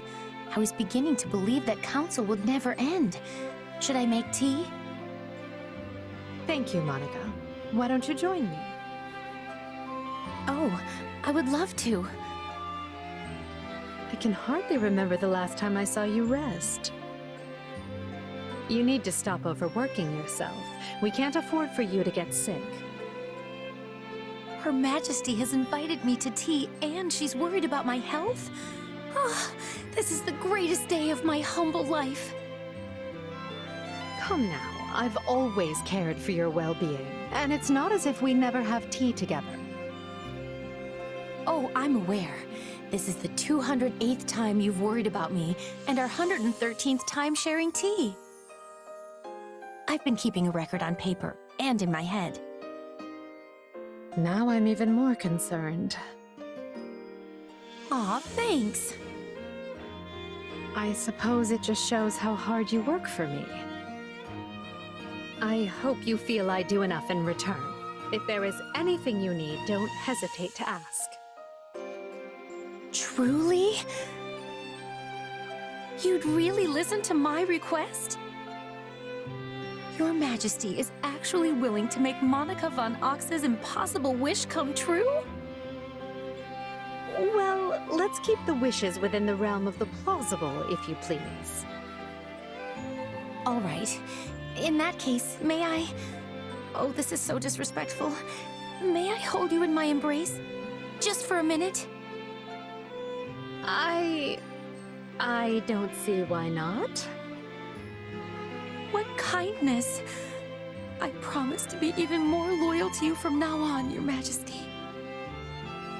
As if such a thing were possible, you've given me more loyalty than I could ever rightfully expect. Oh, that reminds me. There is something I've been meaning to tell you. It seems as if you have been upset with yourself because you were planning to leave me for dead. But I just want you to know that had such events come to pass, I still would have died happy. I would have been at peace because I helped you achieve your vision. Well, I should go see to that tea. She really is something else. I knew she was strong, yet she always finds new ways to surprise me. Thank you, Monica. And that's the situation. Now put your head down and see it done. Leave it to me. I can do this blindfolded. And don't neglect your night training. You'll be a wreck in the morning if you don't put the hours in. What kind of lazy jerk do you take me for? Of course I'd never skip my training. Very good. Well, I must be going. It seems you have a visitor anyway, so farewell. Wait, a visitor? Oh, hey, Petra. Sorry, were you waiting for me? What can I do for you?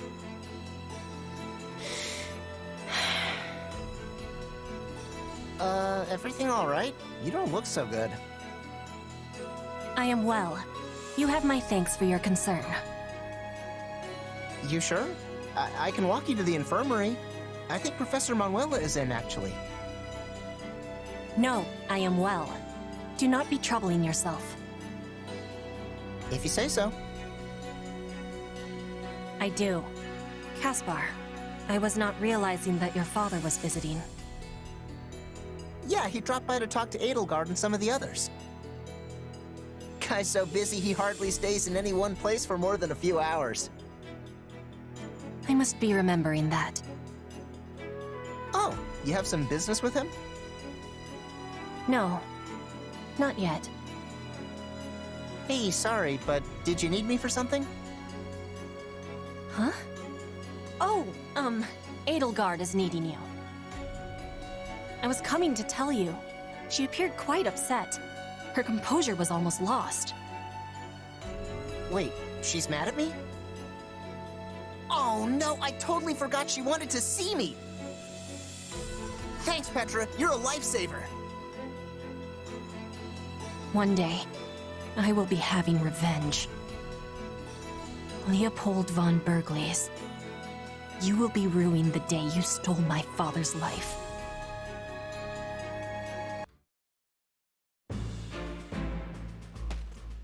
We've finished laying out where the troops will be positioned, Claude. But, are you sure about this? Am I sure about what? This isn't even remotely like a standard attack formation. It's like you're going out of your way to limit casualties. Not true. The moment the enemy drops their guard, we'll swarm them like a pack of bees. And if they don't drop their guard? Then I guess we'll just sit here making angry faces at each other. Okay, come on. This strategy is not helpful. Look, just by being here, we're drastically reducing the number of Kingdom soldiers the Imperial Army has to deal with, right? Which means we don't have to kick our troops into action until the Empire has marched further north. Once they're positioned to seize Bladed territory, that's when we'll move.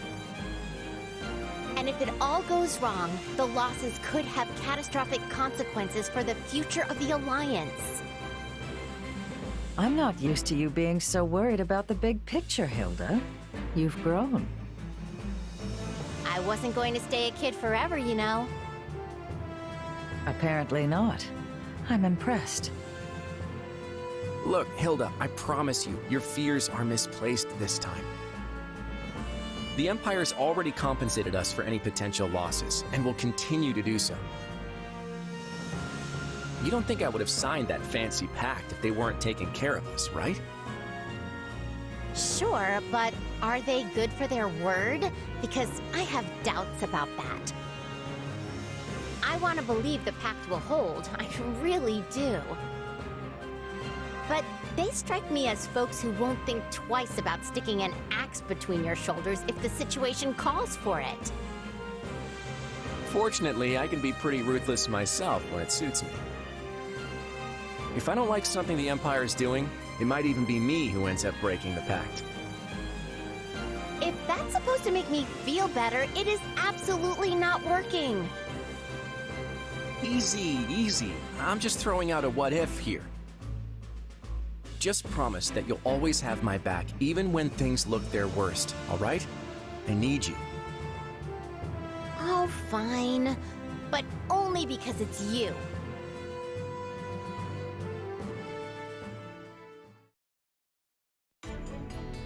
A report, Your Majesty. The Imperial army marches on western Fargus. Just when we'd brought peace back to the area, too. We should get ready to provide aid at once.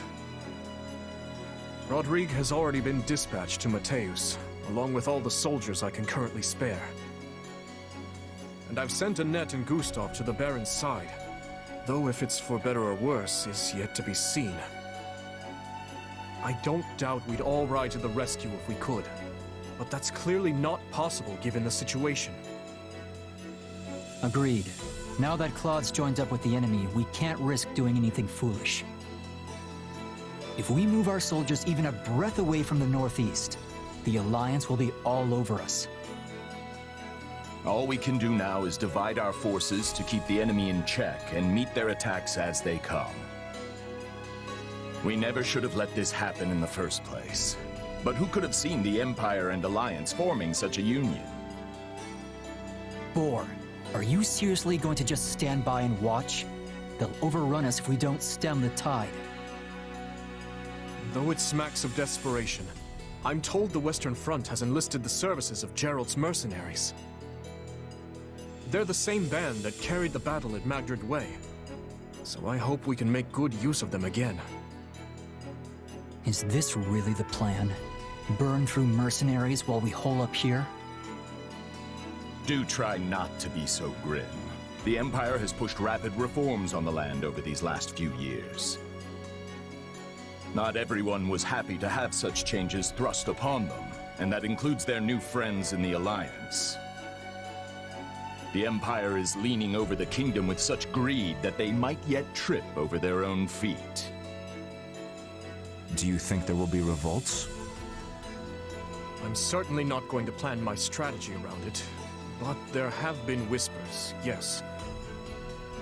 The old ways must die. With that I agree. But shove that down the people's throats, and you risk breaking the very land you're trying to rule. Yes. We've grappled for years with the aftermath of trying to enact reform. Change is a painful process, but rushed change will set the region to rot from the inside out. I wonder why they're so intent on doing this the quick and dirty way. It's difficult to say. Perhaps were things different, we might have found some common ground, some harmonious way forward. But I've lost too many I care about to this war. Ash and Ingrid chief among them. When I think about what they fought for, what they died for, there can be no turning back. The Imperial army will soon be knocking at our door! Why haven't Duval and Dominic stopped them? Baron, you'll never reclaim the title of Viscount your Lord Uncle lost if you go weak in the knees. Letting yourself be pressured into betraying the kingdom will see you cast out of the aristocracy for the rest of time. And your fickle nature would earn you the derision of both the kingdom and the Empire alike. They'll view you the same way they do Count Rowe. I care not. I've no interest in going to my grave just because I drew the shortest straw. Sorry to interrupt, but I figured you'd want to know we finished cleaning up the enemy's advanced troops.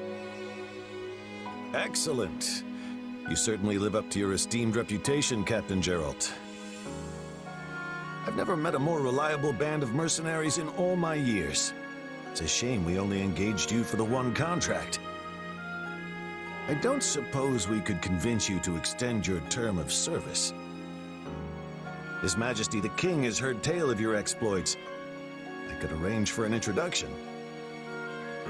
Appreciate the offer, but that would mean going to Ferdiad. I've got reasons for avoiding that place, so thanks, but no thanks. I see. It will be a shame to lose you, but I won't pry. It's nothing against you or the kingdom, mind you. Then I'll hold out hope we might fight alongside each other again someday. Now, if you'll excuse me, the Baron and I must inspect the camp. Best of luck to you in battle, Captain.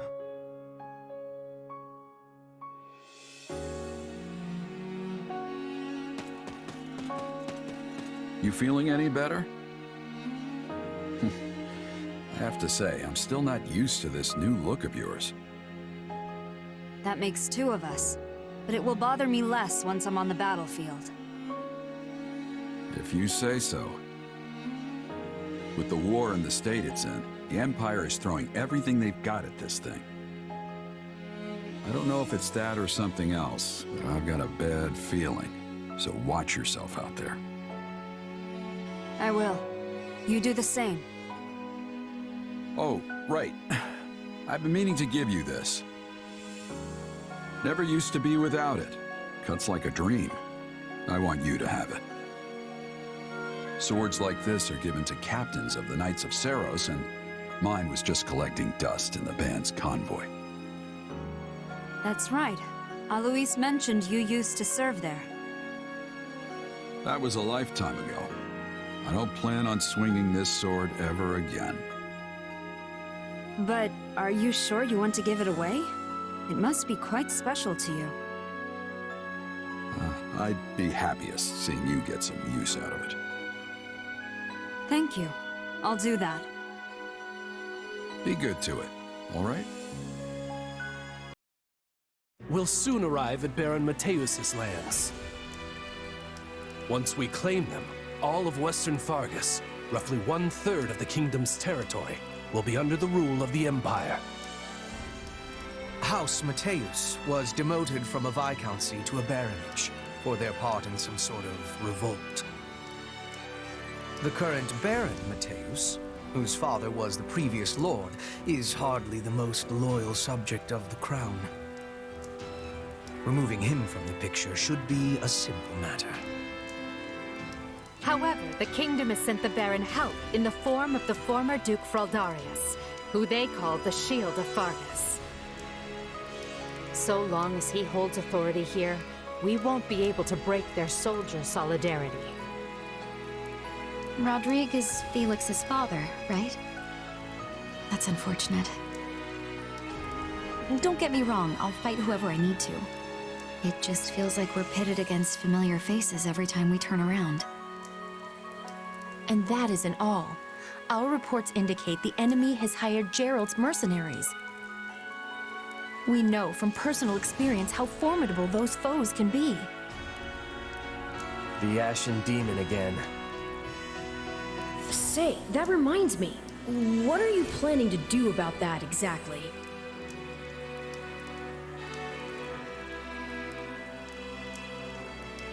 We can't keep letting one mercenary mess with our whole army. So just watch. I'm gonna take that monster out once and for all. Or at least slow them down, if nothing else. That hesitance doesn't suit you. Not anymore. You're far stronger than the last time your paths crossed.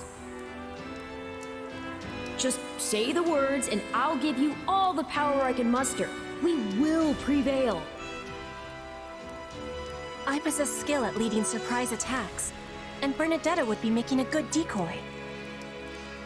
If we are all working together, we will reach our goal with much ease. I get a say in this whole decoy plan, right? I was only saying a fact, not asking you to be doing it. Please accept my apologies. Oh, okay. I hope you plan to leave some of the enemy for me. You are all so skilled. I often feel like the fifth wheel on a well-crafted carriage. Don't downplay your talents, Ferdinand. You give us courage every time we step on the field. I'm lucky to be surrounded by so many gifted leaders. With all of you at my side, there is no limit to what the Empire might achieve in the years to come. Victory to the Empire! Yay!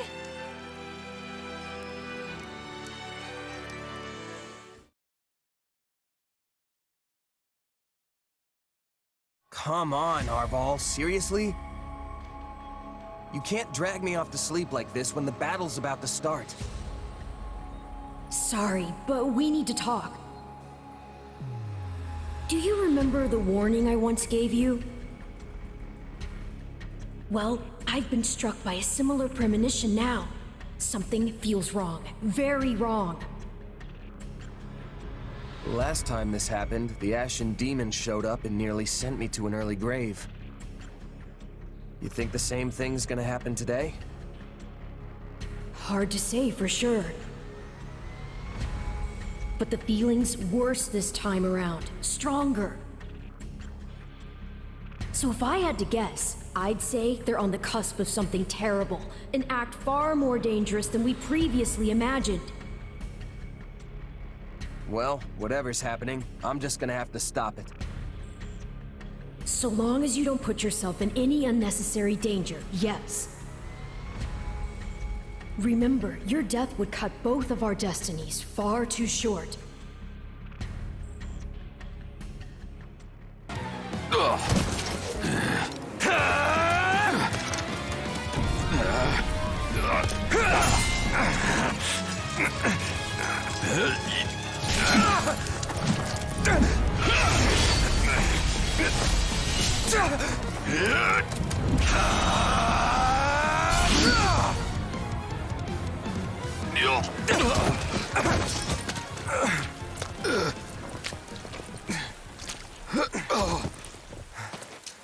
It looks like you finally beat me.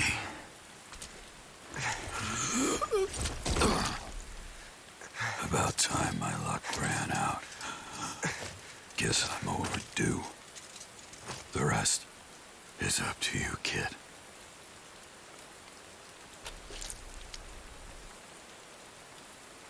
I defeated the Bladebreaker. I can't believe it.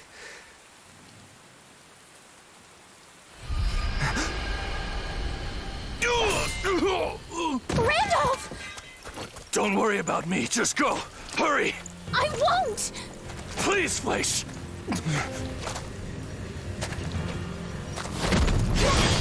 No!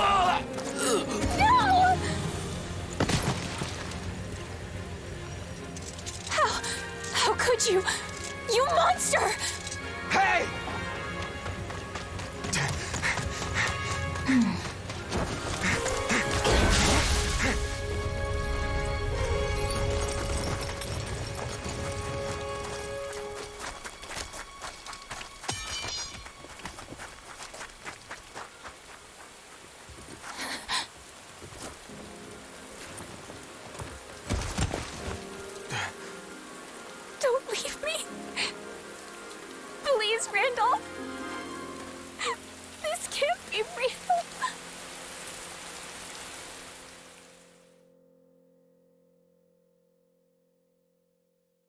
Randolph, I'm so sorry.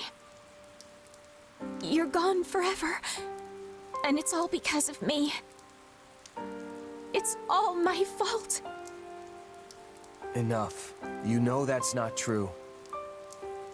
But he could have escaped, and instead he stayed behind to protect me. And that's why that thing...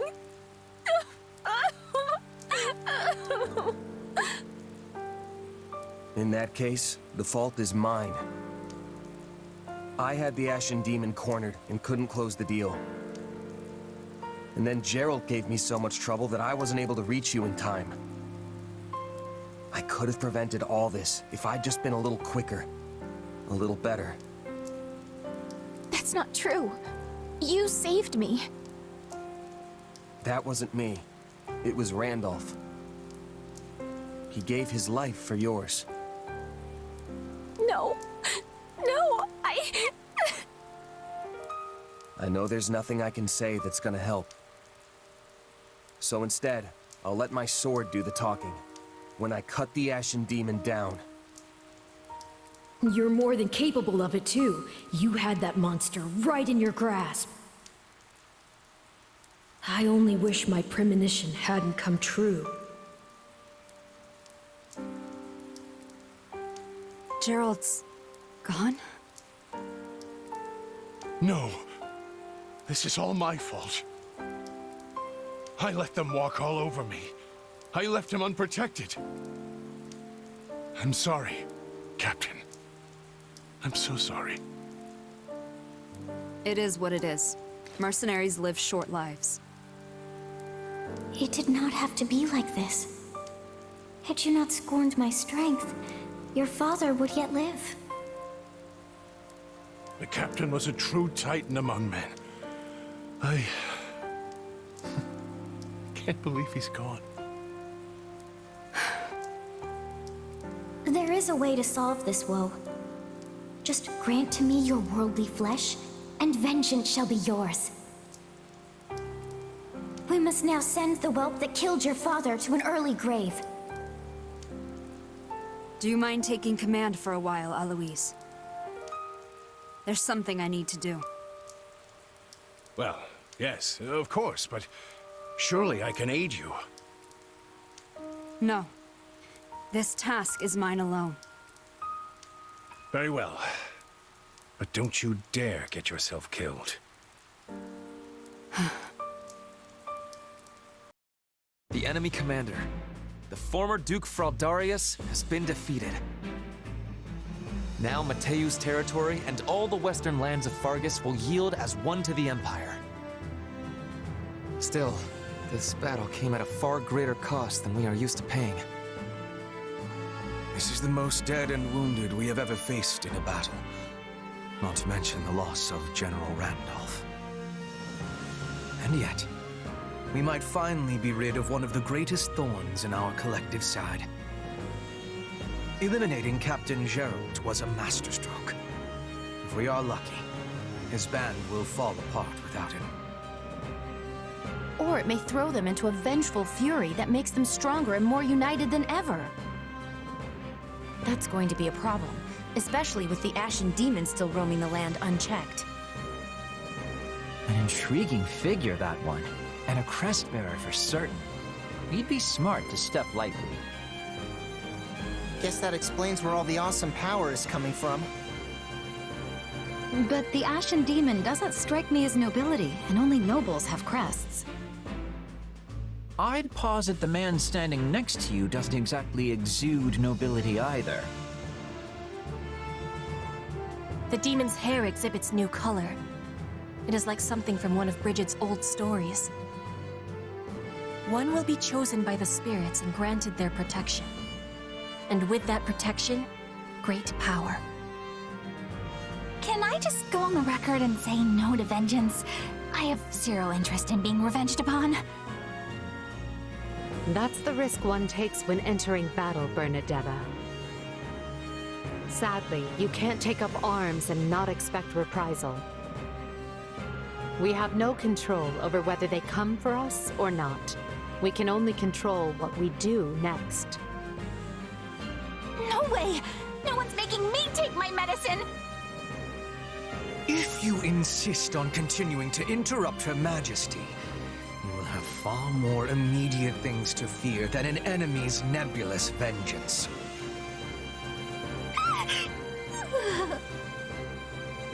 Come to think of it, has anyone seen our mercenary friend? I know what I told Fleisch, but did I really do the right thing? Of course. You did what no one else could. The Ashen Demon may have escaped, but you got rid of their captain. There's no question you've grown, and next time, the Ashen Demon will fall. But so many people died, including Randolph. A price must always be paid for victory. And besides, Randolph is just one man.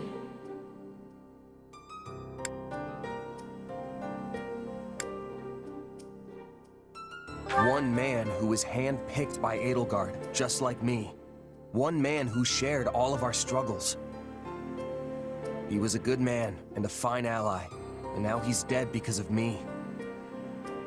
I had no idea you cared so much. All the more reason to finish what you started. You can still make this death mean something, and I can give you the strength to do so.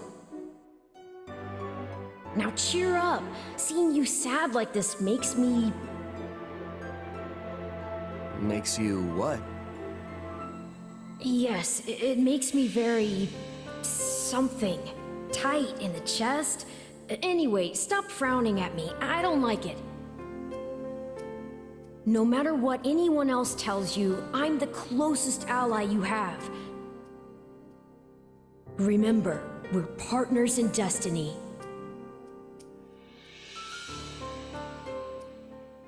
Are you prepared for this?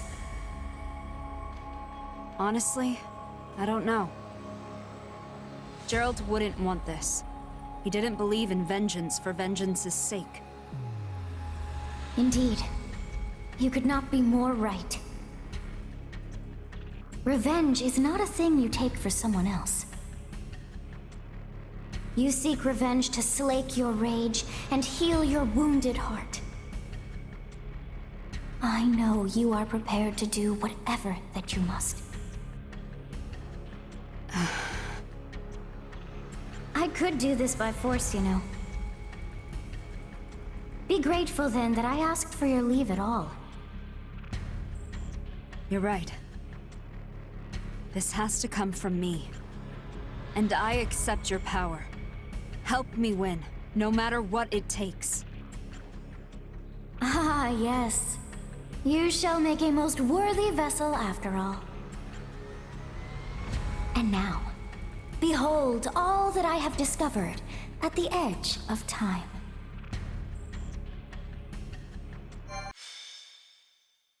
Scarlet Blaze. Heroic bloodlines.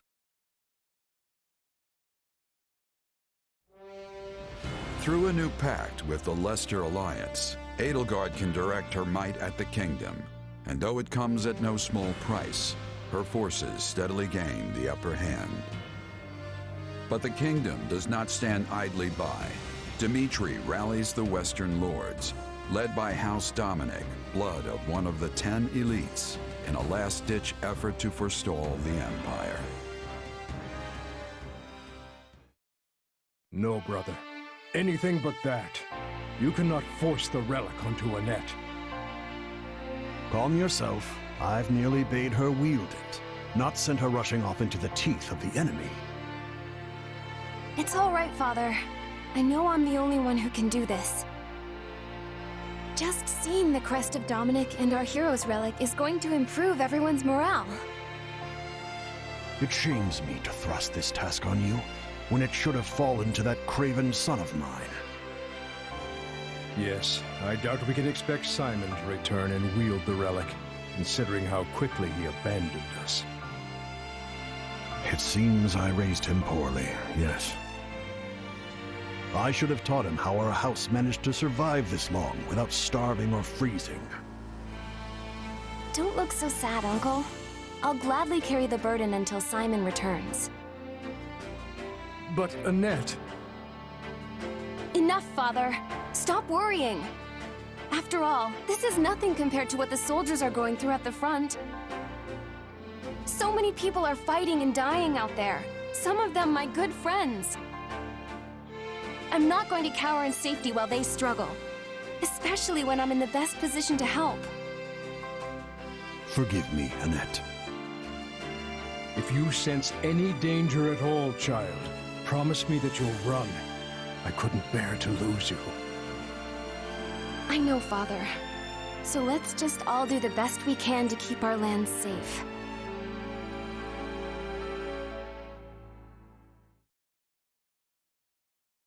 The nearer we get to Blythe territory, the more resistance we're likely to face. The lords surrounding the capital are the most loyal to the crown. We have Geraint, Enid, Brennius, and Belinus. There is no telling whether these houses will choose subjection or destruction. Regardless, we cannot simply ignore them as we attempt to march on the capital. We must seize control of each of their lands and establish footholds before continuing on. The Alliance is still doing everything we expected of them. There are no changes on that front. So as long as we continue tightening the vice around the kingdom, we're certain to fulfill your Majesty's goals.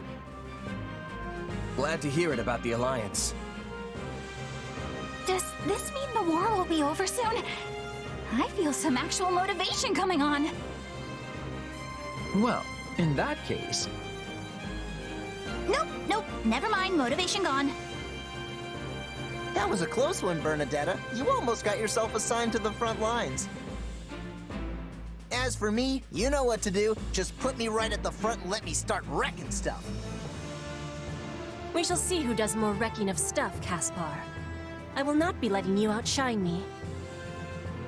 Watch as I am bringing glory to Bridget and the Empire on the battlefield. I wonder if I'll find someone worth marrying before this war is over. Enough. It's easy to let your guard down when the end is in sight, and we can't fall victim to that. Stay disciplined, and together we will take Fódlan's future in hand.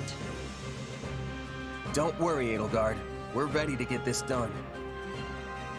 That goes doubly so for me. I must ready myself for the final clash that looms in the coming days. Right then. Let's start by taking care of the enemy in front of us.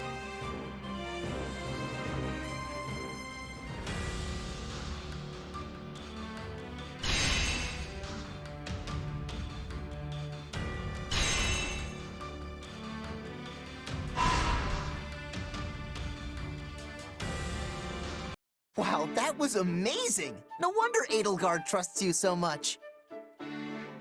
Oh, hey Caspar. You weren't so bad out there yourself. Not that I'm surprised. You must make House Bergley's proud. Don't I wish? I'm still pretty steamed about how the last battle went. I can't even outshine you right now, let alone my father. Ugh, it really burns me up. You think? I don't know much about your dad, but I'd say you're on par with me at least. Maybe even better. Sheesh, sore winner much? Just you wait though, I'm only getting started. Old Caspar here's gonna upstage you once and for all, and I'm gonna do it for me.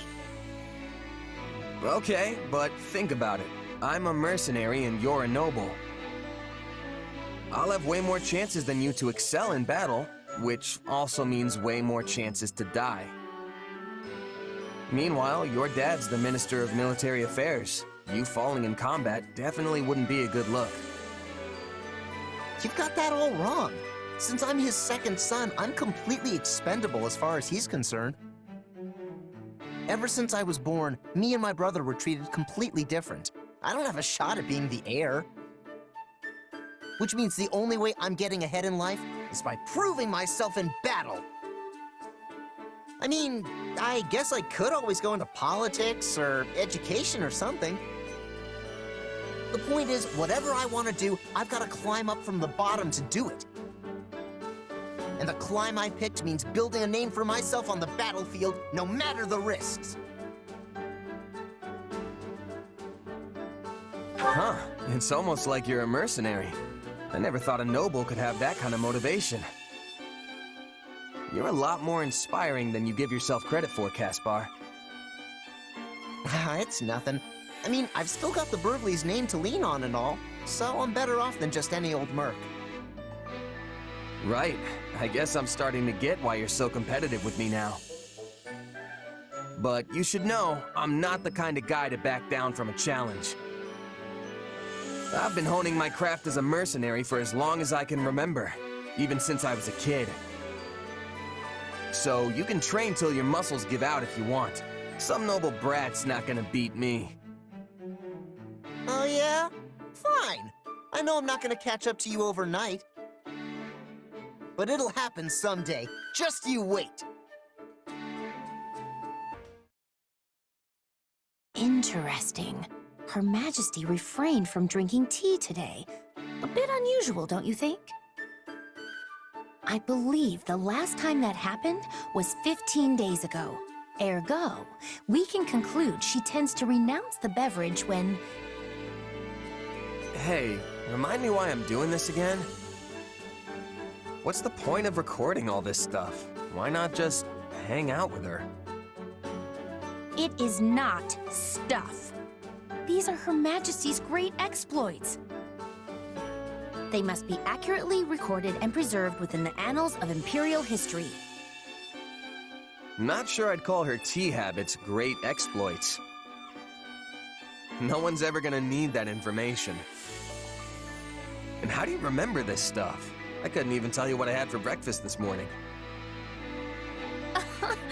I remember everything Her Majesty does. Every word she has ever spoken to me. Every morsel she has ever eaten. Not to mention where and when she ate it.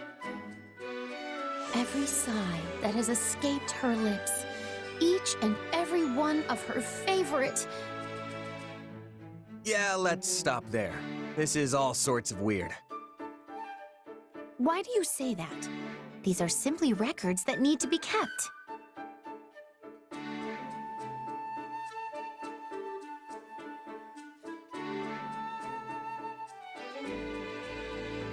Just think about it for a minute. Have you ever read a book on Adrestian history that lists the number of times an emperor sighed? There has never been a historian with a memory like mine, nor one who could keep such accurate records. Until now. The sole reason I have this excellent memory is to ensure that Her Majesty's great exploits are documented properly. But if your memory's so good, then there's no reason for me to help, is there?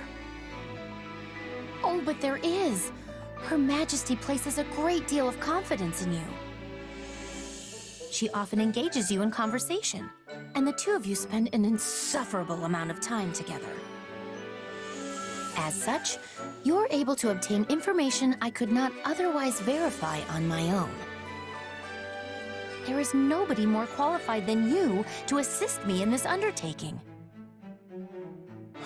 All right, fine. I get that you're serious about all this. I don't mind lending a hand when I'm not busy, and there doesn't seem to be much harm in it. For Edelgard, anyway. Spoken like a true confidant of Her Majesty. How dependable of you. It's no wonder she trusts you more and more each day, even if it is maddening. And so, the time has come for me to grant you a very special privilege. I will permit you to devote yourself to Her Majesty as a sign of your undying love. I'm honored, I guess. Does that mean you're not jealous of me anymore? I suppose not. We will be comrades, joined in our quest to bestow love and affection upon Her Majesty. Well, all right then. I wouldn't get your hopes up, though. I'm not really sure how I'd show my love for her, or if I'd even want to. Very well. You clearly still fail to appreciate the full extent of Her Majesty's charm. However, I am confident you will come to your senses the more you assist me. I hope that one day you will ascend and become a true admirer of Her Majesty. Yeah, you do that. This war is going on and on. Do you think we will ever have sight of the end? Yeah, I do. Maybe not today or tomorrow, but it's definitely out there on the horizon. It will be good to be putting this war behind us. When the war is finished, what are you wishing to do? That's a pretty big question. Then I will give more clarity. How will you be supporting yourself when your contract is completed? If you have the desire, you could come to Bridget with me. Wait, seriously? I thought you were just pulling my leg about that. I would never be pulling your legs. Also, I am speaking with seriousness. After losing the war with the Empire, Bridget was forced into becoming a vassal state. But this war is giving Bridget the chance to stand on equal feet again. We will be opening our borders to Fódlan. The exchanges between us will flourish. I am needing a person I can trust to give me help with this.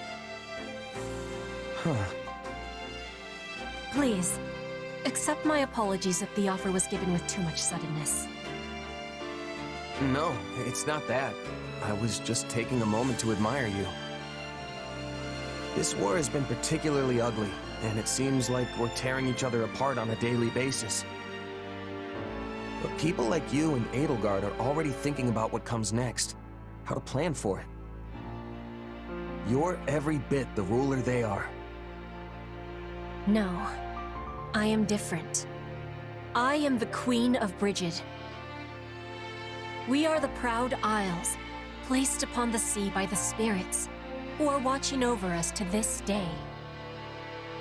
Our future has the brightness of the sun. I am hoping you will be at my side as we are shaping it. Powerful words. And I'm happy you put that much stock in me. Honestly, it's a good fit. I've got nothing tying me down. No family, no titles, no property to speak of. I am not asking for your answer in this moment. I know your sword is sold right now. But when this war is over, I hope the making of a decision is at the top of your to-be-doing list. That is why I am approaching you so early, because I am very, very sneaky. Fair enough. I'll keep that in mind. And I don't blame you for trying to sneak ahead of the competition. Honestly, I'm kind of flattered. So, how about this? Let's both make it through this war unscathed and decide what comes next together. Another clear victory for the Empire in battle. You can surely guess who stole the show yet again. Our mercenary friend?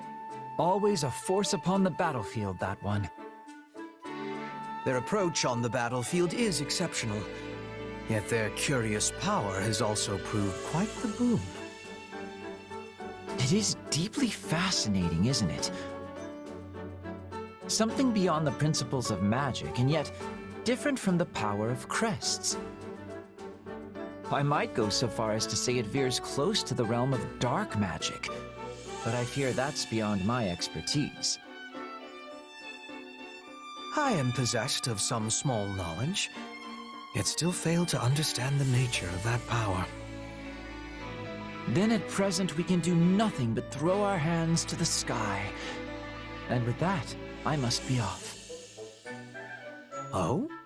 I thought you would be more curious about our mercenary ally.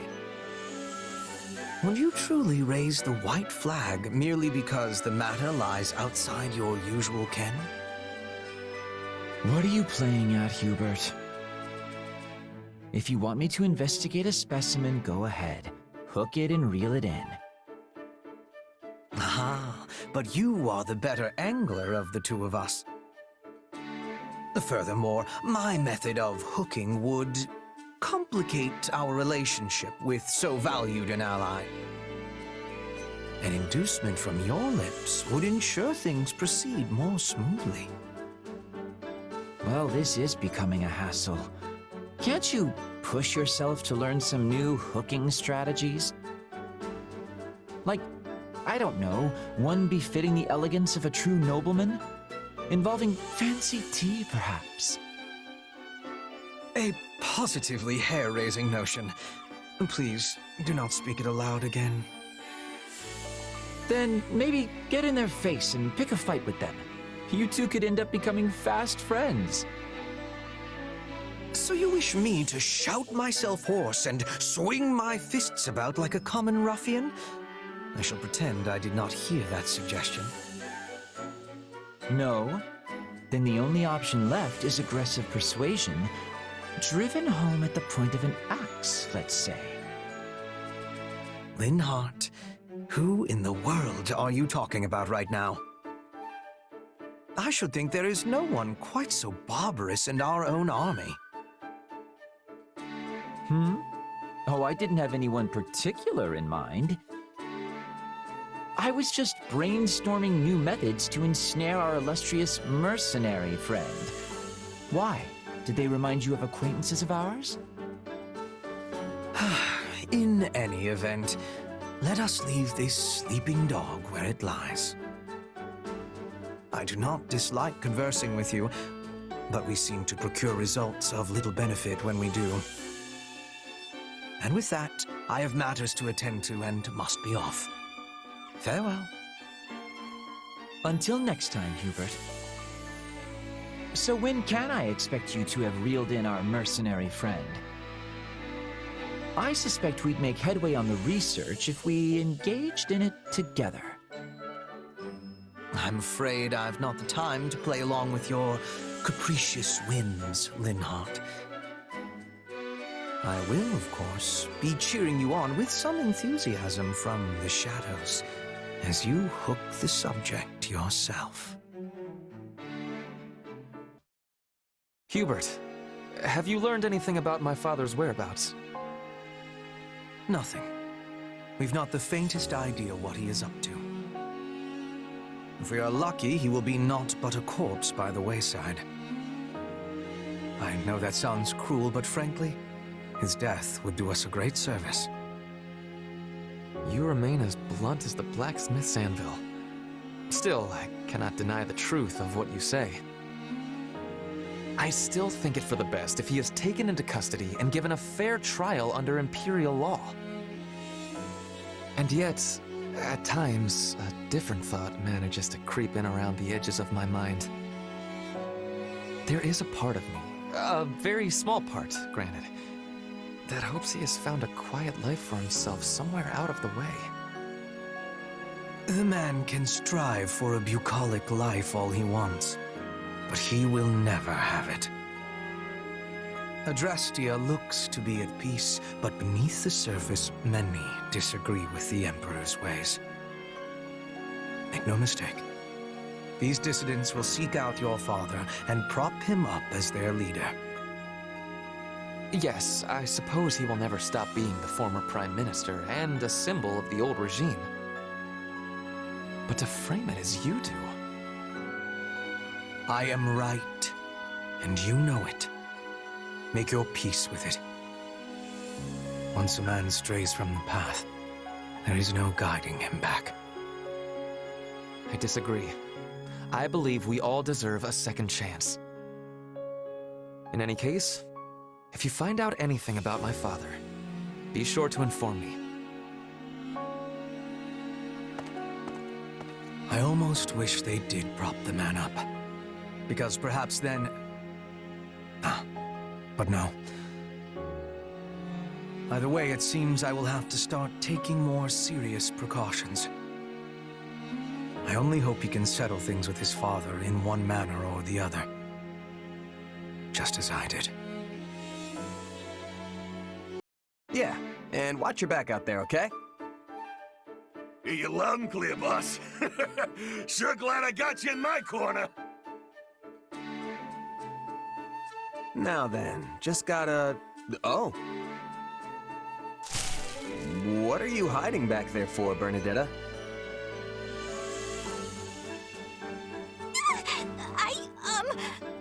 Who was that guy you were just talking to? Oh, who? That? Just a merc buddy of mine, asking if I had any jobs for him. Oh, he was a mercenary? But he looked like a bandit! Hey, come on now. You shouldn't assume the guy's a common criminal just because he looks rough around the edges. But, what about the way he talked? Oh, so scary. You'd sound like that too if you'd been a merc your whole life. Most of these guys didn't have a mom teaching them how to sound nice and proper like I did. I see. I guess I don't really know you that well, but are all your friends like that? Is that too nosy? That's really nosy, huh?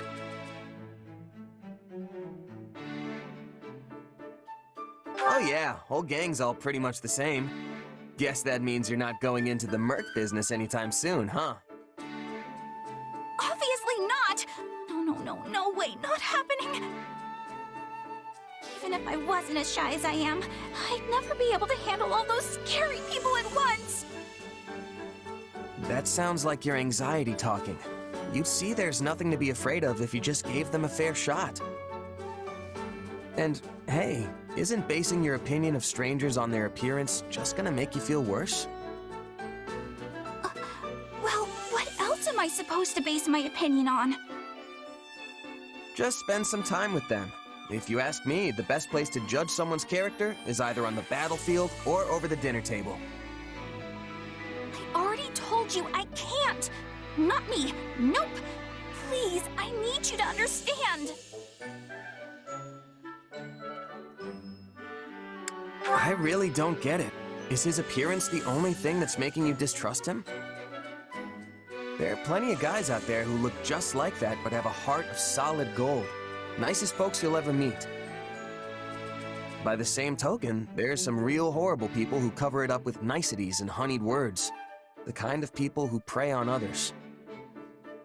My point is, judging a book by its cover will only get you in trouble. Trust me, you can't always tell who's good and who's bad from looks alone. Why are you trying to scare me? Nobody's tricking the iron-hearted Bernie. Not today, not ever. Well, probably. Maybe. I'll be fine, I swear. Our recent battles have won nearly all of the kingdom's central and western lords to our side. Those who chose not to bend the knee are making their last stand in that castle. They are weary men unable to keep pace with the times. And now we can be rid of them all in but a single stroke. They had plenty of chances to surrender and chose not to avail themselves thus. Show no mercy. If they wish to cling to the past, let them die in its embrace. I wish they'd consider all the poor souls they're forcing to perish along with them. Sure, but I fully understand why they'd want to hole up in a castle. That's my go-to move. They are beneath a siege, not holed up. The difference is unequivocal. Sorry, what? Unequivocal. It is a new word I have been learning. Its meaning is clear and unambiguous, yes? Again, what? Look, the way I see it, we just need to bust through the gates and pummel the stuffing out of them. It unfortunately is not that simple. Most of the kingdom's castles are specifically designed to withstand a siege. Our only option is to chip away at them slowly from the surrounding forts. I agree there is no place for mercy on the battlefield. If the enemy desires a fight, we will rend them asunder and leave their bones on the midden heap. We need to move carefully. A cornered foe is capable of anything.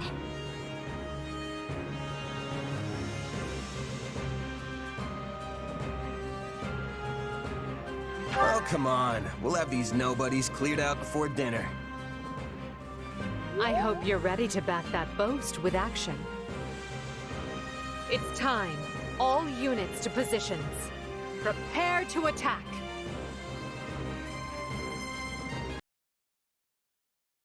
And so I reach my end. Pray forgive me my weakness, your majesty. Annette, Gustav, forgive me. They deified him for being the descendant of a hero. And in return, he got a life he could never control, and a death he could never ordain. Yet surely the man was happy to die for his people. He must have felt as though he had fulfilled his set purpose in life. That notion alone should tell you how warped the world has become. Still, right and wrong are spoils to be handed out by the victor of this war. Well said, Your Majesty. We must prevail if we are to change the world. This war is only the first step. I get it now. I beg your pardon. Everything's finally clicked for me. I understand what we're really up against here. Oh? I told you before, I don't always get where you're coming from. Still, you trusted me, and that was enough. But what you said just then, it made me realize we're not fighting the church or the kingdom. I mean, we are, of course, but what we're really up against is the world itself. And even if we win, there's no guarantee we'll leave Fódlan better than we found it. All we can do is try our best and hope it works out.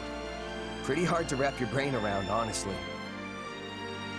I can't even begin to fathom how you can grapple with something that heavy. Once again, you managed to find a most surprising nugget of philosophy. I knew you'd understand, even if I can't point to the reason why I felt that way. But I'm glad to hear you say it. Thank you. Imperial soldiers, the lands of Brynnius now belong to us. As you know, Brynnius shares a border with Blaidd territory. The enemy's stronghold of Ferdiad is but a stone's throw away. At long last, we approach the final push of this campaign. Stay vigilant, but be not afraid. We shall wield our weapons as one, claim our victory, and unite all of Fódlan under our flag!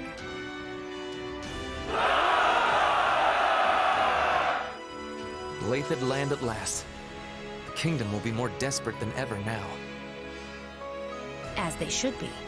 We have stripped away nearly half of their territory at this point. But we still have the remaining houses to contend with. Cairn, Galatea, Fraldarius, and Gautier are all unshakably faithful to the crown. They would tear us to pieces had they the chance. Certainly not my idea of a fun afternoon. Still, we have no choice but to face them unless they decide to stop harboring the Archbishop. Do you think that's even a possibility? The people of the kingdom are quite devout after all. I highly doubt it. So let them huddle together like the cornered rats they are and... Huh? What's going on? Urgent news, my lord. Massive revolts have broken out in Hrim and Ordelia territory. What? Did you say Hrim?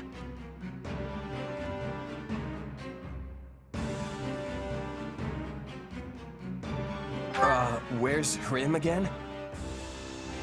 The eastern edge of the Empire, north of Ire, along the Aramid River. And Ordelia land is across the bank in Alliance territory. Something must have happened to stir them up. Unrest in both the Empire and the Alliance? This can't be a coincidence. So, those who slither in the dark have finally made their move. This is it. This is our chance to figure out who or what those people really are.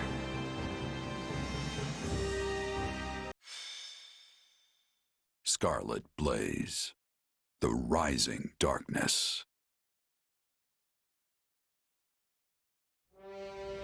Having smashed the kingdom's last desperate defense, the Empire takes the battle north. Further pressure from the Alliance to the east forces King Dimitri to make a difficult choice. Will the Empire and Alliance prevail and unite Fódlan? Just as all begin to entertain the possibility, those most opposed to the idea finally emerge from the shadows.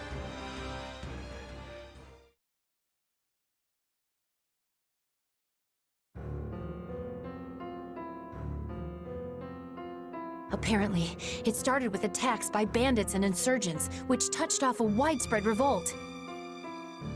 The people have taken to the streets, and now Hrim and Ordelia territory are in total chaos. We have no choice but to intervene.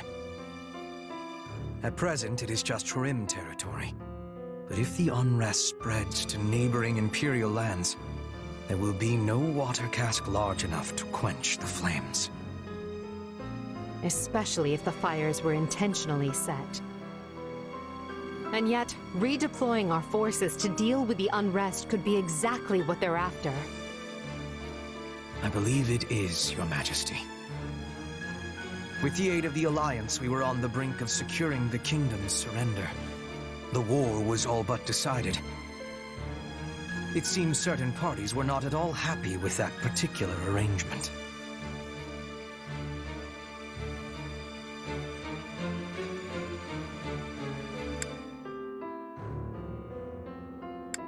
Are you sure we have to deal with it right now? Why not go back once we finish up in the kingdom? And go back to what, exactly? An empire in flames? Sounds like we don't have a choice. No one is more reluctant than I am to turn back when victory is within our grasp. But it is the only option. Fortunately, the kingdom now lacks the soldiers to take advantage and regain their lost territory. We'll leave enough troops to hold the line and take the main force east at speed. I'll have Count Bergles take position at Aryans Road. That sounds exhausting. But you're the boss. Do you mind if I just slink off to my room and... Oh, here come the dagger eyes. Never mind. If it's settled, let's not waste another second. Every moment we delay means more suffering for the innocent people who are caught up in this. Going to Hrimland will take us close to Ire. Needless to say, I am in favor of departing at once. Let's go find the masterminds behind this mess and send them to meet their maker. But how will we be telling the innocent people from those who are causing trouble? A fair point. If we're too reckless, many good people are going to be killed. Only one thing to do. Let's get to Hrim territory and sort this out.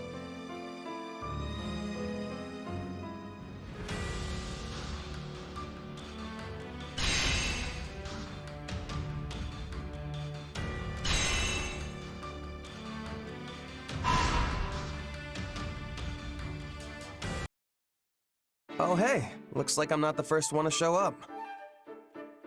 Hello there. No need to pay me any mind. I'll just be absorbed in my book here. I assume you've come to meet someone? As they've clearly not arrived yet, why don't you join me? Here. Thanks. Hey, Linhardt, you're into all that spooky magic stuff, right? Like sorcery and crests and whatnot? Yes? Why? Is there something you'd like to ask me? Oh, no. I was just thinking it's kind of weird that you've never really been interested in my power. Do you want me to be? Yeah, I mean, I don't even understand it myself. But with you helping me, I might actually learn something.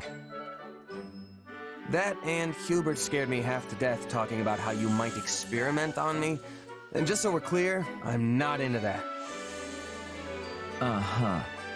Well, not everything piques my interest. Your circumstances simply do not. If you're not interested, then so be it. But is there any particular reason why? Hard to say. Perhaps because a sword is the only thing you're able to manifest? Strictly speaking, I suppose your power does raise some questions. But that sinister weapon of yours, it just doesn't leave me all that interested in learning more. Sinister, huh? Well, that's one way to describe it.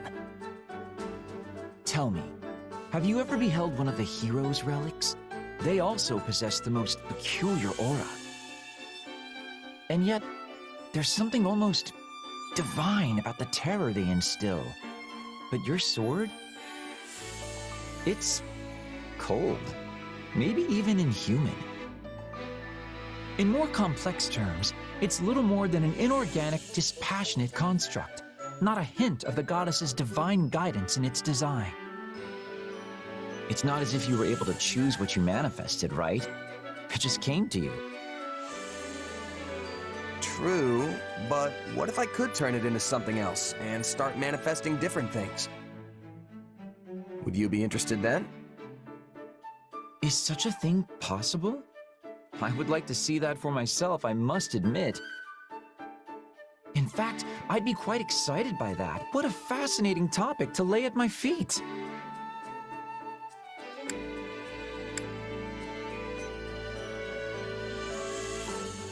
Hey, it was just a suggestion. I have no idea if I can actually do it. But aren't you the one who brought it up?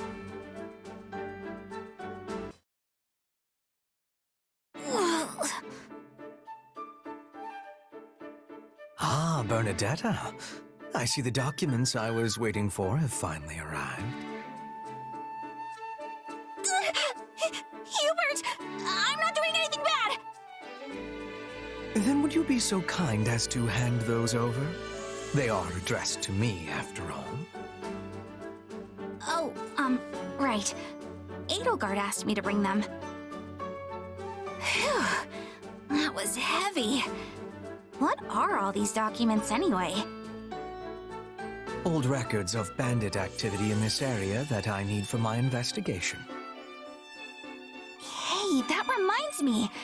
I heard we had a group of bandits cornered, but they sort of got away. Yes, a most vexing development. It beggars belief that our troops prove unable to exterminate even these few stray vermin. Wait, are you angry? Oh, I doubt it is worth raising my ire over. That's good. But you look like you're angry. Bernadetta, are you aware of how your persistence often leads to the very outcome you wish to avoid? I mean, yes? In any event, my mood is what it is because I must now locate a den of rats. I will need to research previous stomping grounds, then cross-reference the location of their old lairs in order to work out where this new one might be. Wow, that sounds like a ton of work. Yes, but there is nothing for it. These craven rats will not re-emerge once they've burrowed into their nests. Hey, neat! I definitely understand the desire to burrow in somewhere and never come out.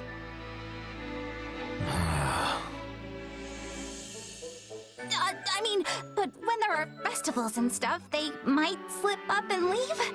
Maybe? Possibly? I mean, everyone loves festivals, except when there are people around, which is usually the case. Somehow I suspect you would not emerge for even the most magnificent of carnivals. However, you and the rats may differ on that point. We do what now? Yes, of course. Unlike you, these thieves have no particular desire to live away from others. We have had them on the run for some time, which means they've not been able to earn coin through their usual underhanded work. Thus, if I were to prepare a place where they could cut a few easy purses, they might consider the spoils to be worth the risk. Okay. And the bait shall be a festival. Due to the war, we have not held a genuine festival for quite some time, after all. So even if we do not capture the rodents, and it merely brings much-needed succor to the people, I would still consider it a success. Well done, Bernadetta. You have come up with a splendid idea that eluded even myself. Why are you complimenting me out of nowhere? Are you plotting against me? Not particularly, no. Although I am thinking I will require your assistance in this matter from now on. No! Someone free poor Bernie from this torment! Do I want to know what you two are talking about? Is it not obvious? We are debating who might be behind the recent disturbance in the peace.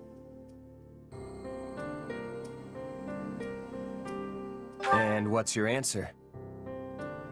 Lord Arundel, Tomas, Kranya, those who slither in the dark.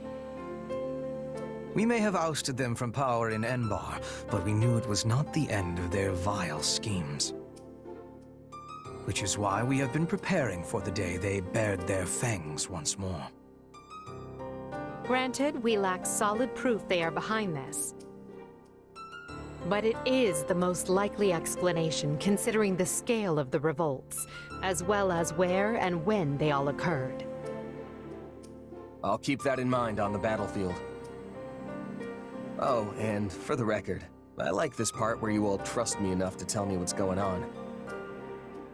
A strategy I strongly oppose. But Her Majesty insisted we keep you in the loop. Must you always antagonize Hubert? I merely state fact. Though I will admit you saved the Emperor's life once. Still, I would not be shocked in the slightest if you suddenly changed your colors and tried to kill her. Yet sharing such knowledge with you achieves a dual purpose. It helps prevent those who slither in the dark from using you, and it gives ample justification to dispose of you, should you betray us.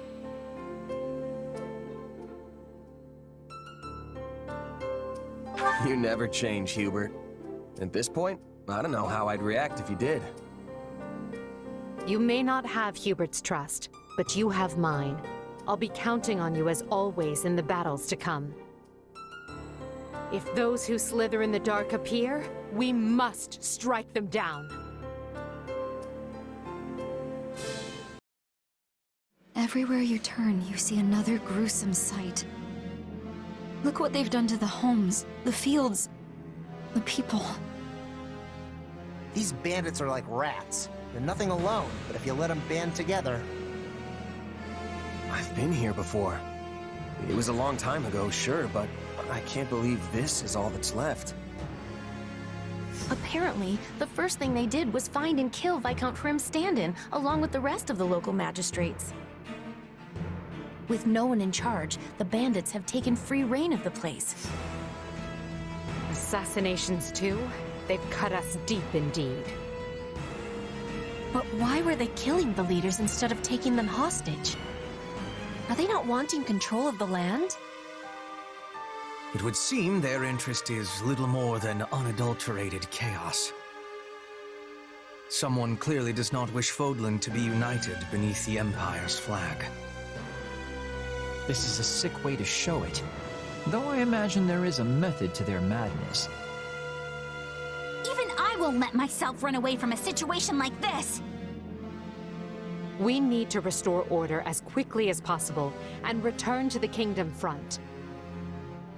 Once I've brought an end to the war, I will never permit something this ghastly to happen again.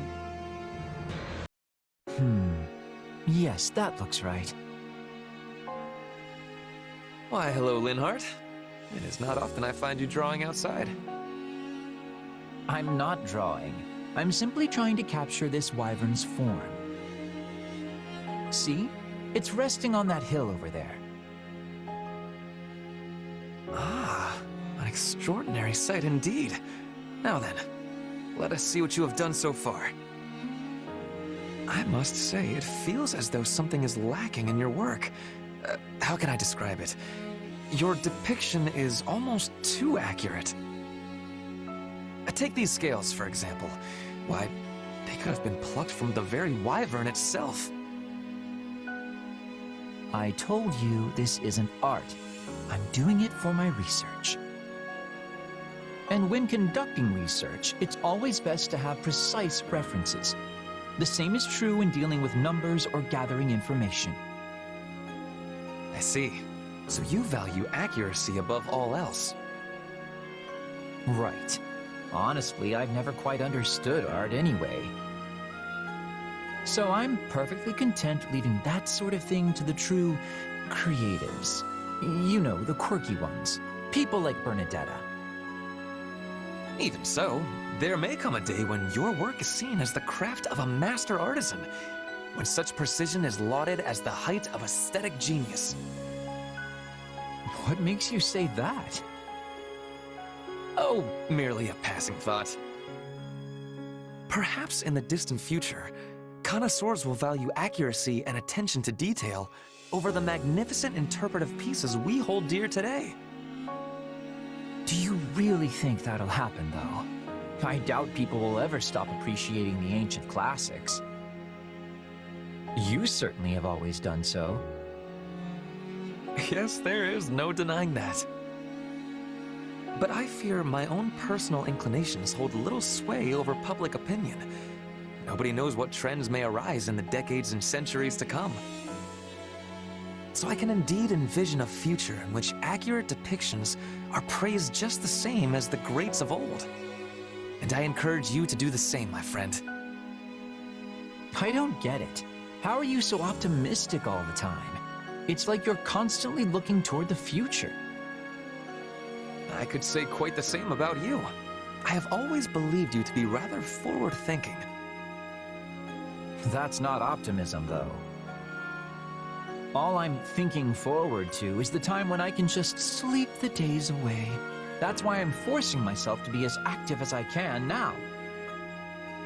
Regrettably, those halcyon days of slumber are still but a distant dream. I have much work for you, both now and further down the road. To begin with, might I ask you to paint my portrait? For the last time, I'm a researcher, not an artist. Are you sure you want such a faithful depiction? That is exactly what I want. How else would my yet unborn descendants know the true visage of the great Ferdinand von Eyre?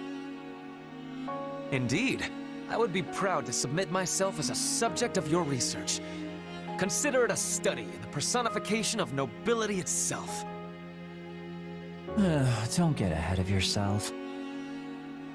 I'm fine drawing you, but I don't have the slightest modicum of interest in actually researching you. Though, I do sometimes wonder where you get all that unabashed confidence from. I'm tired. Time to find a good spot for a nap. Bernadetta?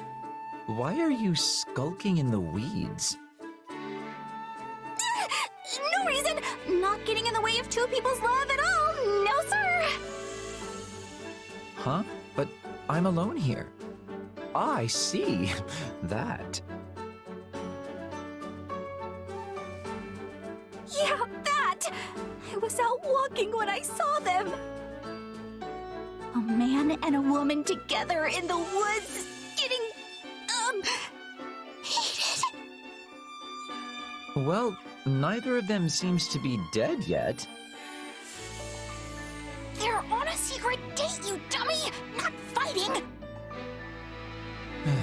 Regardless, how does two lovers stealing a moment alone lead to you curled up here in the fetal position? Because I'm hiding! I mean, if I messed up their date, they might try to get revenge on me! Relax. To them, you're no different than a pebble on the side of the road. Hey, I'm not a pebble! I mean, sure, sometimes I wish I was just a rock, but... Then just roll away quietly and you'll be fine. Just roll away quietly. Hey, yeah! Wait, no! They'd see me! Stop trying to get me killed! We've made enough racket over here to raise the dead, and they haven't even noticed. I think it's safe to say they're off in their own little world. Still, good for them, sharing words of love when either one could die tomorrow. Wait, they could die tomorrow? They're both soldiers who serve on the front lines. I doubt a rosy future awaits them. No! That's not true! Couples swearing their love and defying destiny are a staple of classic fiction! Sure, but the fact it wouldn't happen in reality is what makes it such a good story, right? Wait, but there are tons of stories where two people who have sworn their love don't ever meet again. Likely because that's something people are familiar with from their own lives. Okay, so which is it? I believe those two can be happy together, so they can, right? I hope that's the case, but reality is cruel. Anyway, I've talked myself right to sleep. Huh? Come on, don't sleep there!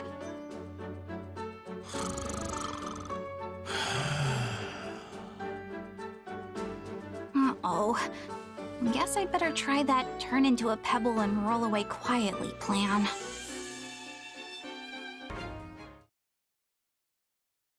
And of course, I'm worried about those who struggle at combat. Yes, we must do all we can to support them. I'll do my part to watch out for those who need help. Thank you. We'll do this together. Support people who struggle with combat, huh? If there's a more perfect job for me out there, I don't know what it is.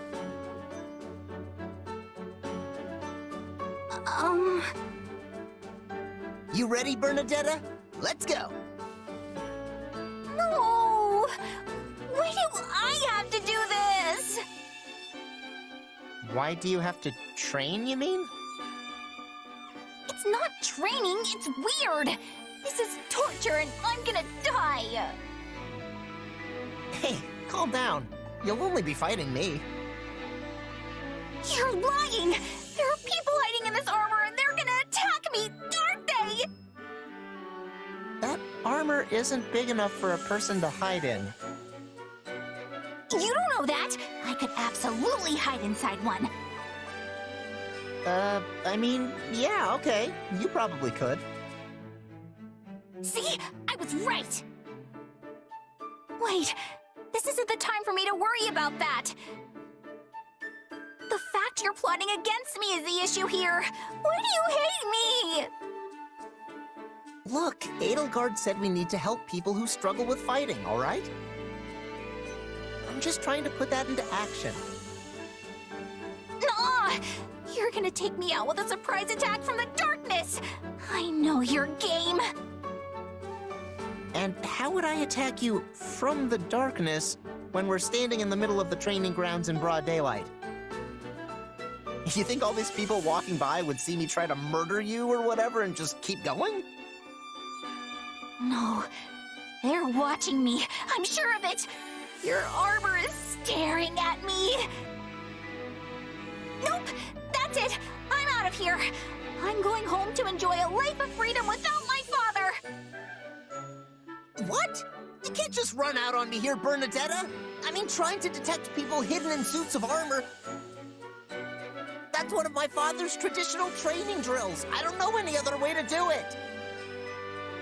I don't need your lousy support, so just leave me alone! Maybe I'm not cut out for this kind of thing. Ah, Happy. How are you finding your time in the Imperial Army? Pretty normal, I guess. It's nice to be around a lot of people I don't know. Excellent. For if you were dissatisfied, it could lead to an accident.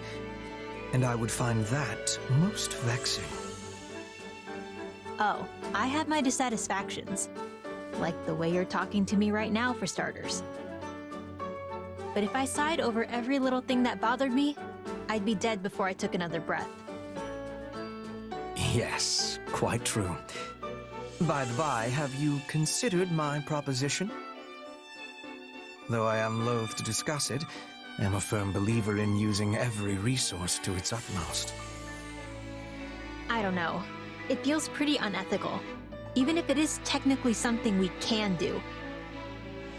And did you spare a single thought for how I might feel being used like that? I actually made the proposal based on my estimation of your feelings. I imagine you would enjoy sighing for a greater cause, seeing as you are never able to unleash them freely. And why exactly would I want to sigh, huh? As I am not you, I have no answer to that question. I simply thought it might be unpleasant. Being the only one prohibited from performing an action others do as a matter of course, that is. Right. Well, no, it isn't. And if you're really approaching this thing without considering my feelings, you're so far off the mark, I don't know what to tell you. My, I just thought the woman would enjoy breathing a literal sigh of relief.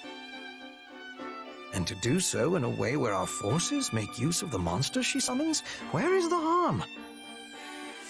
Alas, I suspect I am in for another mocking at the hands of Her Majesty for how often people mistake me for a heartless cad. The Bert? Again? Ugh. Happy. Now that you are calmer, I thought perhaps we might share some tea and treats. But if you're not interested, I am content to deal with them myself. You really want me to buy into this plan of yours, huh? I told you, the answer's no. Now stay away from me.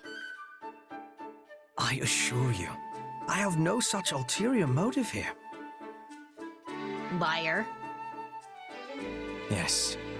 Well, I can see any further conversation will be fruitless. In that case, I bid you good day. Had I known this would all be for me, I would have made coffee instead of tea. Huh? What's coffee? It does not concern you. Pray forgive my intrusion. Yeesh. Just being near that guy makes me want to sigh.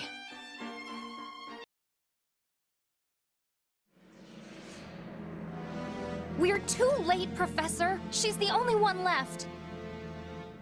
What an abhorrent sight. Hi, Miguel! Give me back my little boy! I'm so sorry, but your boy is... he's gone. Please, you must live on. Come with us. Leonie, will you take her? I'll check down the other way. Come with me, ma'am. It'll be all right. We got more bandits! They're kidnappers!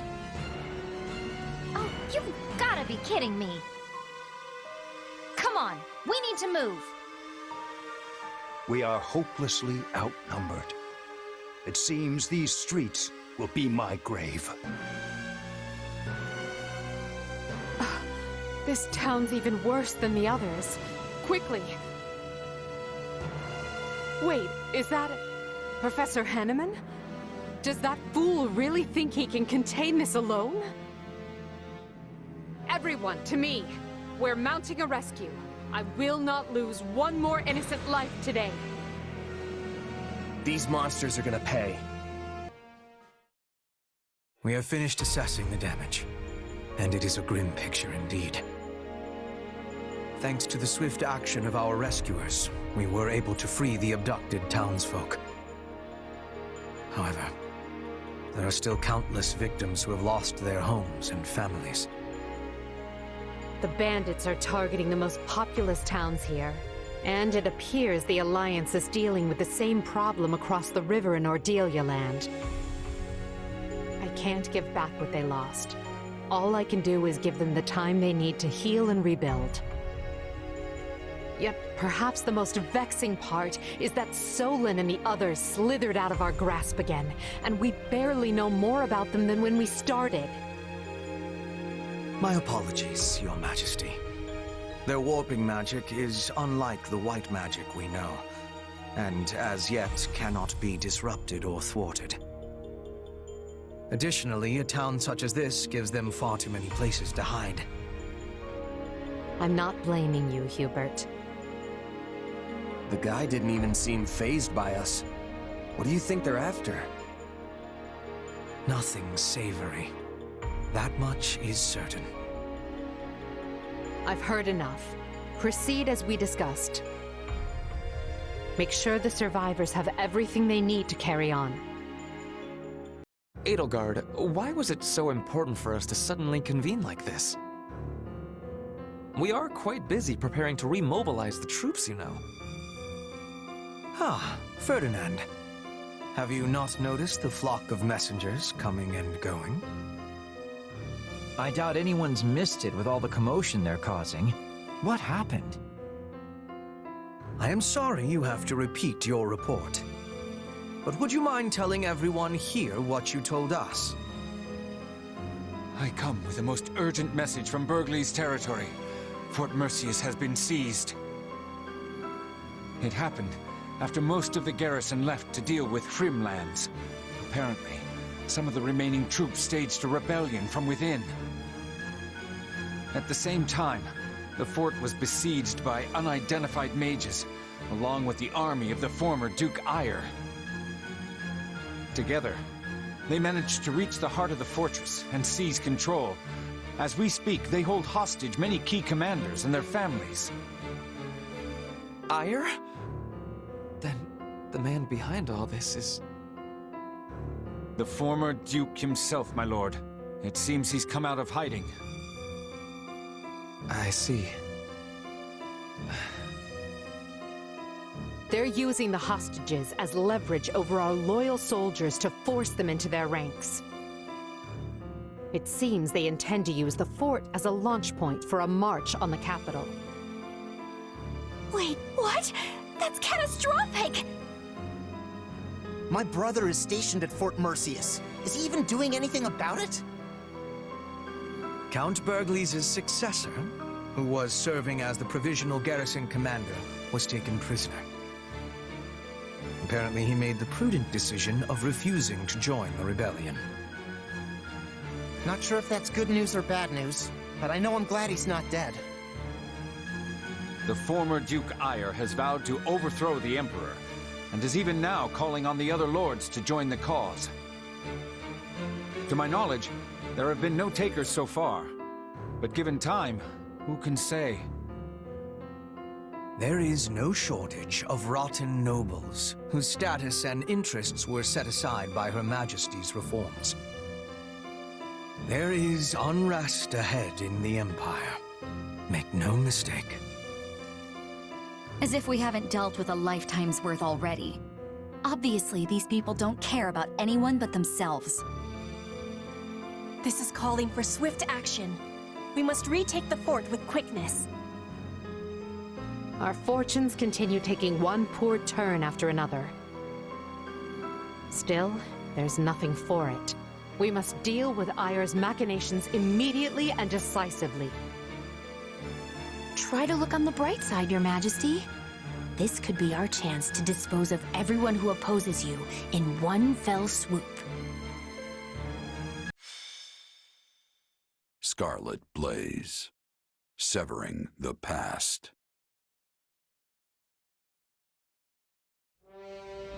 After a furious march, Edelgard's army restores a measure of peace to the imperiled lands of Hrim, only to learn of a revolt at Fort Merceus, staged by the deposed Duke Eyre.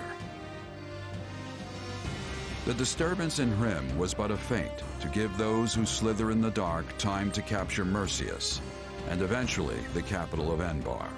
But Edelgard moves to thwart them.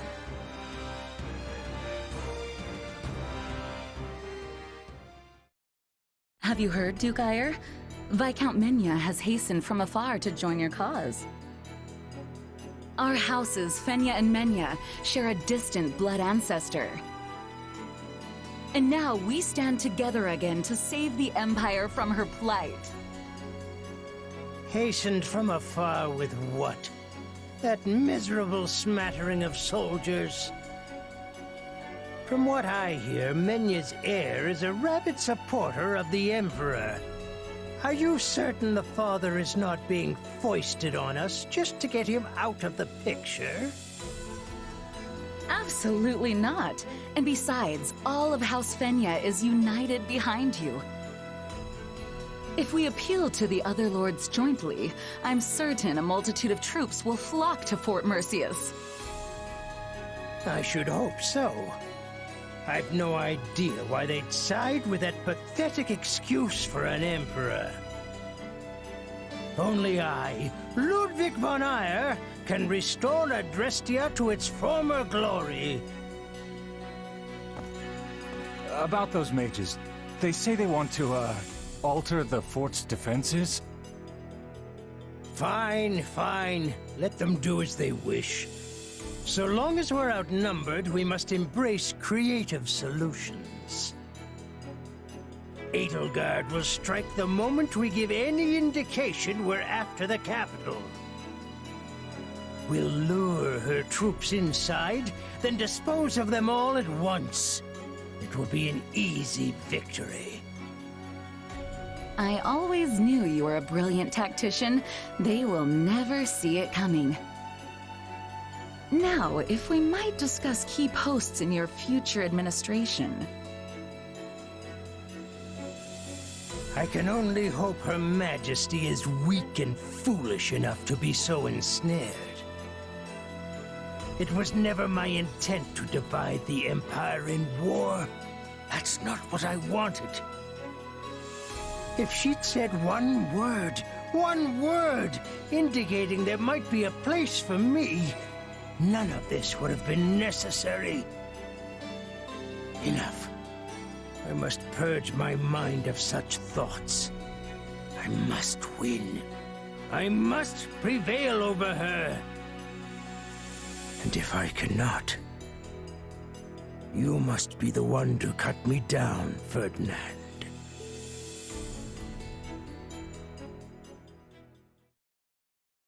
Edelgard, do you have a moment? Of course, Ferdinand, but please keep it short. It is about my father. My pleas for a fair trial cost you time and delayed his sentencing. It also gave the Knights of Seiros an opening to conduct their raid, which provided him ample opportunity to stage an escape. I am to blame for all that has transpired. Let me hurry you along to the point, if I may. What are you going to do about it? Or, more likely, what do you want me to do about it? Put me in the field when we retake Fort Mercius, and permit me to rectify my own mistake. Will you allow me that? I was wondering when you'd ask. Don't worry, I've already made the arrangements. But you mustn't do anything reckless. You will stick to the battle plan, and that is a direct order. Ah, Edelgard, you are the very picture of reason, the very epitome of wise stewardship. Enough. You can gush over me after the battle if you still feel the urge. We've no idea how things will go after all, and you may be in a very different mood. True. All the same, I am grateful. Thank you. You can come out, Hubert. I know you're listening. I came to give you the latest report, Your Majesty, but decided to wait until this other business reached its conclusion. Then you know what must be done. Make sure he's given protection. Oh, I will if I find the time. You do keep me quite busy, after all. You've found a way to take care of them? I can assure you, those Cretans will rue ever setting foot in Her Majesty's fortress. They wanted thick walls, and we will give them the thickest ones a coffin can provide. This is our chance to decimate the forces of those who slither in the dark.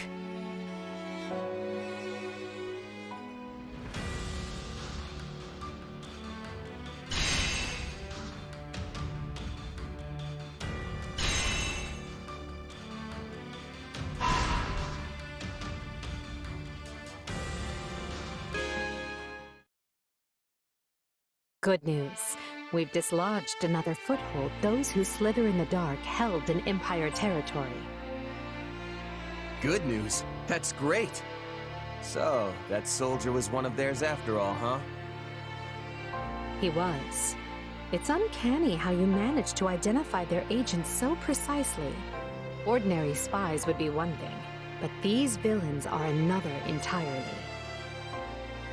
I'd like to say it's just intuition, but there's more to it than that. It's my power. Their magic is almost identical to the one I use, so it's not hard for me to pick up on. I guess we have Hubert to thank for connecting the dots between the two. How strange that you would hold such an important key. The more I look back, the more I realize.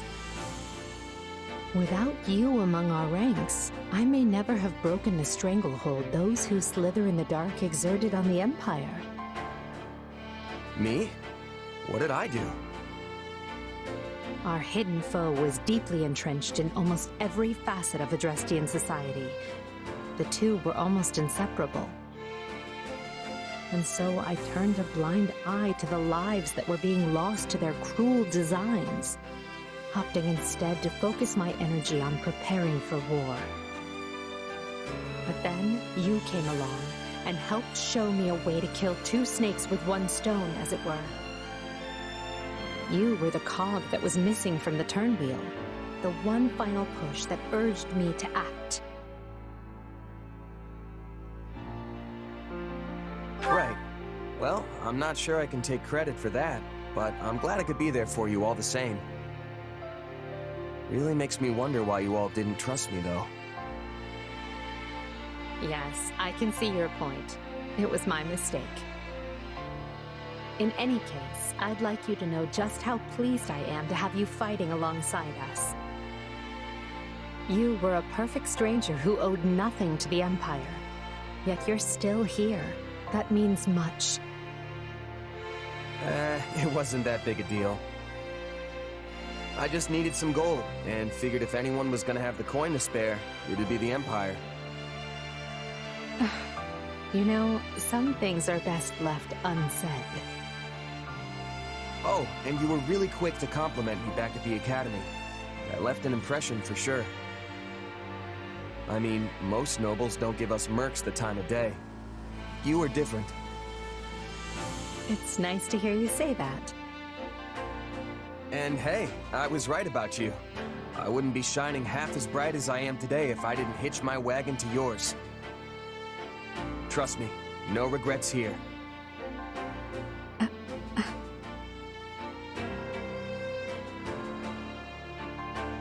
Anyway, back to it. Victory is so close I can almost smell it. And I'll be right here by your side the rest of the way. No stopping till we've united all of Fódlan. We will reach the end of this path soon. All of us. Together. Well, Bernie, you were nothing but trouble for everybody, yet again. There you are. I was worried when you failed to appear at mealtime. I'm fine. All quiet here. Please do not tell me your hunger was so great that you resorted to eating those plants there. You should be careful. I have heard there is some rather poisonous flora in this area. Hey, I'm not going to eat poison. What kind of dummy do you think I am? I know exactly which plants are safe and which ones aren't. It is strange to see you this confident on a topic.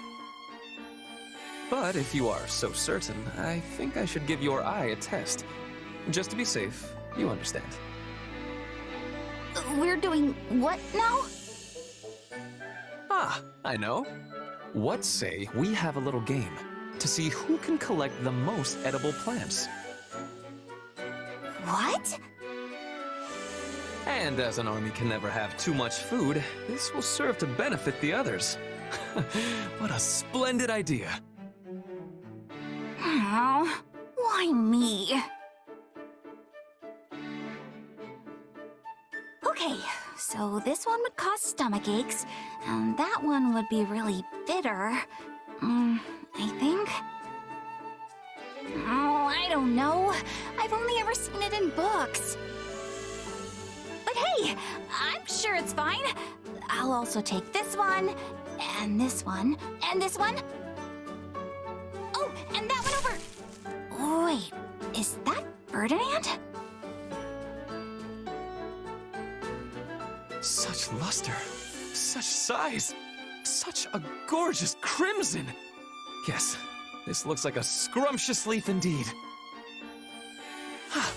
And there are bulbs under this tree. Rich white bulbs with the luster of a precious pearl.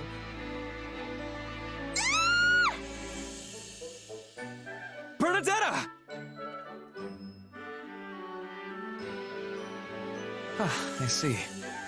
You were frightened by a mouse scampering by and took a bit of a tumble when you fled, yes? Yeah, and I dropped all my beautiful plants that your dumb game made me don't collect! Never mind that now. Show me your wound, please. Ah, yes. Just a scrape. Still, we should return to base and treat it before it festers. Yeah, I suppose. Thanks for looking at it. Wait, that leaf! The one you're carrying! This one?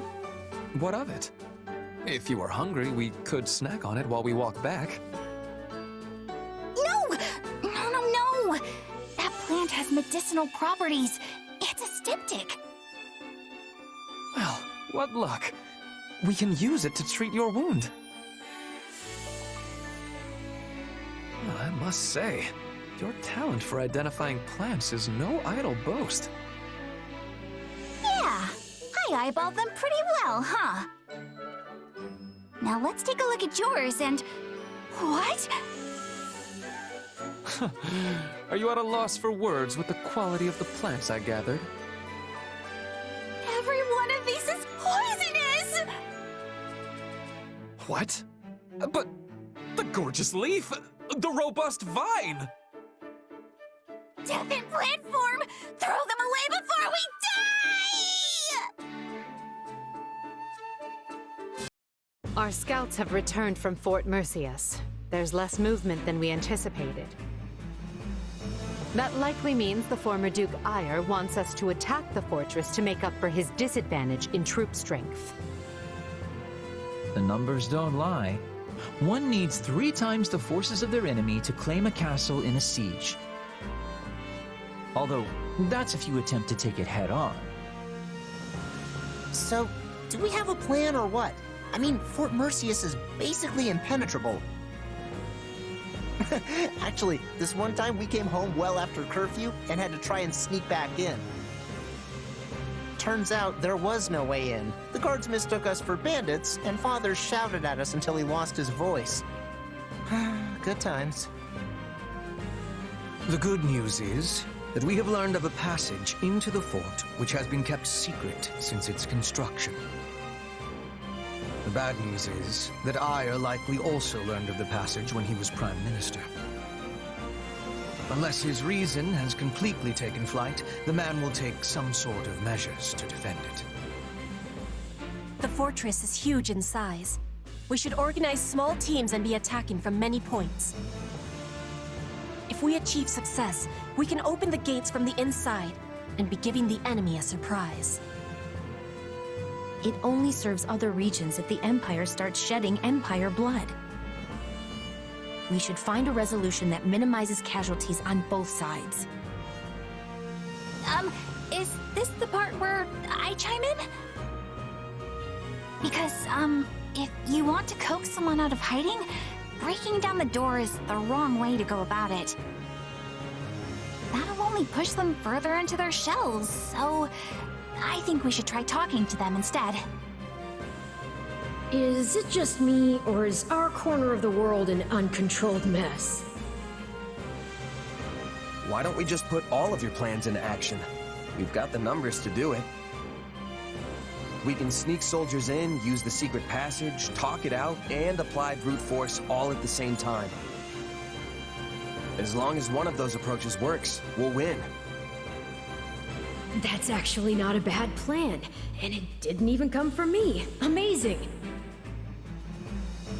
I mean, the brute force part is a little risky, but I dare say you're learning.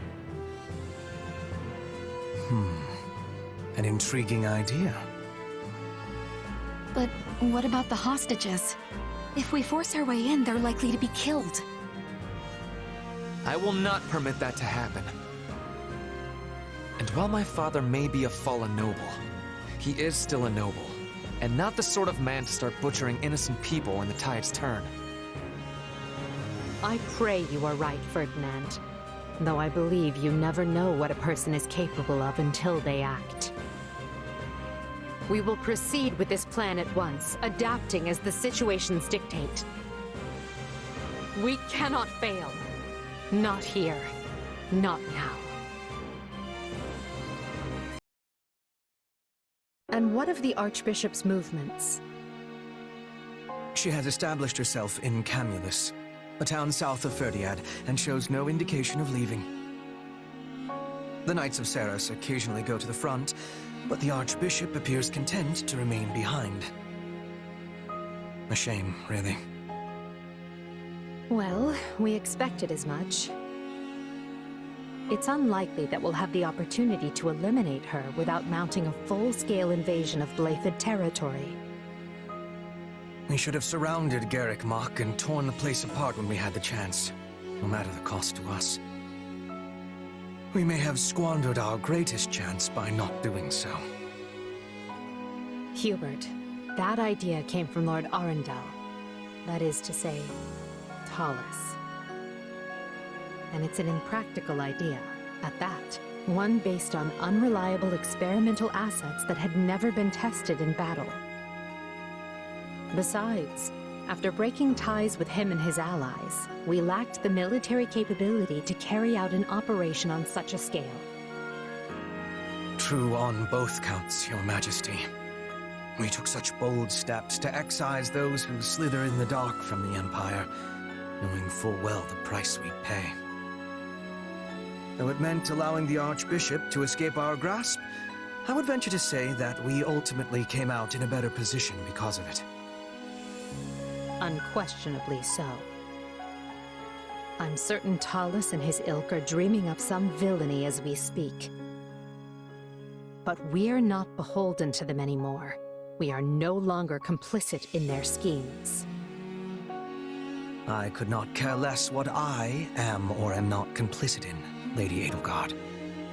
But I agree, you must not be. For your own sake and the sake of the Empire, it is vital that you remain unsullied and unencumbered. When I proposed such drastic changes to our plan 2 years ago, I did so against your best counsel. And yet you made it work every step of the way. None of us would be where we are today if not for you, Hubert. I cannot thank you enough. This is quite unlike you, Your Majesty. Are you feeling unwell? I assure you I feel ever appreciated. There is no need for you to speak such words aloud. Or perhaps this is meant to soften the blow of yet another drastic change of course? Nothing like that, I assure you. I simply want you to know how much you are valued. This path I walk, I cannot walk it without you. I'm only able to press onward because I have you to open the way. There will always be a place for you by my side.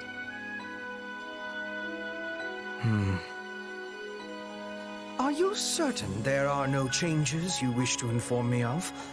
I must insist that you hide nothing from me. What? But I just said I'm not... Hubert, are you truly so incapable of accepting a simple word of thanks? Ah, Petra. Fancy running into you here. How are you acclimating to life in Her Majesty's army? We are constantly traveling all across Fódlan, so I'm sure there is a lot to adjust to. I find myself being cold often, but the others have shown great kindness in telling me what to expect. I have no troubles. Marvelous. I want nothing more than for you to fit in and feel comfortable. Know that there is a permanent place for you in this army, if you so desire. No, I will be returning to Bridget when the war is finished. I am going to be queen. That day is approaching with quickness. Yes, I am very much aware. And upon your coronation, Bridget will be released from its vassalage to the Empire. Her Majesty and your grandfather have agreed to this in secret. For having consideration of Bridget's interests, I give Lady Edelgard and Duke Gert my gratitude. As I understand it, the Minister of Foreign Affairs pursued this particular policy most vigorously. He has met with far more success, now that Lord Arundel is no longer around to impede him. I might even go so far as to say the Duke looks like a new man. A new man? No, he's still being the same man. Well, yes. I suppose you have me there. Regardless, I do hope that you can forgive us. Though we would very much like to make our agreement with Bridget public, doing so now would be most unwise. I have understanding. The war of 7 years ago still has freshness in the minds of many. You do not want to give them cause for anger when this war has not reached its finish yet. I'm glad you appreciate the situation, as I was certain you would. But all in Bridget have knowledge of our agreement. Every man, woman, and child. If it is broken, they will have knowledge of that as well. Blood would be spilling. Petra? Was that a threat? Not a threat, a concern. I know I can place trust in the word of the Empire. The Emperor would never be breaking a promise. Would she, Hubert? What?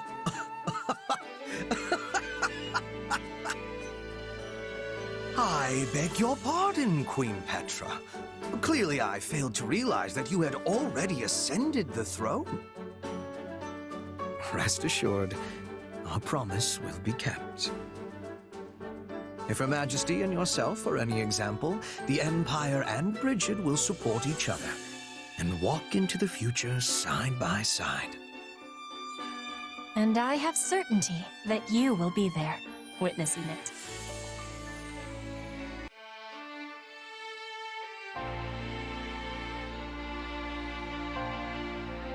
Lady Edelgard? I'm sorry, Petra. Am I interrupting? It is okay. I will soon be finishing. I am offering prayers to the spirits, so they will be guiding us to victory in battle. Is this how you pray in Bridget? In Fódlan, we usually save such things for a chapel. Yes. In Bridget, we are offering our prayers to the forests, the mountains, the skies, anywhere the spirits are dwelling. In Fódlan, the people are offering their prayers to the goddess. In this, we are differing. But we are the same, in hoping to live long and fight for what has meaning. Yes, of course. Perhaps I shouldn't ask this, but is it not unwise for you to be risking your life here in Fódlan? You are the queen of Bridget. Your people need you to return safely to them. Yes, your words have truthfulness. If I am dying here on foreign soil, I am betraying my people. You gave me your promise to be releasing Bridget from its vassal relationship to the Empire. And if I die, your promise will be dying with me. Yes, I suppose it would. If you died, I would have to renegotiate our terms with your successor.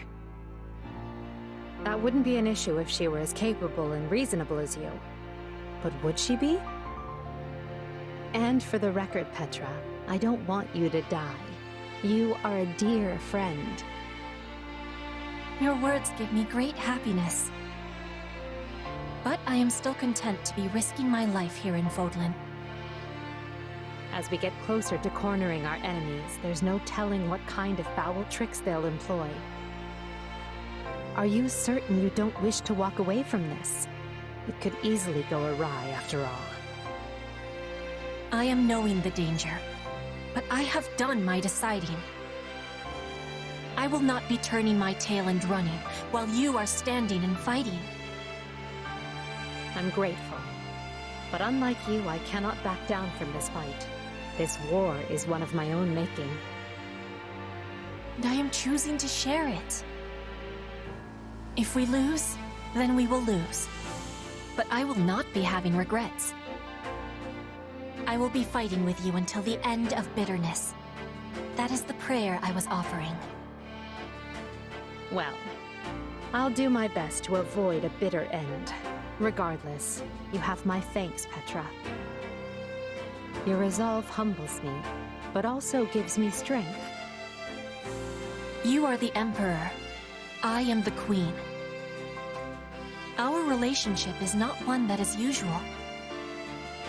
Not everyone can be standing on equal feet with you. This is something only I can be doing. And so, I will continue standing by your side. Let no one say the Queen of Brigid is not gracious and noble. But I do hope we never turn into a couple of stuffy royals who insist on doing everything by the book. I have trust that you will never be letting that happen. If everyone is prepared, it's time to make our move. Our troops attacking the gates have been instructed not to force their way in. Before long, the enemy will notice as much and realize we're already inside. We need to locate and strike down the rebel leader. That should put an end to the insurrection. Along the way, you may encounter suspicious agents. They are the true masterminds behind the rebellion, and must all be eradicated. Got it. Now let's get going before those bloodthirsty monsters hurt any of the hostages. I haven't been this angry in a long time. When is that man going to stop being a thorn in Her Majesty's side? Ah, how splendid. But do try not to become so flush with rage that you make a foolish error. Perhaps if you grew flush with rage every now and again, you wouldn't have the complexion of a coffin dweller. Quiet, both of you.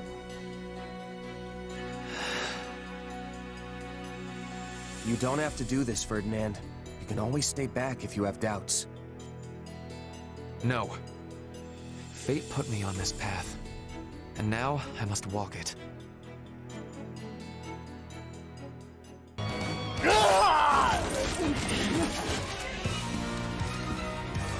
That is enough. There is no escape for you.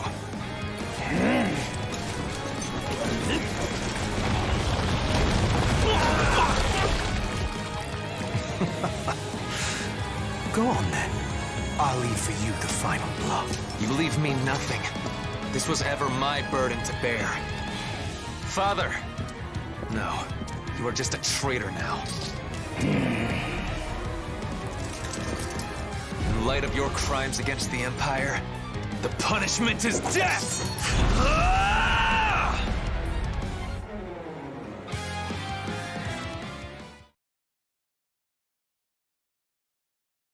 Send a runner to House Menya, and have them deliver the letter I drafted. Also, take the soldiers under your command and begin investigating any magic constructs abandoned by the enemy. At once, Lord Hubert.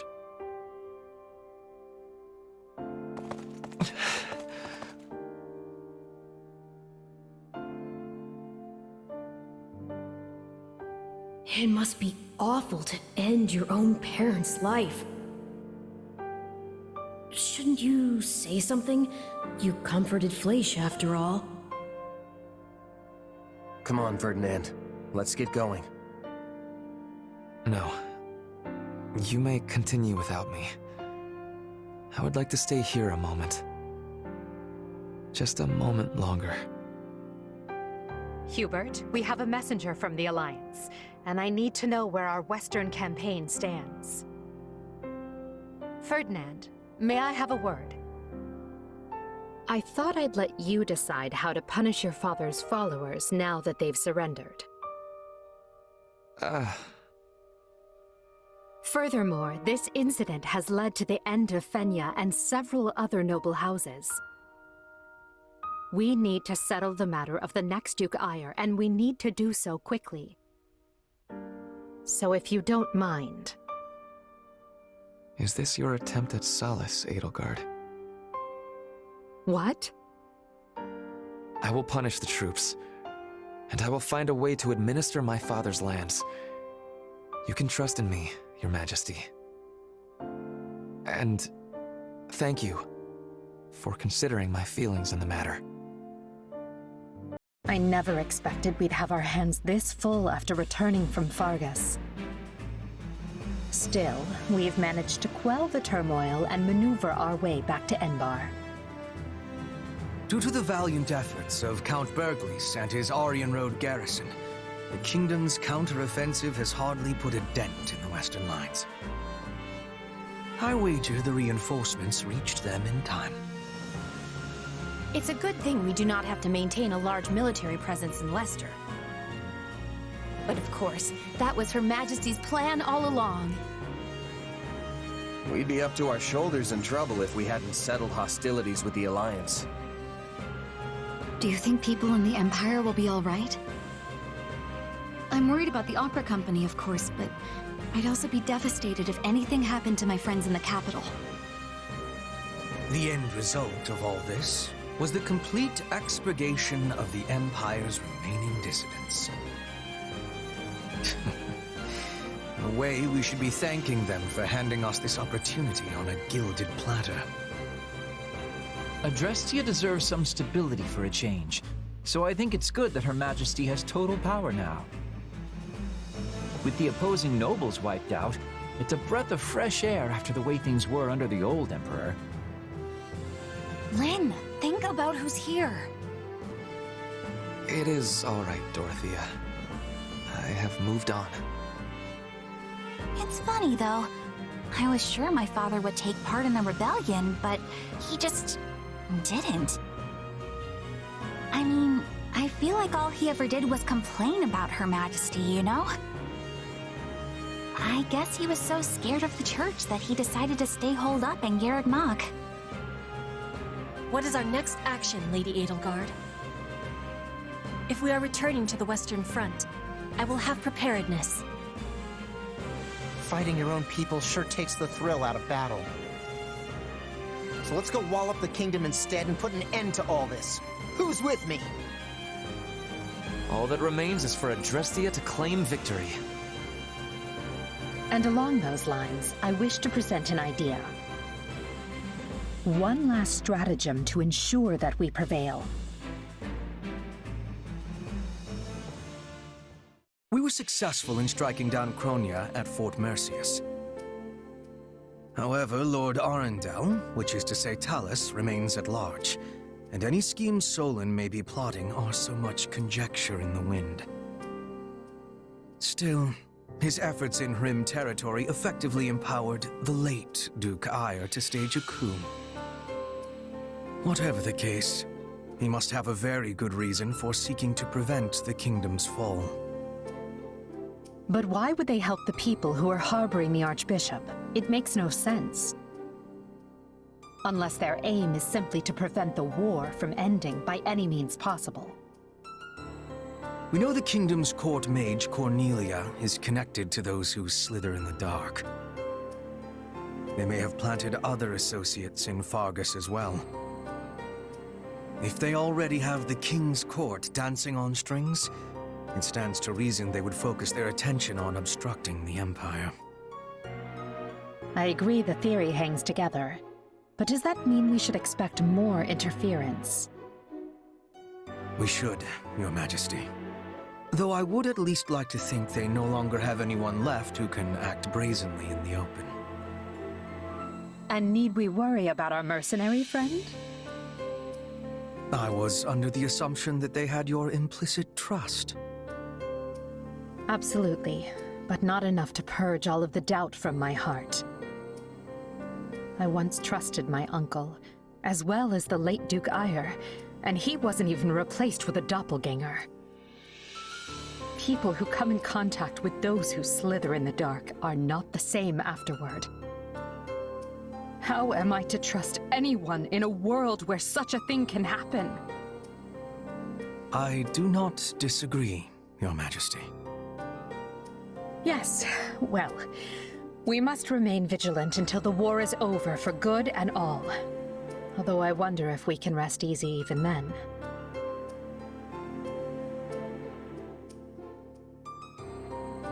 We still don't really know much about Solon, Kranya, and Talus. I was thinking this would be a chance to learn about my power, or who you actually are. But, oh well. Oh well. Is that all you have to say for yourself? I mean, I'm still curious, but my attention right now is on the battles ahead. And hey, it's not like knowing the truth would change much for you anyway. Even if I am related to those slithering people somehow, it's not like I'd want to split up with you. Plus, I need to focus on getting ready to face the Ashen Demon again. Now that's what I like to hear. It's incredible to see again just how fast you've matured. Makes me proud to call you my partner in destiny. Is this what being a parent feels like? Yeah, I guess. Anyway, this war will be over soon, so let's do what we've got to do to see it through together. I'll be counting on you, Arval. And I on you, so promise me you'll do what needs to be done.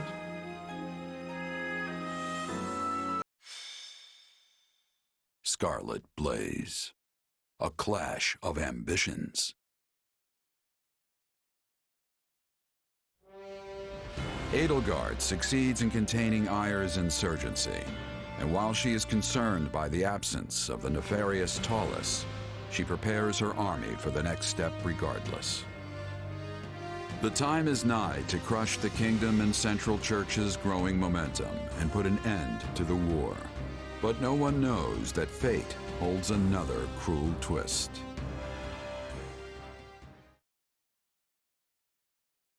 I've gathered you here in Cageccc because the time has come. We are returning to the front. Oh yeah, I've been waiting to hear that forever. Let's go wreck things! For the next phase of our campaign, we'll be working with the Alliance's leader, Claude, to tighten our cordon around the kingdom. Rather than try to advance on the Western Front, we'll join forces with the Alliance and press in from the east. This means we'll be marching northeast from the monastery and infiltrating Galatia. So long as the Alliance does not attempt any underhanded schemes, our victory there is assured. I hope we can finally end it this time. I don't think I can deal with doubling back again. Agreed. This slog has slogged on long enough. Worry not, friends. I'll not be blindsided twice. I promise you that. We won't rest until all of Fódlan is united. We will fight tooth and nail for it, and we'll do so together.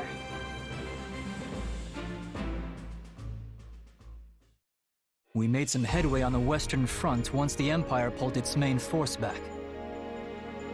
What does it matter when their Minister of Military Affairs still holds Aryans Road?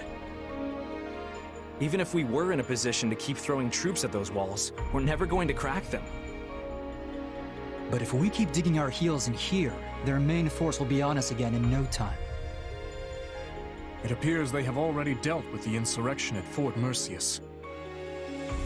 If they don't come at us from the west, they'll soon waltz right in from the east.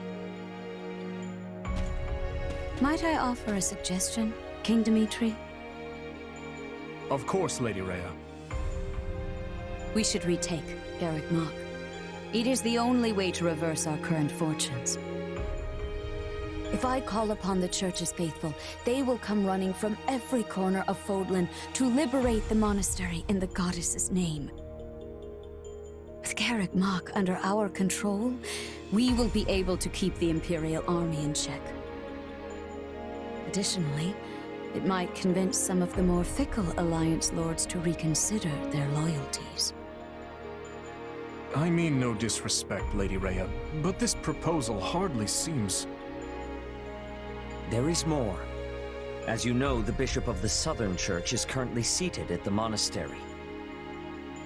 If we remove him, it reminds the world anew that Archbishop Rhea is the rightful head of the Church of Seiros. I believe this will shake some of the more devout Adrestian lords from their Emperor's grip. While their faith may waver now, Adrestia is still the cradle of the Church of Seiros. There are yet many pious believers among their nobility. If we can pull them to our side, it may shift the war back in our favor. We should strike while the iron is hot. I will get the word out at once. Hold, Lady Rhea. While I now concede that your plan to retake the monastery has some merit, I must ask that you alert no one. And why not? I need only say the word, and an army of believers will flock to our cause. Yes, and the moment the enemy spies people flooding in from across Hill and Dale, they'll realize what we're planning and bolster their defenses. You believe their defenses are mightier than the faith of the people? By the goddess, have our enemies truly become so powerful? In that case, what do you propose? We entrust the eastern lines to houses Cairn and Galatea, then ride en masse toward Aryans Road. The enemy will think we intend to assail the Silver Maiden, but instead, we break east. East? Then we'll be attacking the monastery through the Valley of Torment. I get your thinking now. If we attack from the west, Aryans Road would be at our backs, and the Empire could box us in. Very well. I have no objections. My church members will assist in guiding your soldiers through Epilogue. The monastery is holy and precious to us, and by the name of the goddess, I swear, it will be ours again. Good. Then I'll ready the troops. Lady Rhea, Seteth, I place all of our futures in your hands.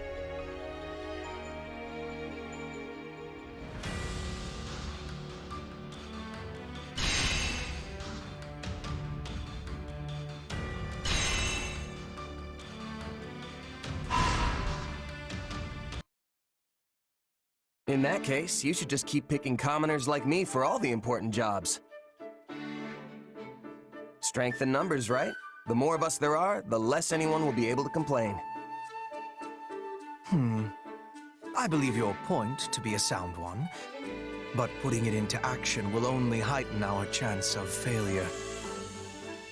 Try as you may to troll a river for jewels, you will most often find yourself hauling up mere pebbles instead. I get what you mean, I think. Accidentally picking the wrong person could really hurt the Emperor's reputation. And provide the perfect opening for nobles who want nothing more than for commoners to be kept in their place. An utter disgrace.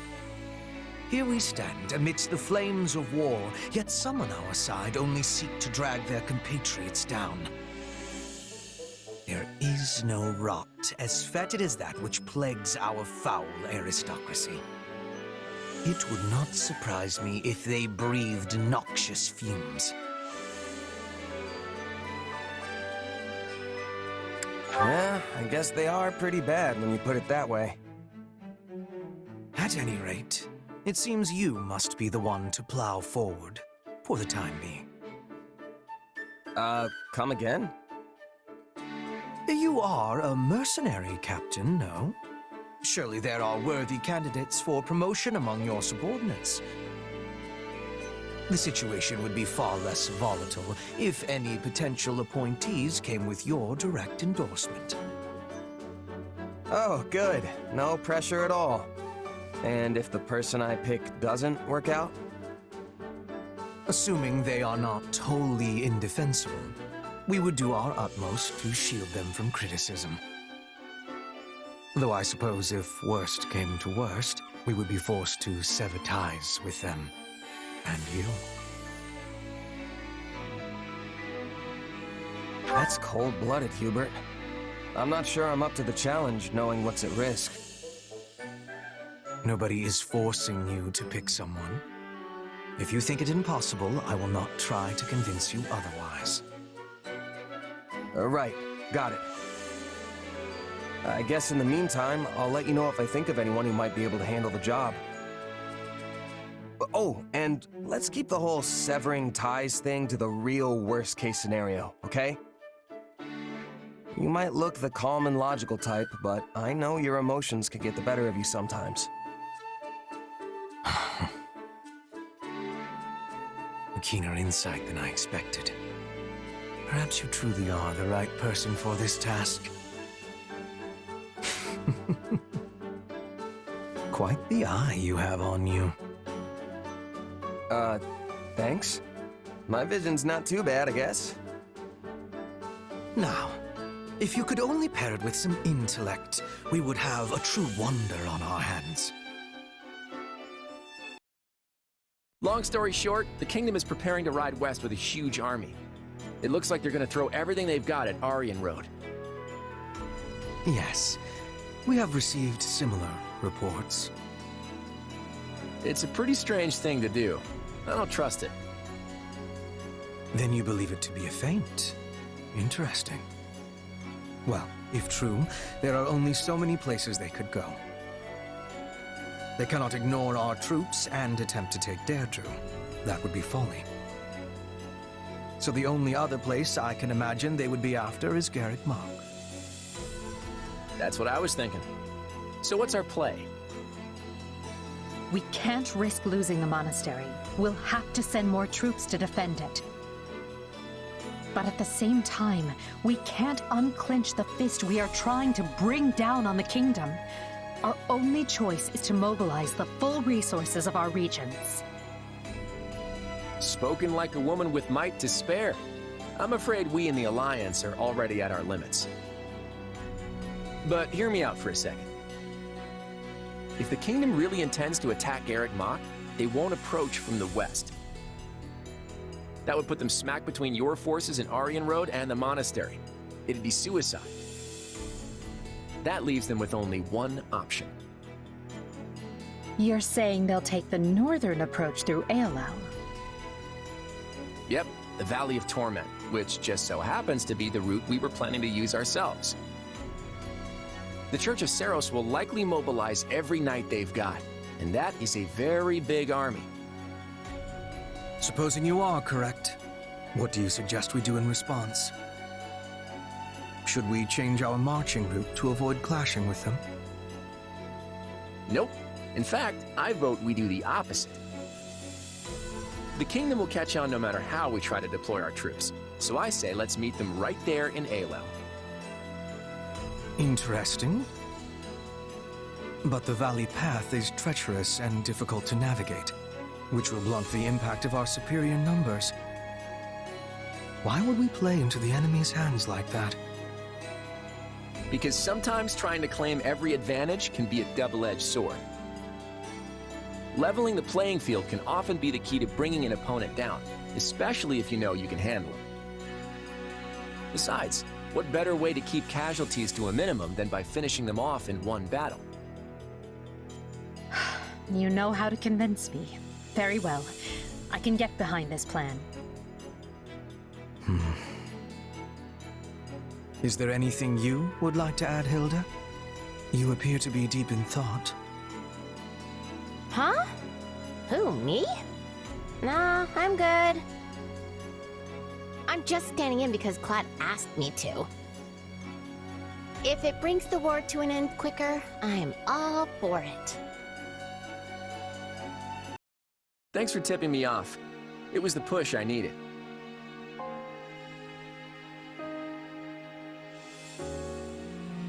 I've been grappling with what to do for a long time. If I'd had someone like you around, I might have made the right decision in the first place. I bet I'd be walking a very different path right now. Lester would sure be different. Maybe even all of Fódlan would be different. I think you're giving me too much credit. I don't know. I'm a pretty good judge of character. But anyway, if you don't have anything else lined up after the war, why not come with me? I think we make a pretty good team. Yeah, maybe we do. I'll give it some thought. That's all I could ask. But for now, I guess you know what to do next. Everyone, lend me your ears. Soon we will arrive in the Valley of Torment, where our Imperial allies will fight for supremacy against the forces of the Kingdom and Central Church. This is certain to be a violent and bloody battle. Death will indeed feast well this day. So think long and hard. Is this what you want? Yes, we signed a pact with the Empire, but only under duress after they overran our lands. And what was the other option? To side with the corrupt church and the kingdom they cling to? Never. A false choice is no choice at all. But now, right here and now, the Lester Alliance has a chance to turn the tables. Loyal friends, brave allies, fellow visionaries. Will we accept an emperor who pays for her needless wars in the coin of our blood? Will we submit to an archbishop and a king who would shackle us to their outmoded customs? I say no. I say never. And this day, on this battlefield, we stake a claim to a future of our own making.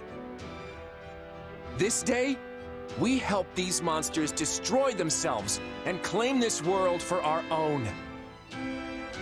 This day, we declare war against the Empire and the Kingdom.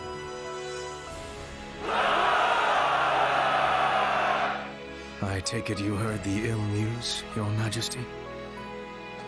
Moments ago, yes. I don't get it. Why would the Alliance want to make enemies of both the Empire and the Kingdom? It doesn't make any sense. I underestimated you, Claude.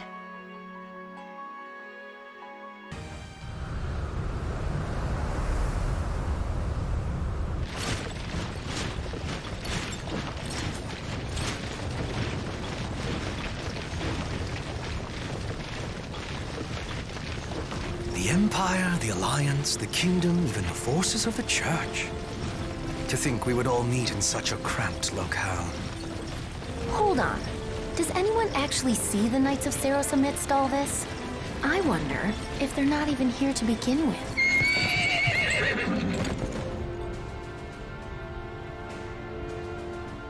We strike at the Imperial Army today. Do not let the Alliance distract you. Yes, as you command. The party's already starting, huh? It's too bad we couldn't throw it for something a little more civilized. Would it kill you to be serious for once, Claude?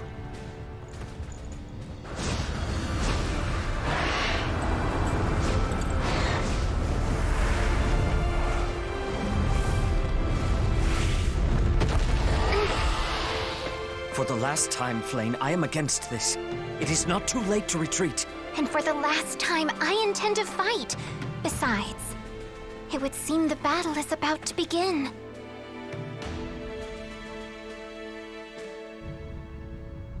Well then, just give the command, Edelgard. Good. Our very hope depends on you.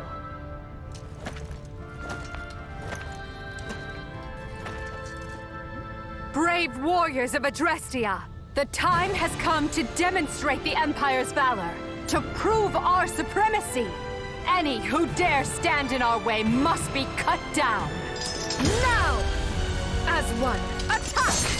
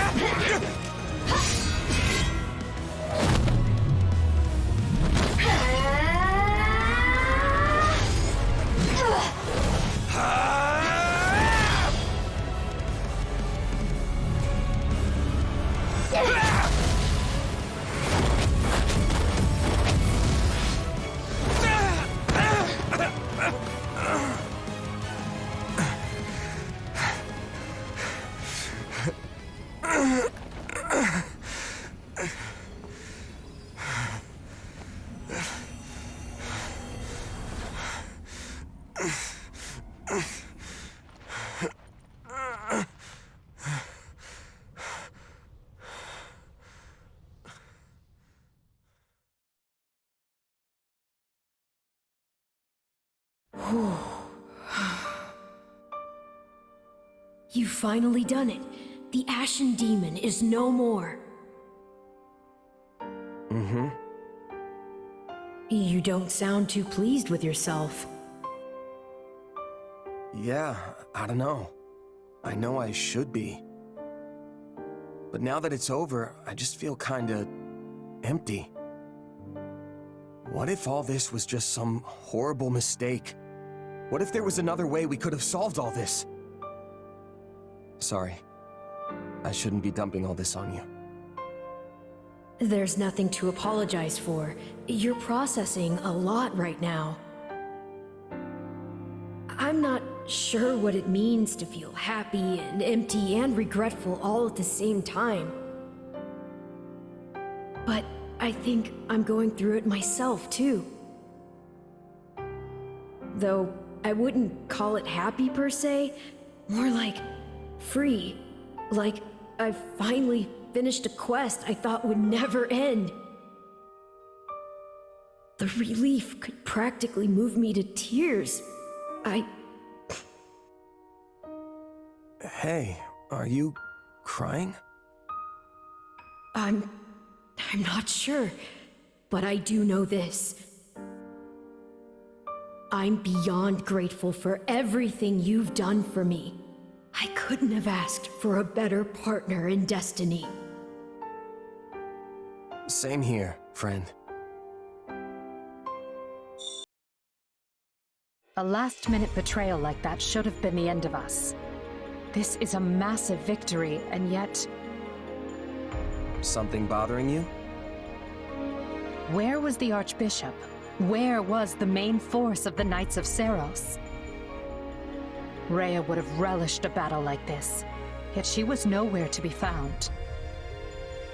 No. Hubert, let me ask you something. When the Archbishop escaped from Cageccc, we found no evidence of how she managed to reach this valley. Correct? Indeed. We searched high and low, but it was only by chance that we picked up her trail in Aryans. That is how we knew she had entered the kingdom. Without that clue, she would have been in the wind. Just as I suspected. What is it, Ferdinand? Is Cageccc in danger?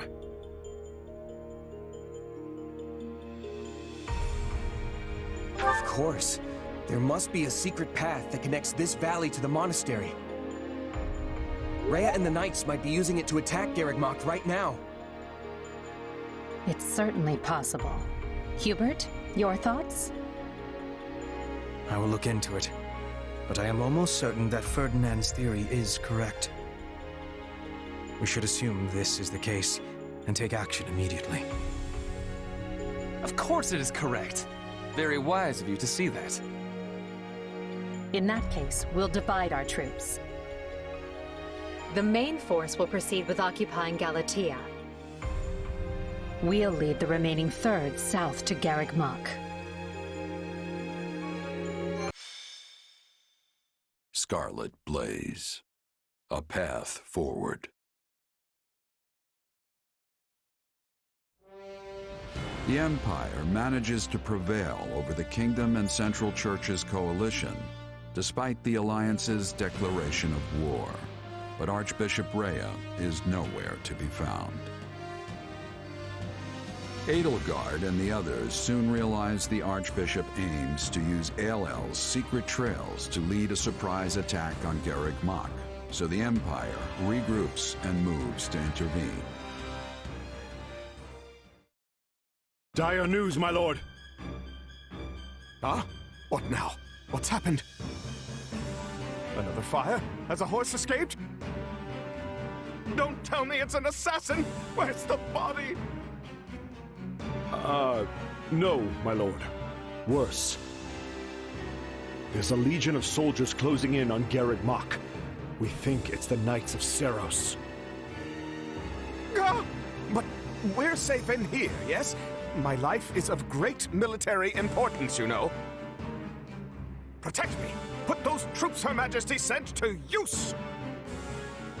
Count Barley, the enemy is inside the monastery. We couldn't hold them back. But these walls are thick! How did they breach them? The walls yet stand, my lord. But it appears they have made use of a number of unknown secret passages. Now they are inside and wreaking havoc, and it's only a matter of time before the monastery falls. We have the numbers to stop them, but that matters little if we don't know where they actually are. We must flee, my lord. All hope is lost. Urgent news, my lord. Spare my life, I beg you! An unknown army has appeared and started attacking the Knights of Seiros. Her Majesty's reinforcements! Doubtful, my lord. This army wields large-scale magic and is also attacking the Imperial forces. The battlefield is sheer chaos. It's impossible to tell friend from foe. What in the blazes is happening? Church or empire, I care not. Eradicate them all. Engulf them in our darkness. It will be done. At last we can finally give the foolish descendants of those beasts the lesson they deserve. We will expose their filthy underground resting place and steal every last one of their essences. If we can breach it. The hole in the forest that the bandits raided was secured with a seal. Shall we deal with it after we take the monastery? Tear this disgusting rat's nest apart. Lady Rhea, who are these people? They're attacking both sides indiscriminately. A clandestine organization that wields dark magic. Could it be? Have they returned to seek vengeance on Fódlan? But why show their hand now? Deal with them, Catherine. Not a single one of them can survive. They pose a far greater threat to our world than the Empire. Yes, Lady Rhea. Make way for Thunder Catherine! Clear a path or die!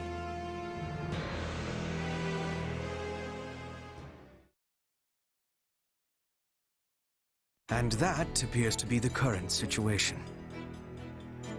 The Knights of Seiros are one thing. We came prepared to deal with them, and we can do so. But now you say those who slither in the dark have turned this into a three-way battle? Why? I am as baffled as you regarding a possible motive. Perhaps it was vital they seized the monastery before we could get here. If they knew we were engaged in a lengthy fight at ALL, they might have seen this as their chance. Well, they saved Count Varley's life either way. So be it. We will use this situation to our advantage and conduct a rescue. We can't afford to lose Cageccc or Count Varley. With one battle, we'll destroy the Central Church and put an end to those who slither in the dark. It's strange. I stopped caring about my father a long time ago, but the thought that he might die is... He is not dead yet, Bernadetta.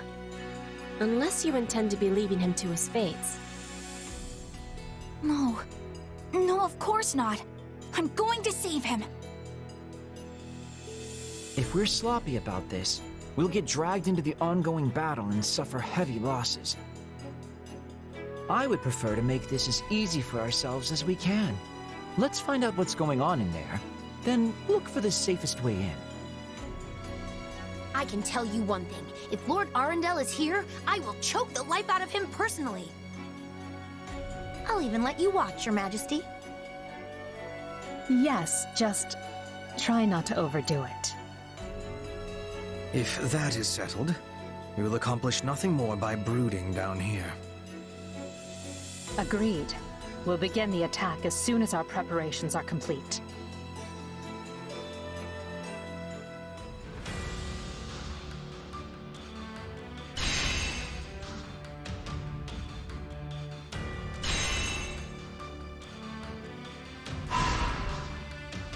This is the moment we've been fighting for.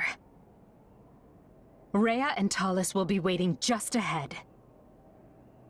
It's a boon that the Empire's two greatest enemies are both within striking distance, yet we mustn't forget they are capable of anything. This situation could very quickly become dire. No kidding. We're talking about the heads of the Church and those who slither in the dark. I hope you are all mentally prepared. Because once this begins, we cannot afford to waste even a second.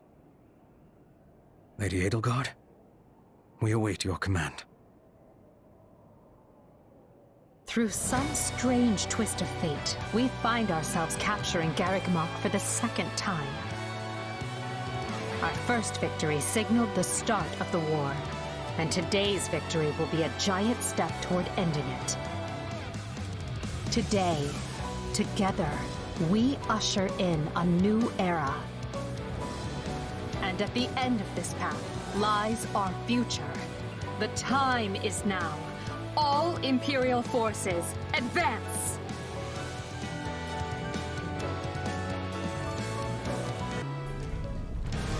So be it.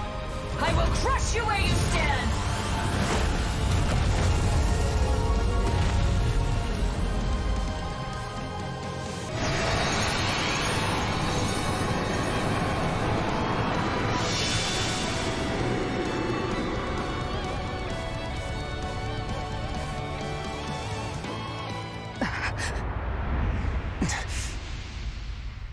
Abominable creatures!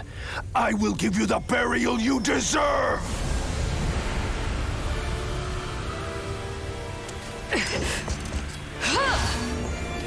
Look out!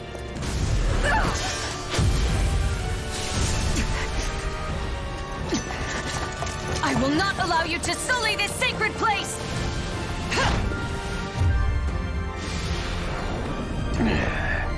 Then die along with it!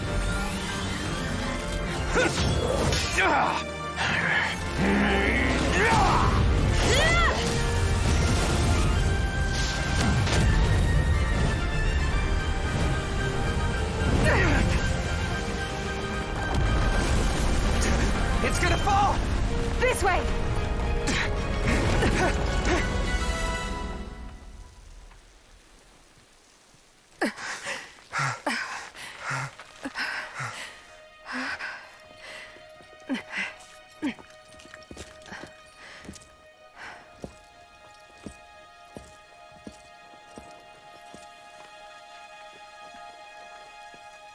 There's no way they could have survived that.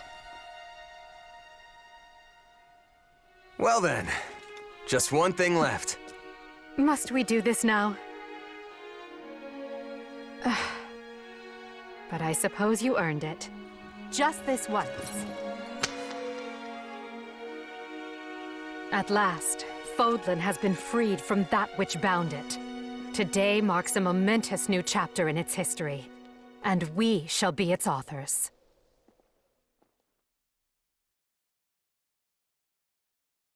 It is now 1183, Blue Sea Moon. The Empire has freed Cageccc and put the Knights of Seiros and those who slither in the dark to rout. Amidst the fighting, Archbishop Rhea and Talis both go missing. With no one to lead, the Central Church's influence wanes, and those who slither in the dark vanish.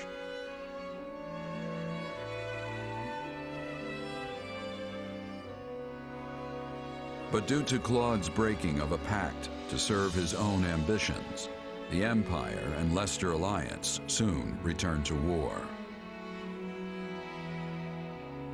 Bloodshed between the three ruling powers of Fódlan, Empire, Alliance, and the beleaguered kingdom rages on with no end in sight.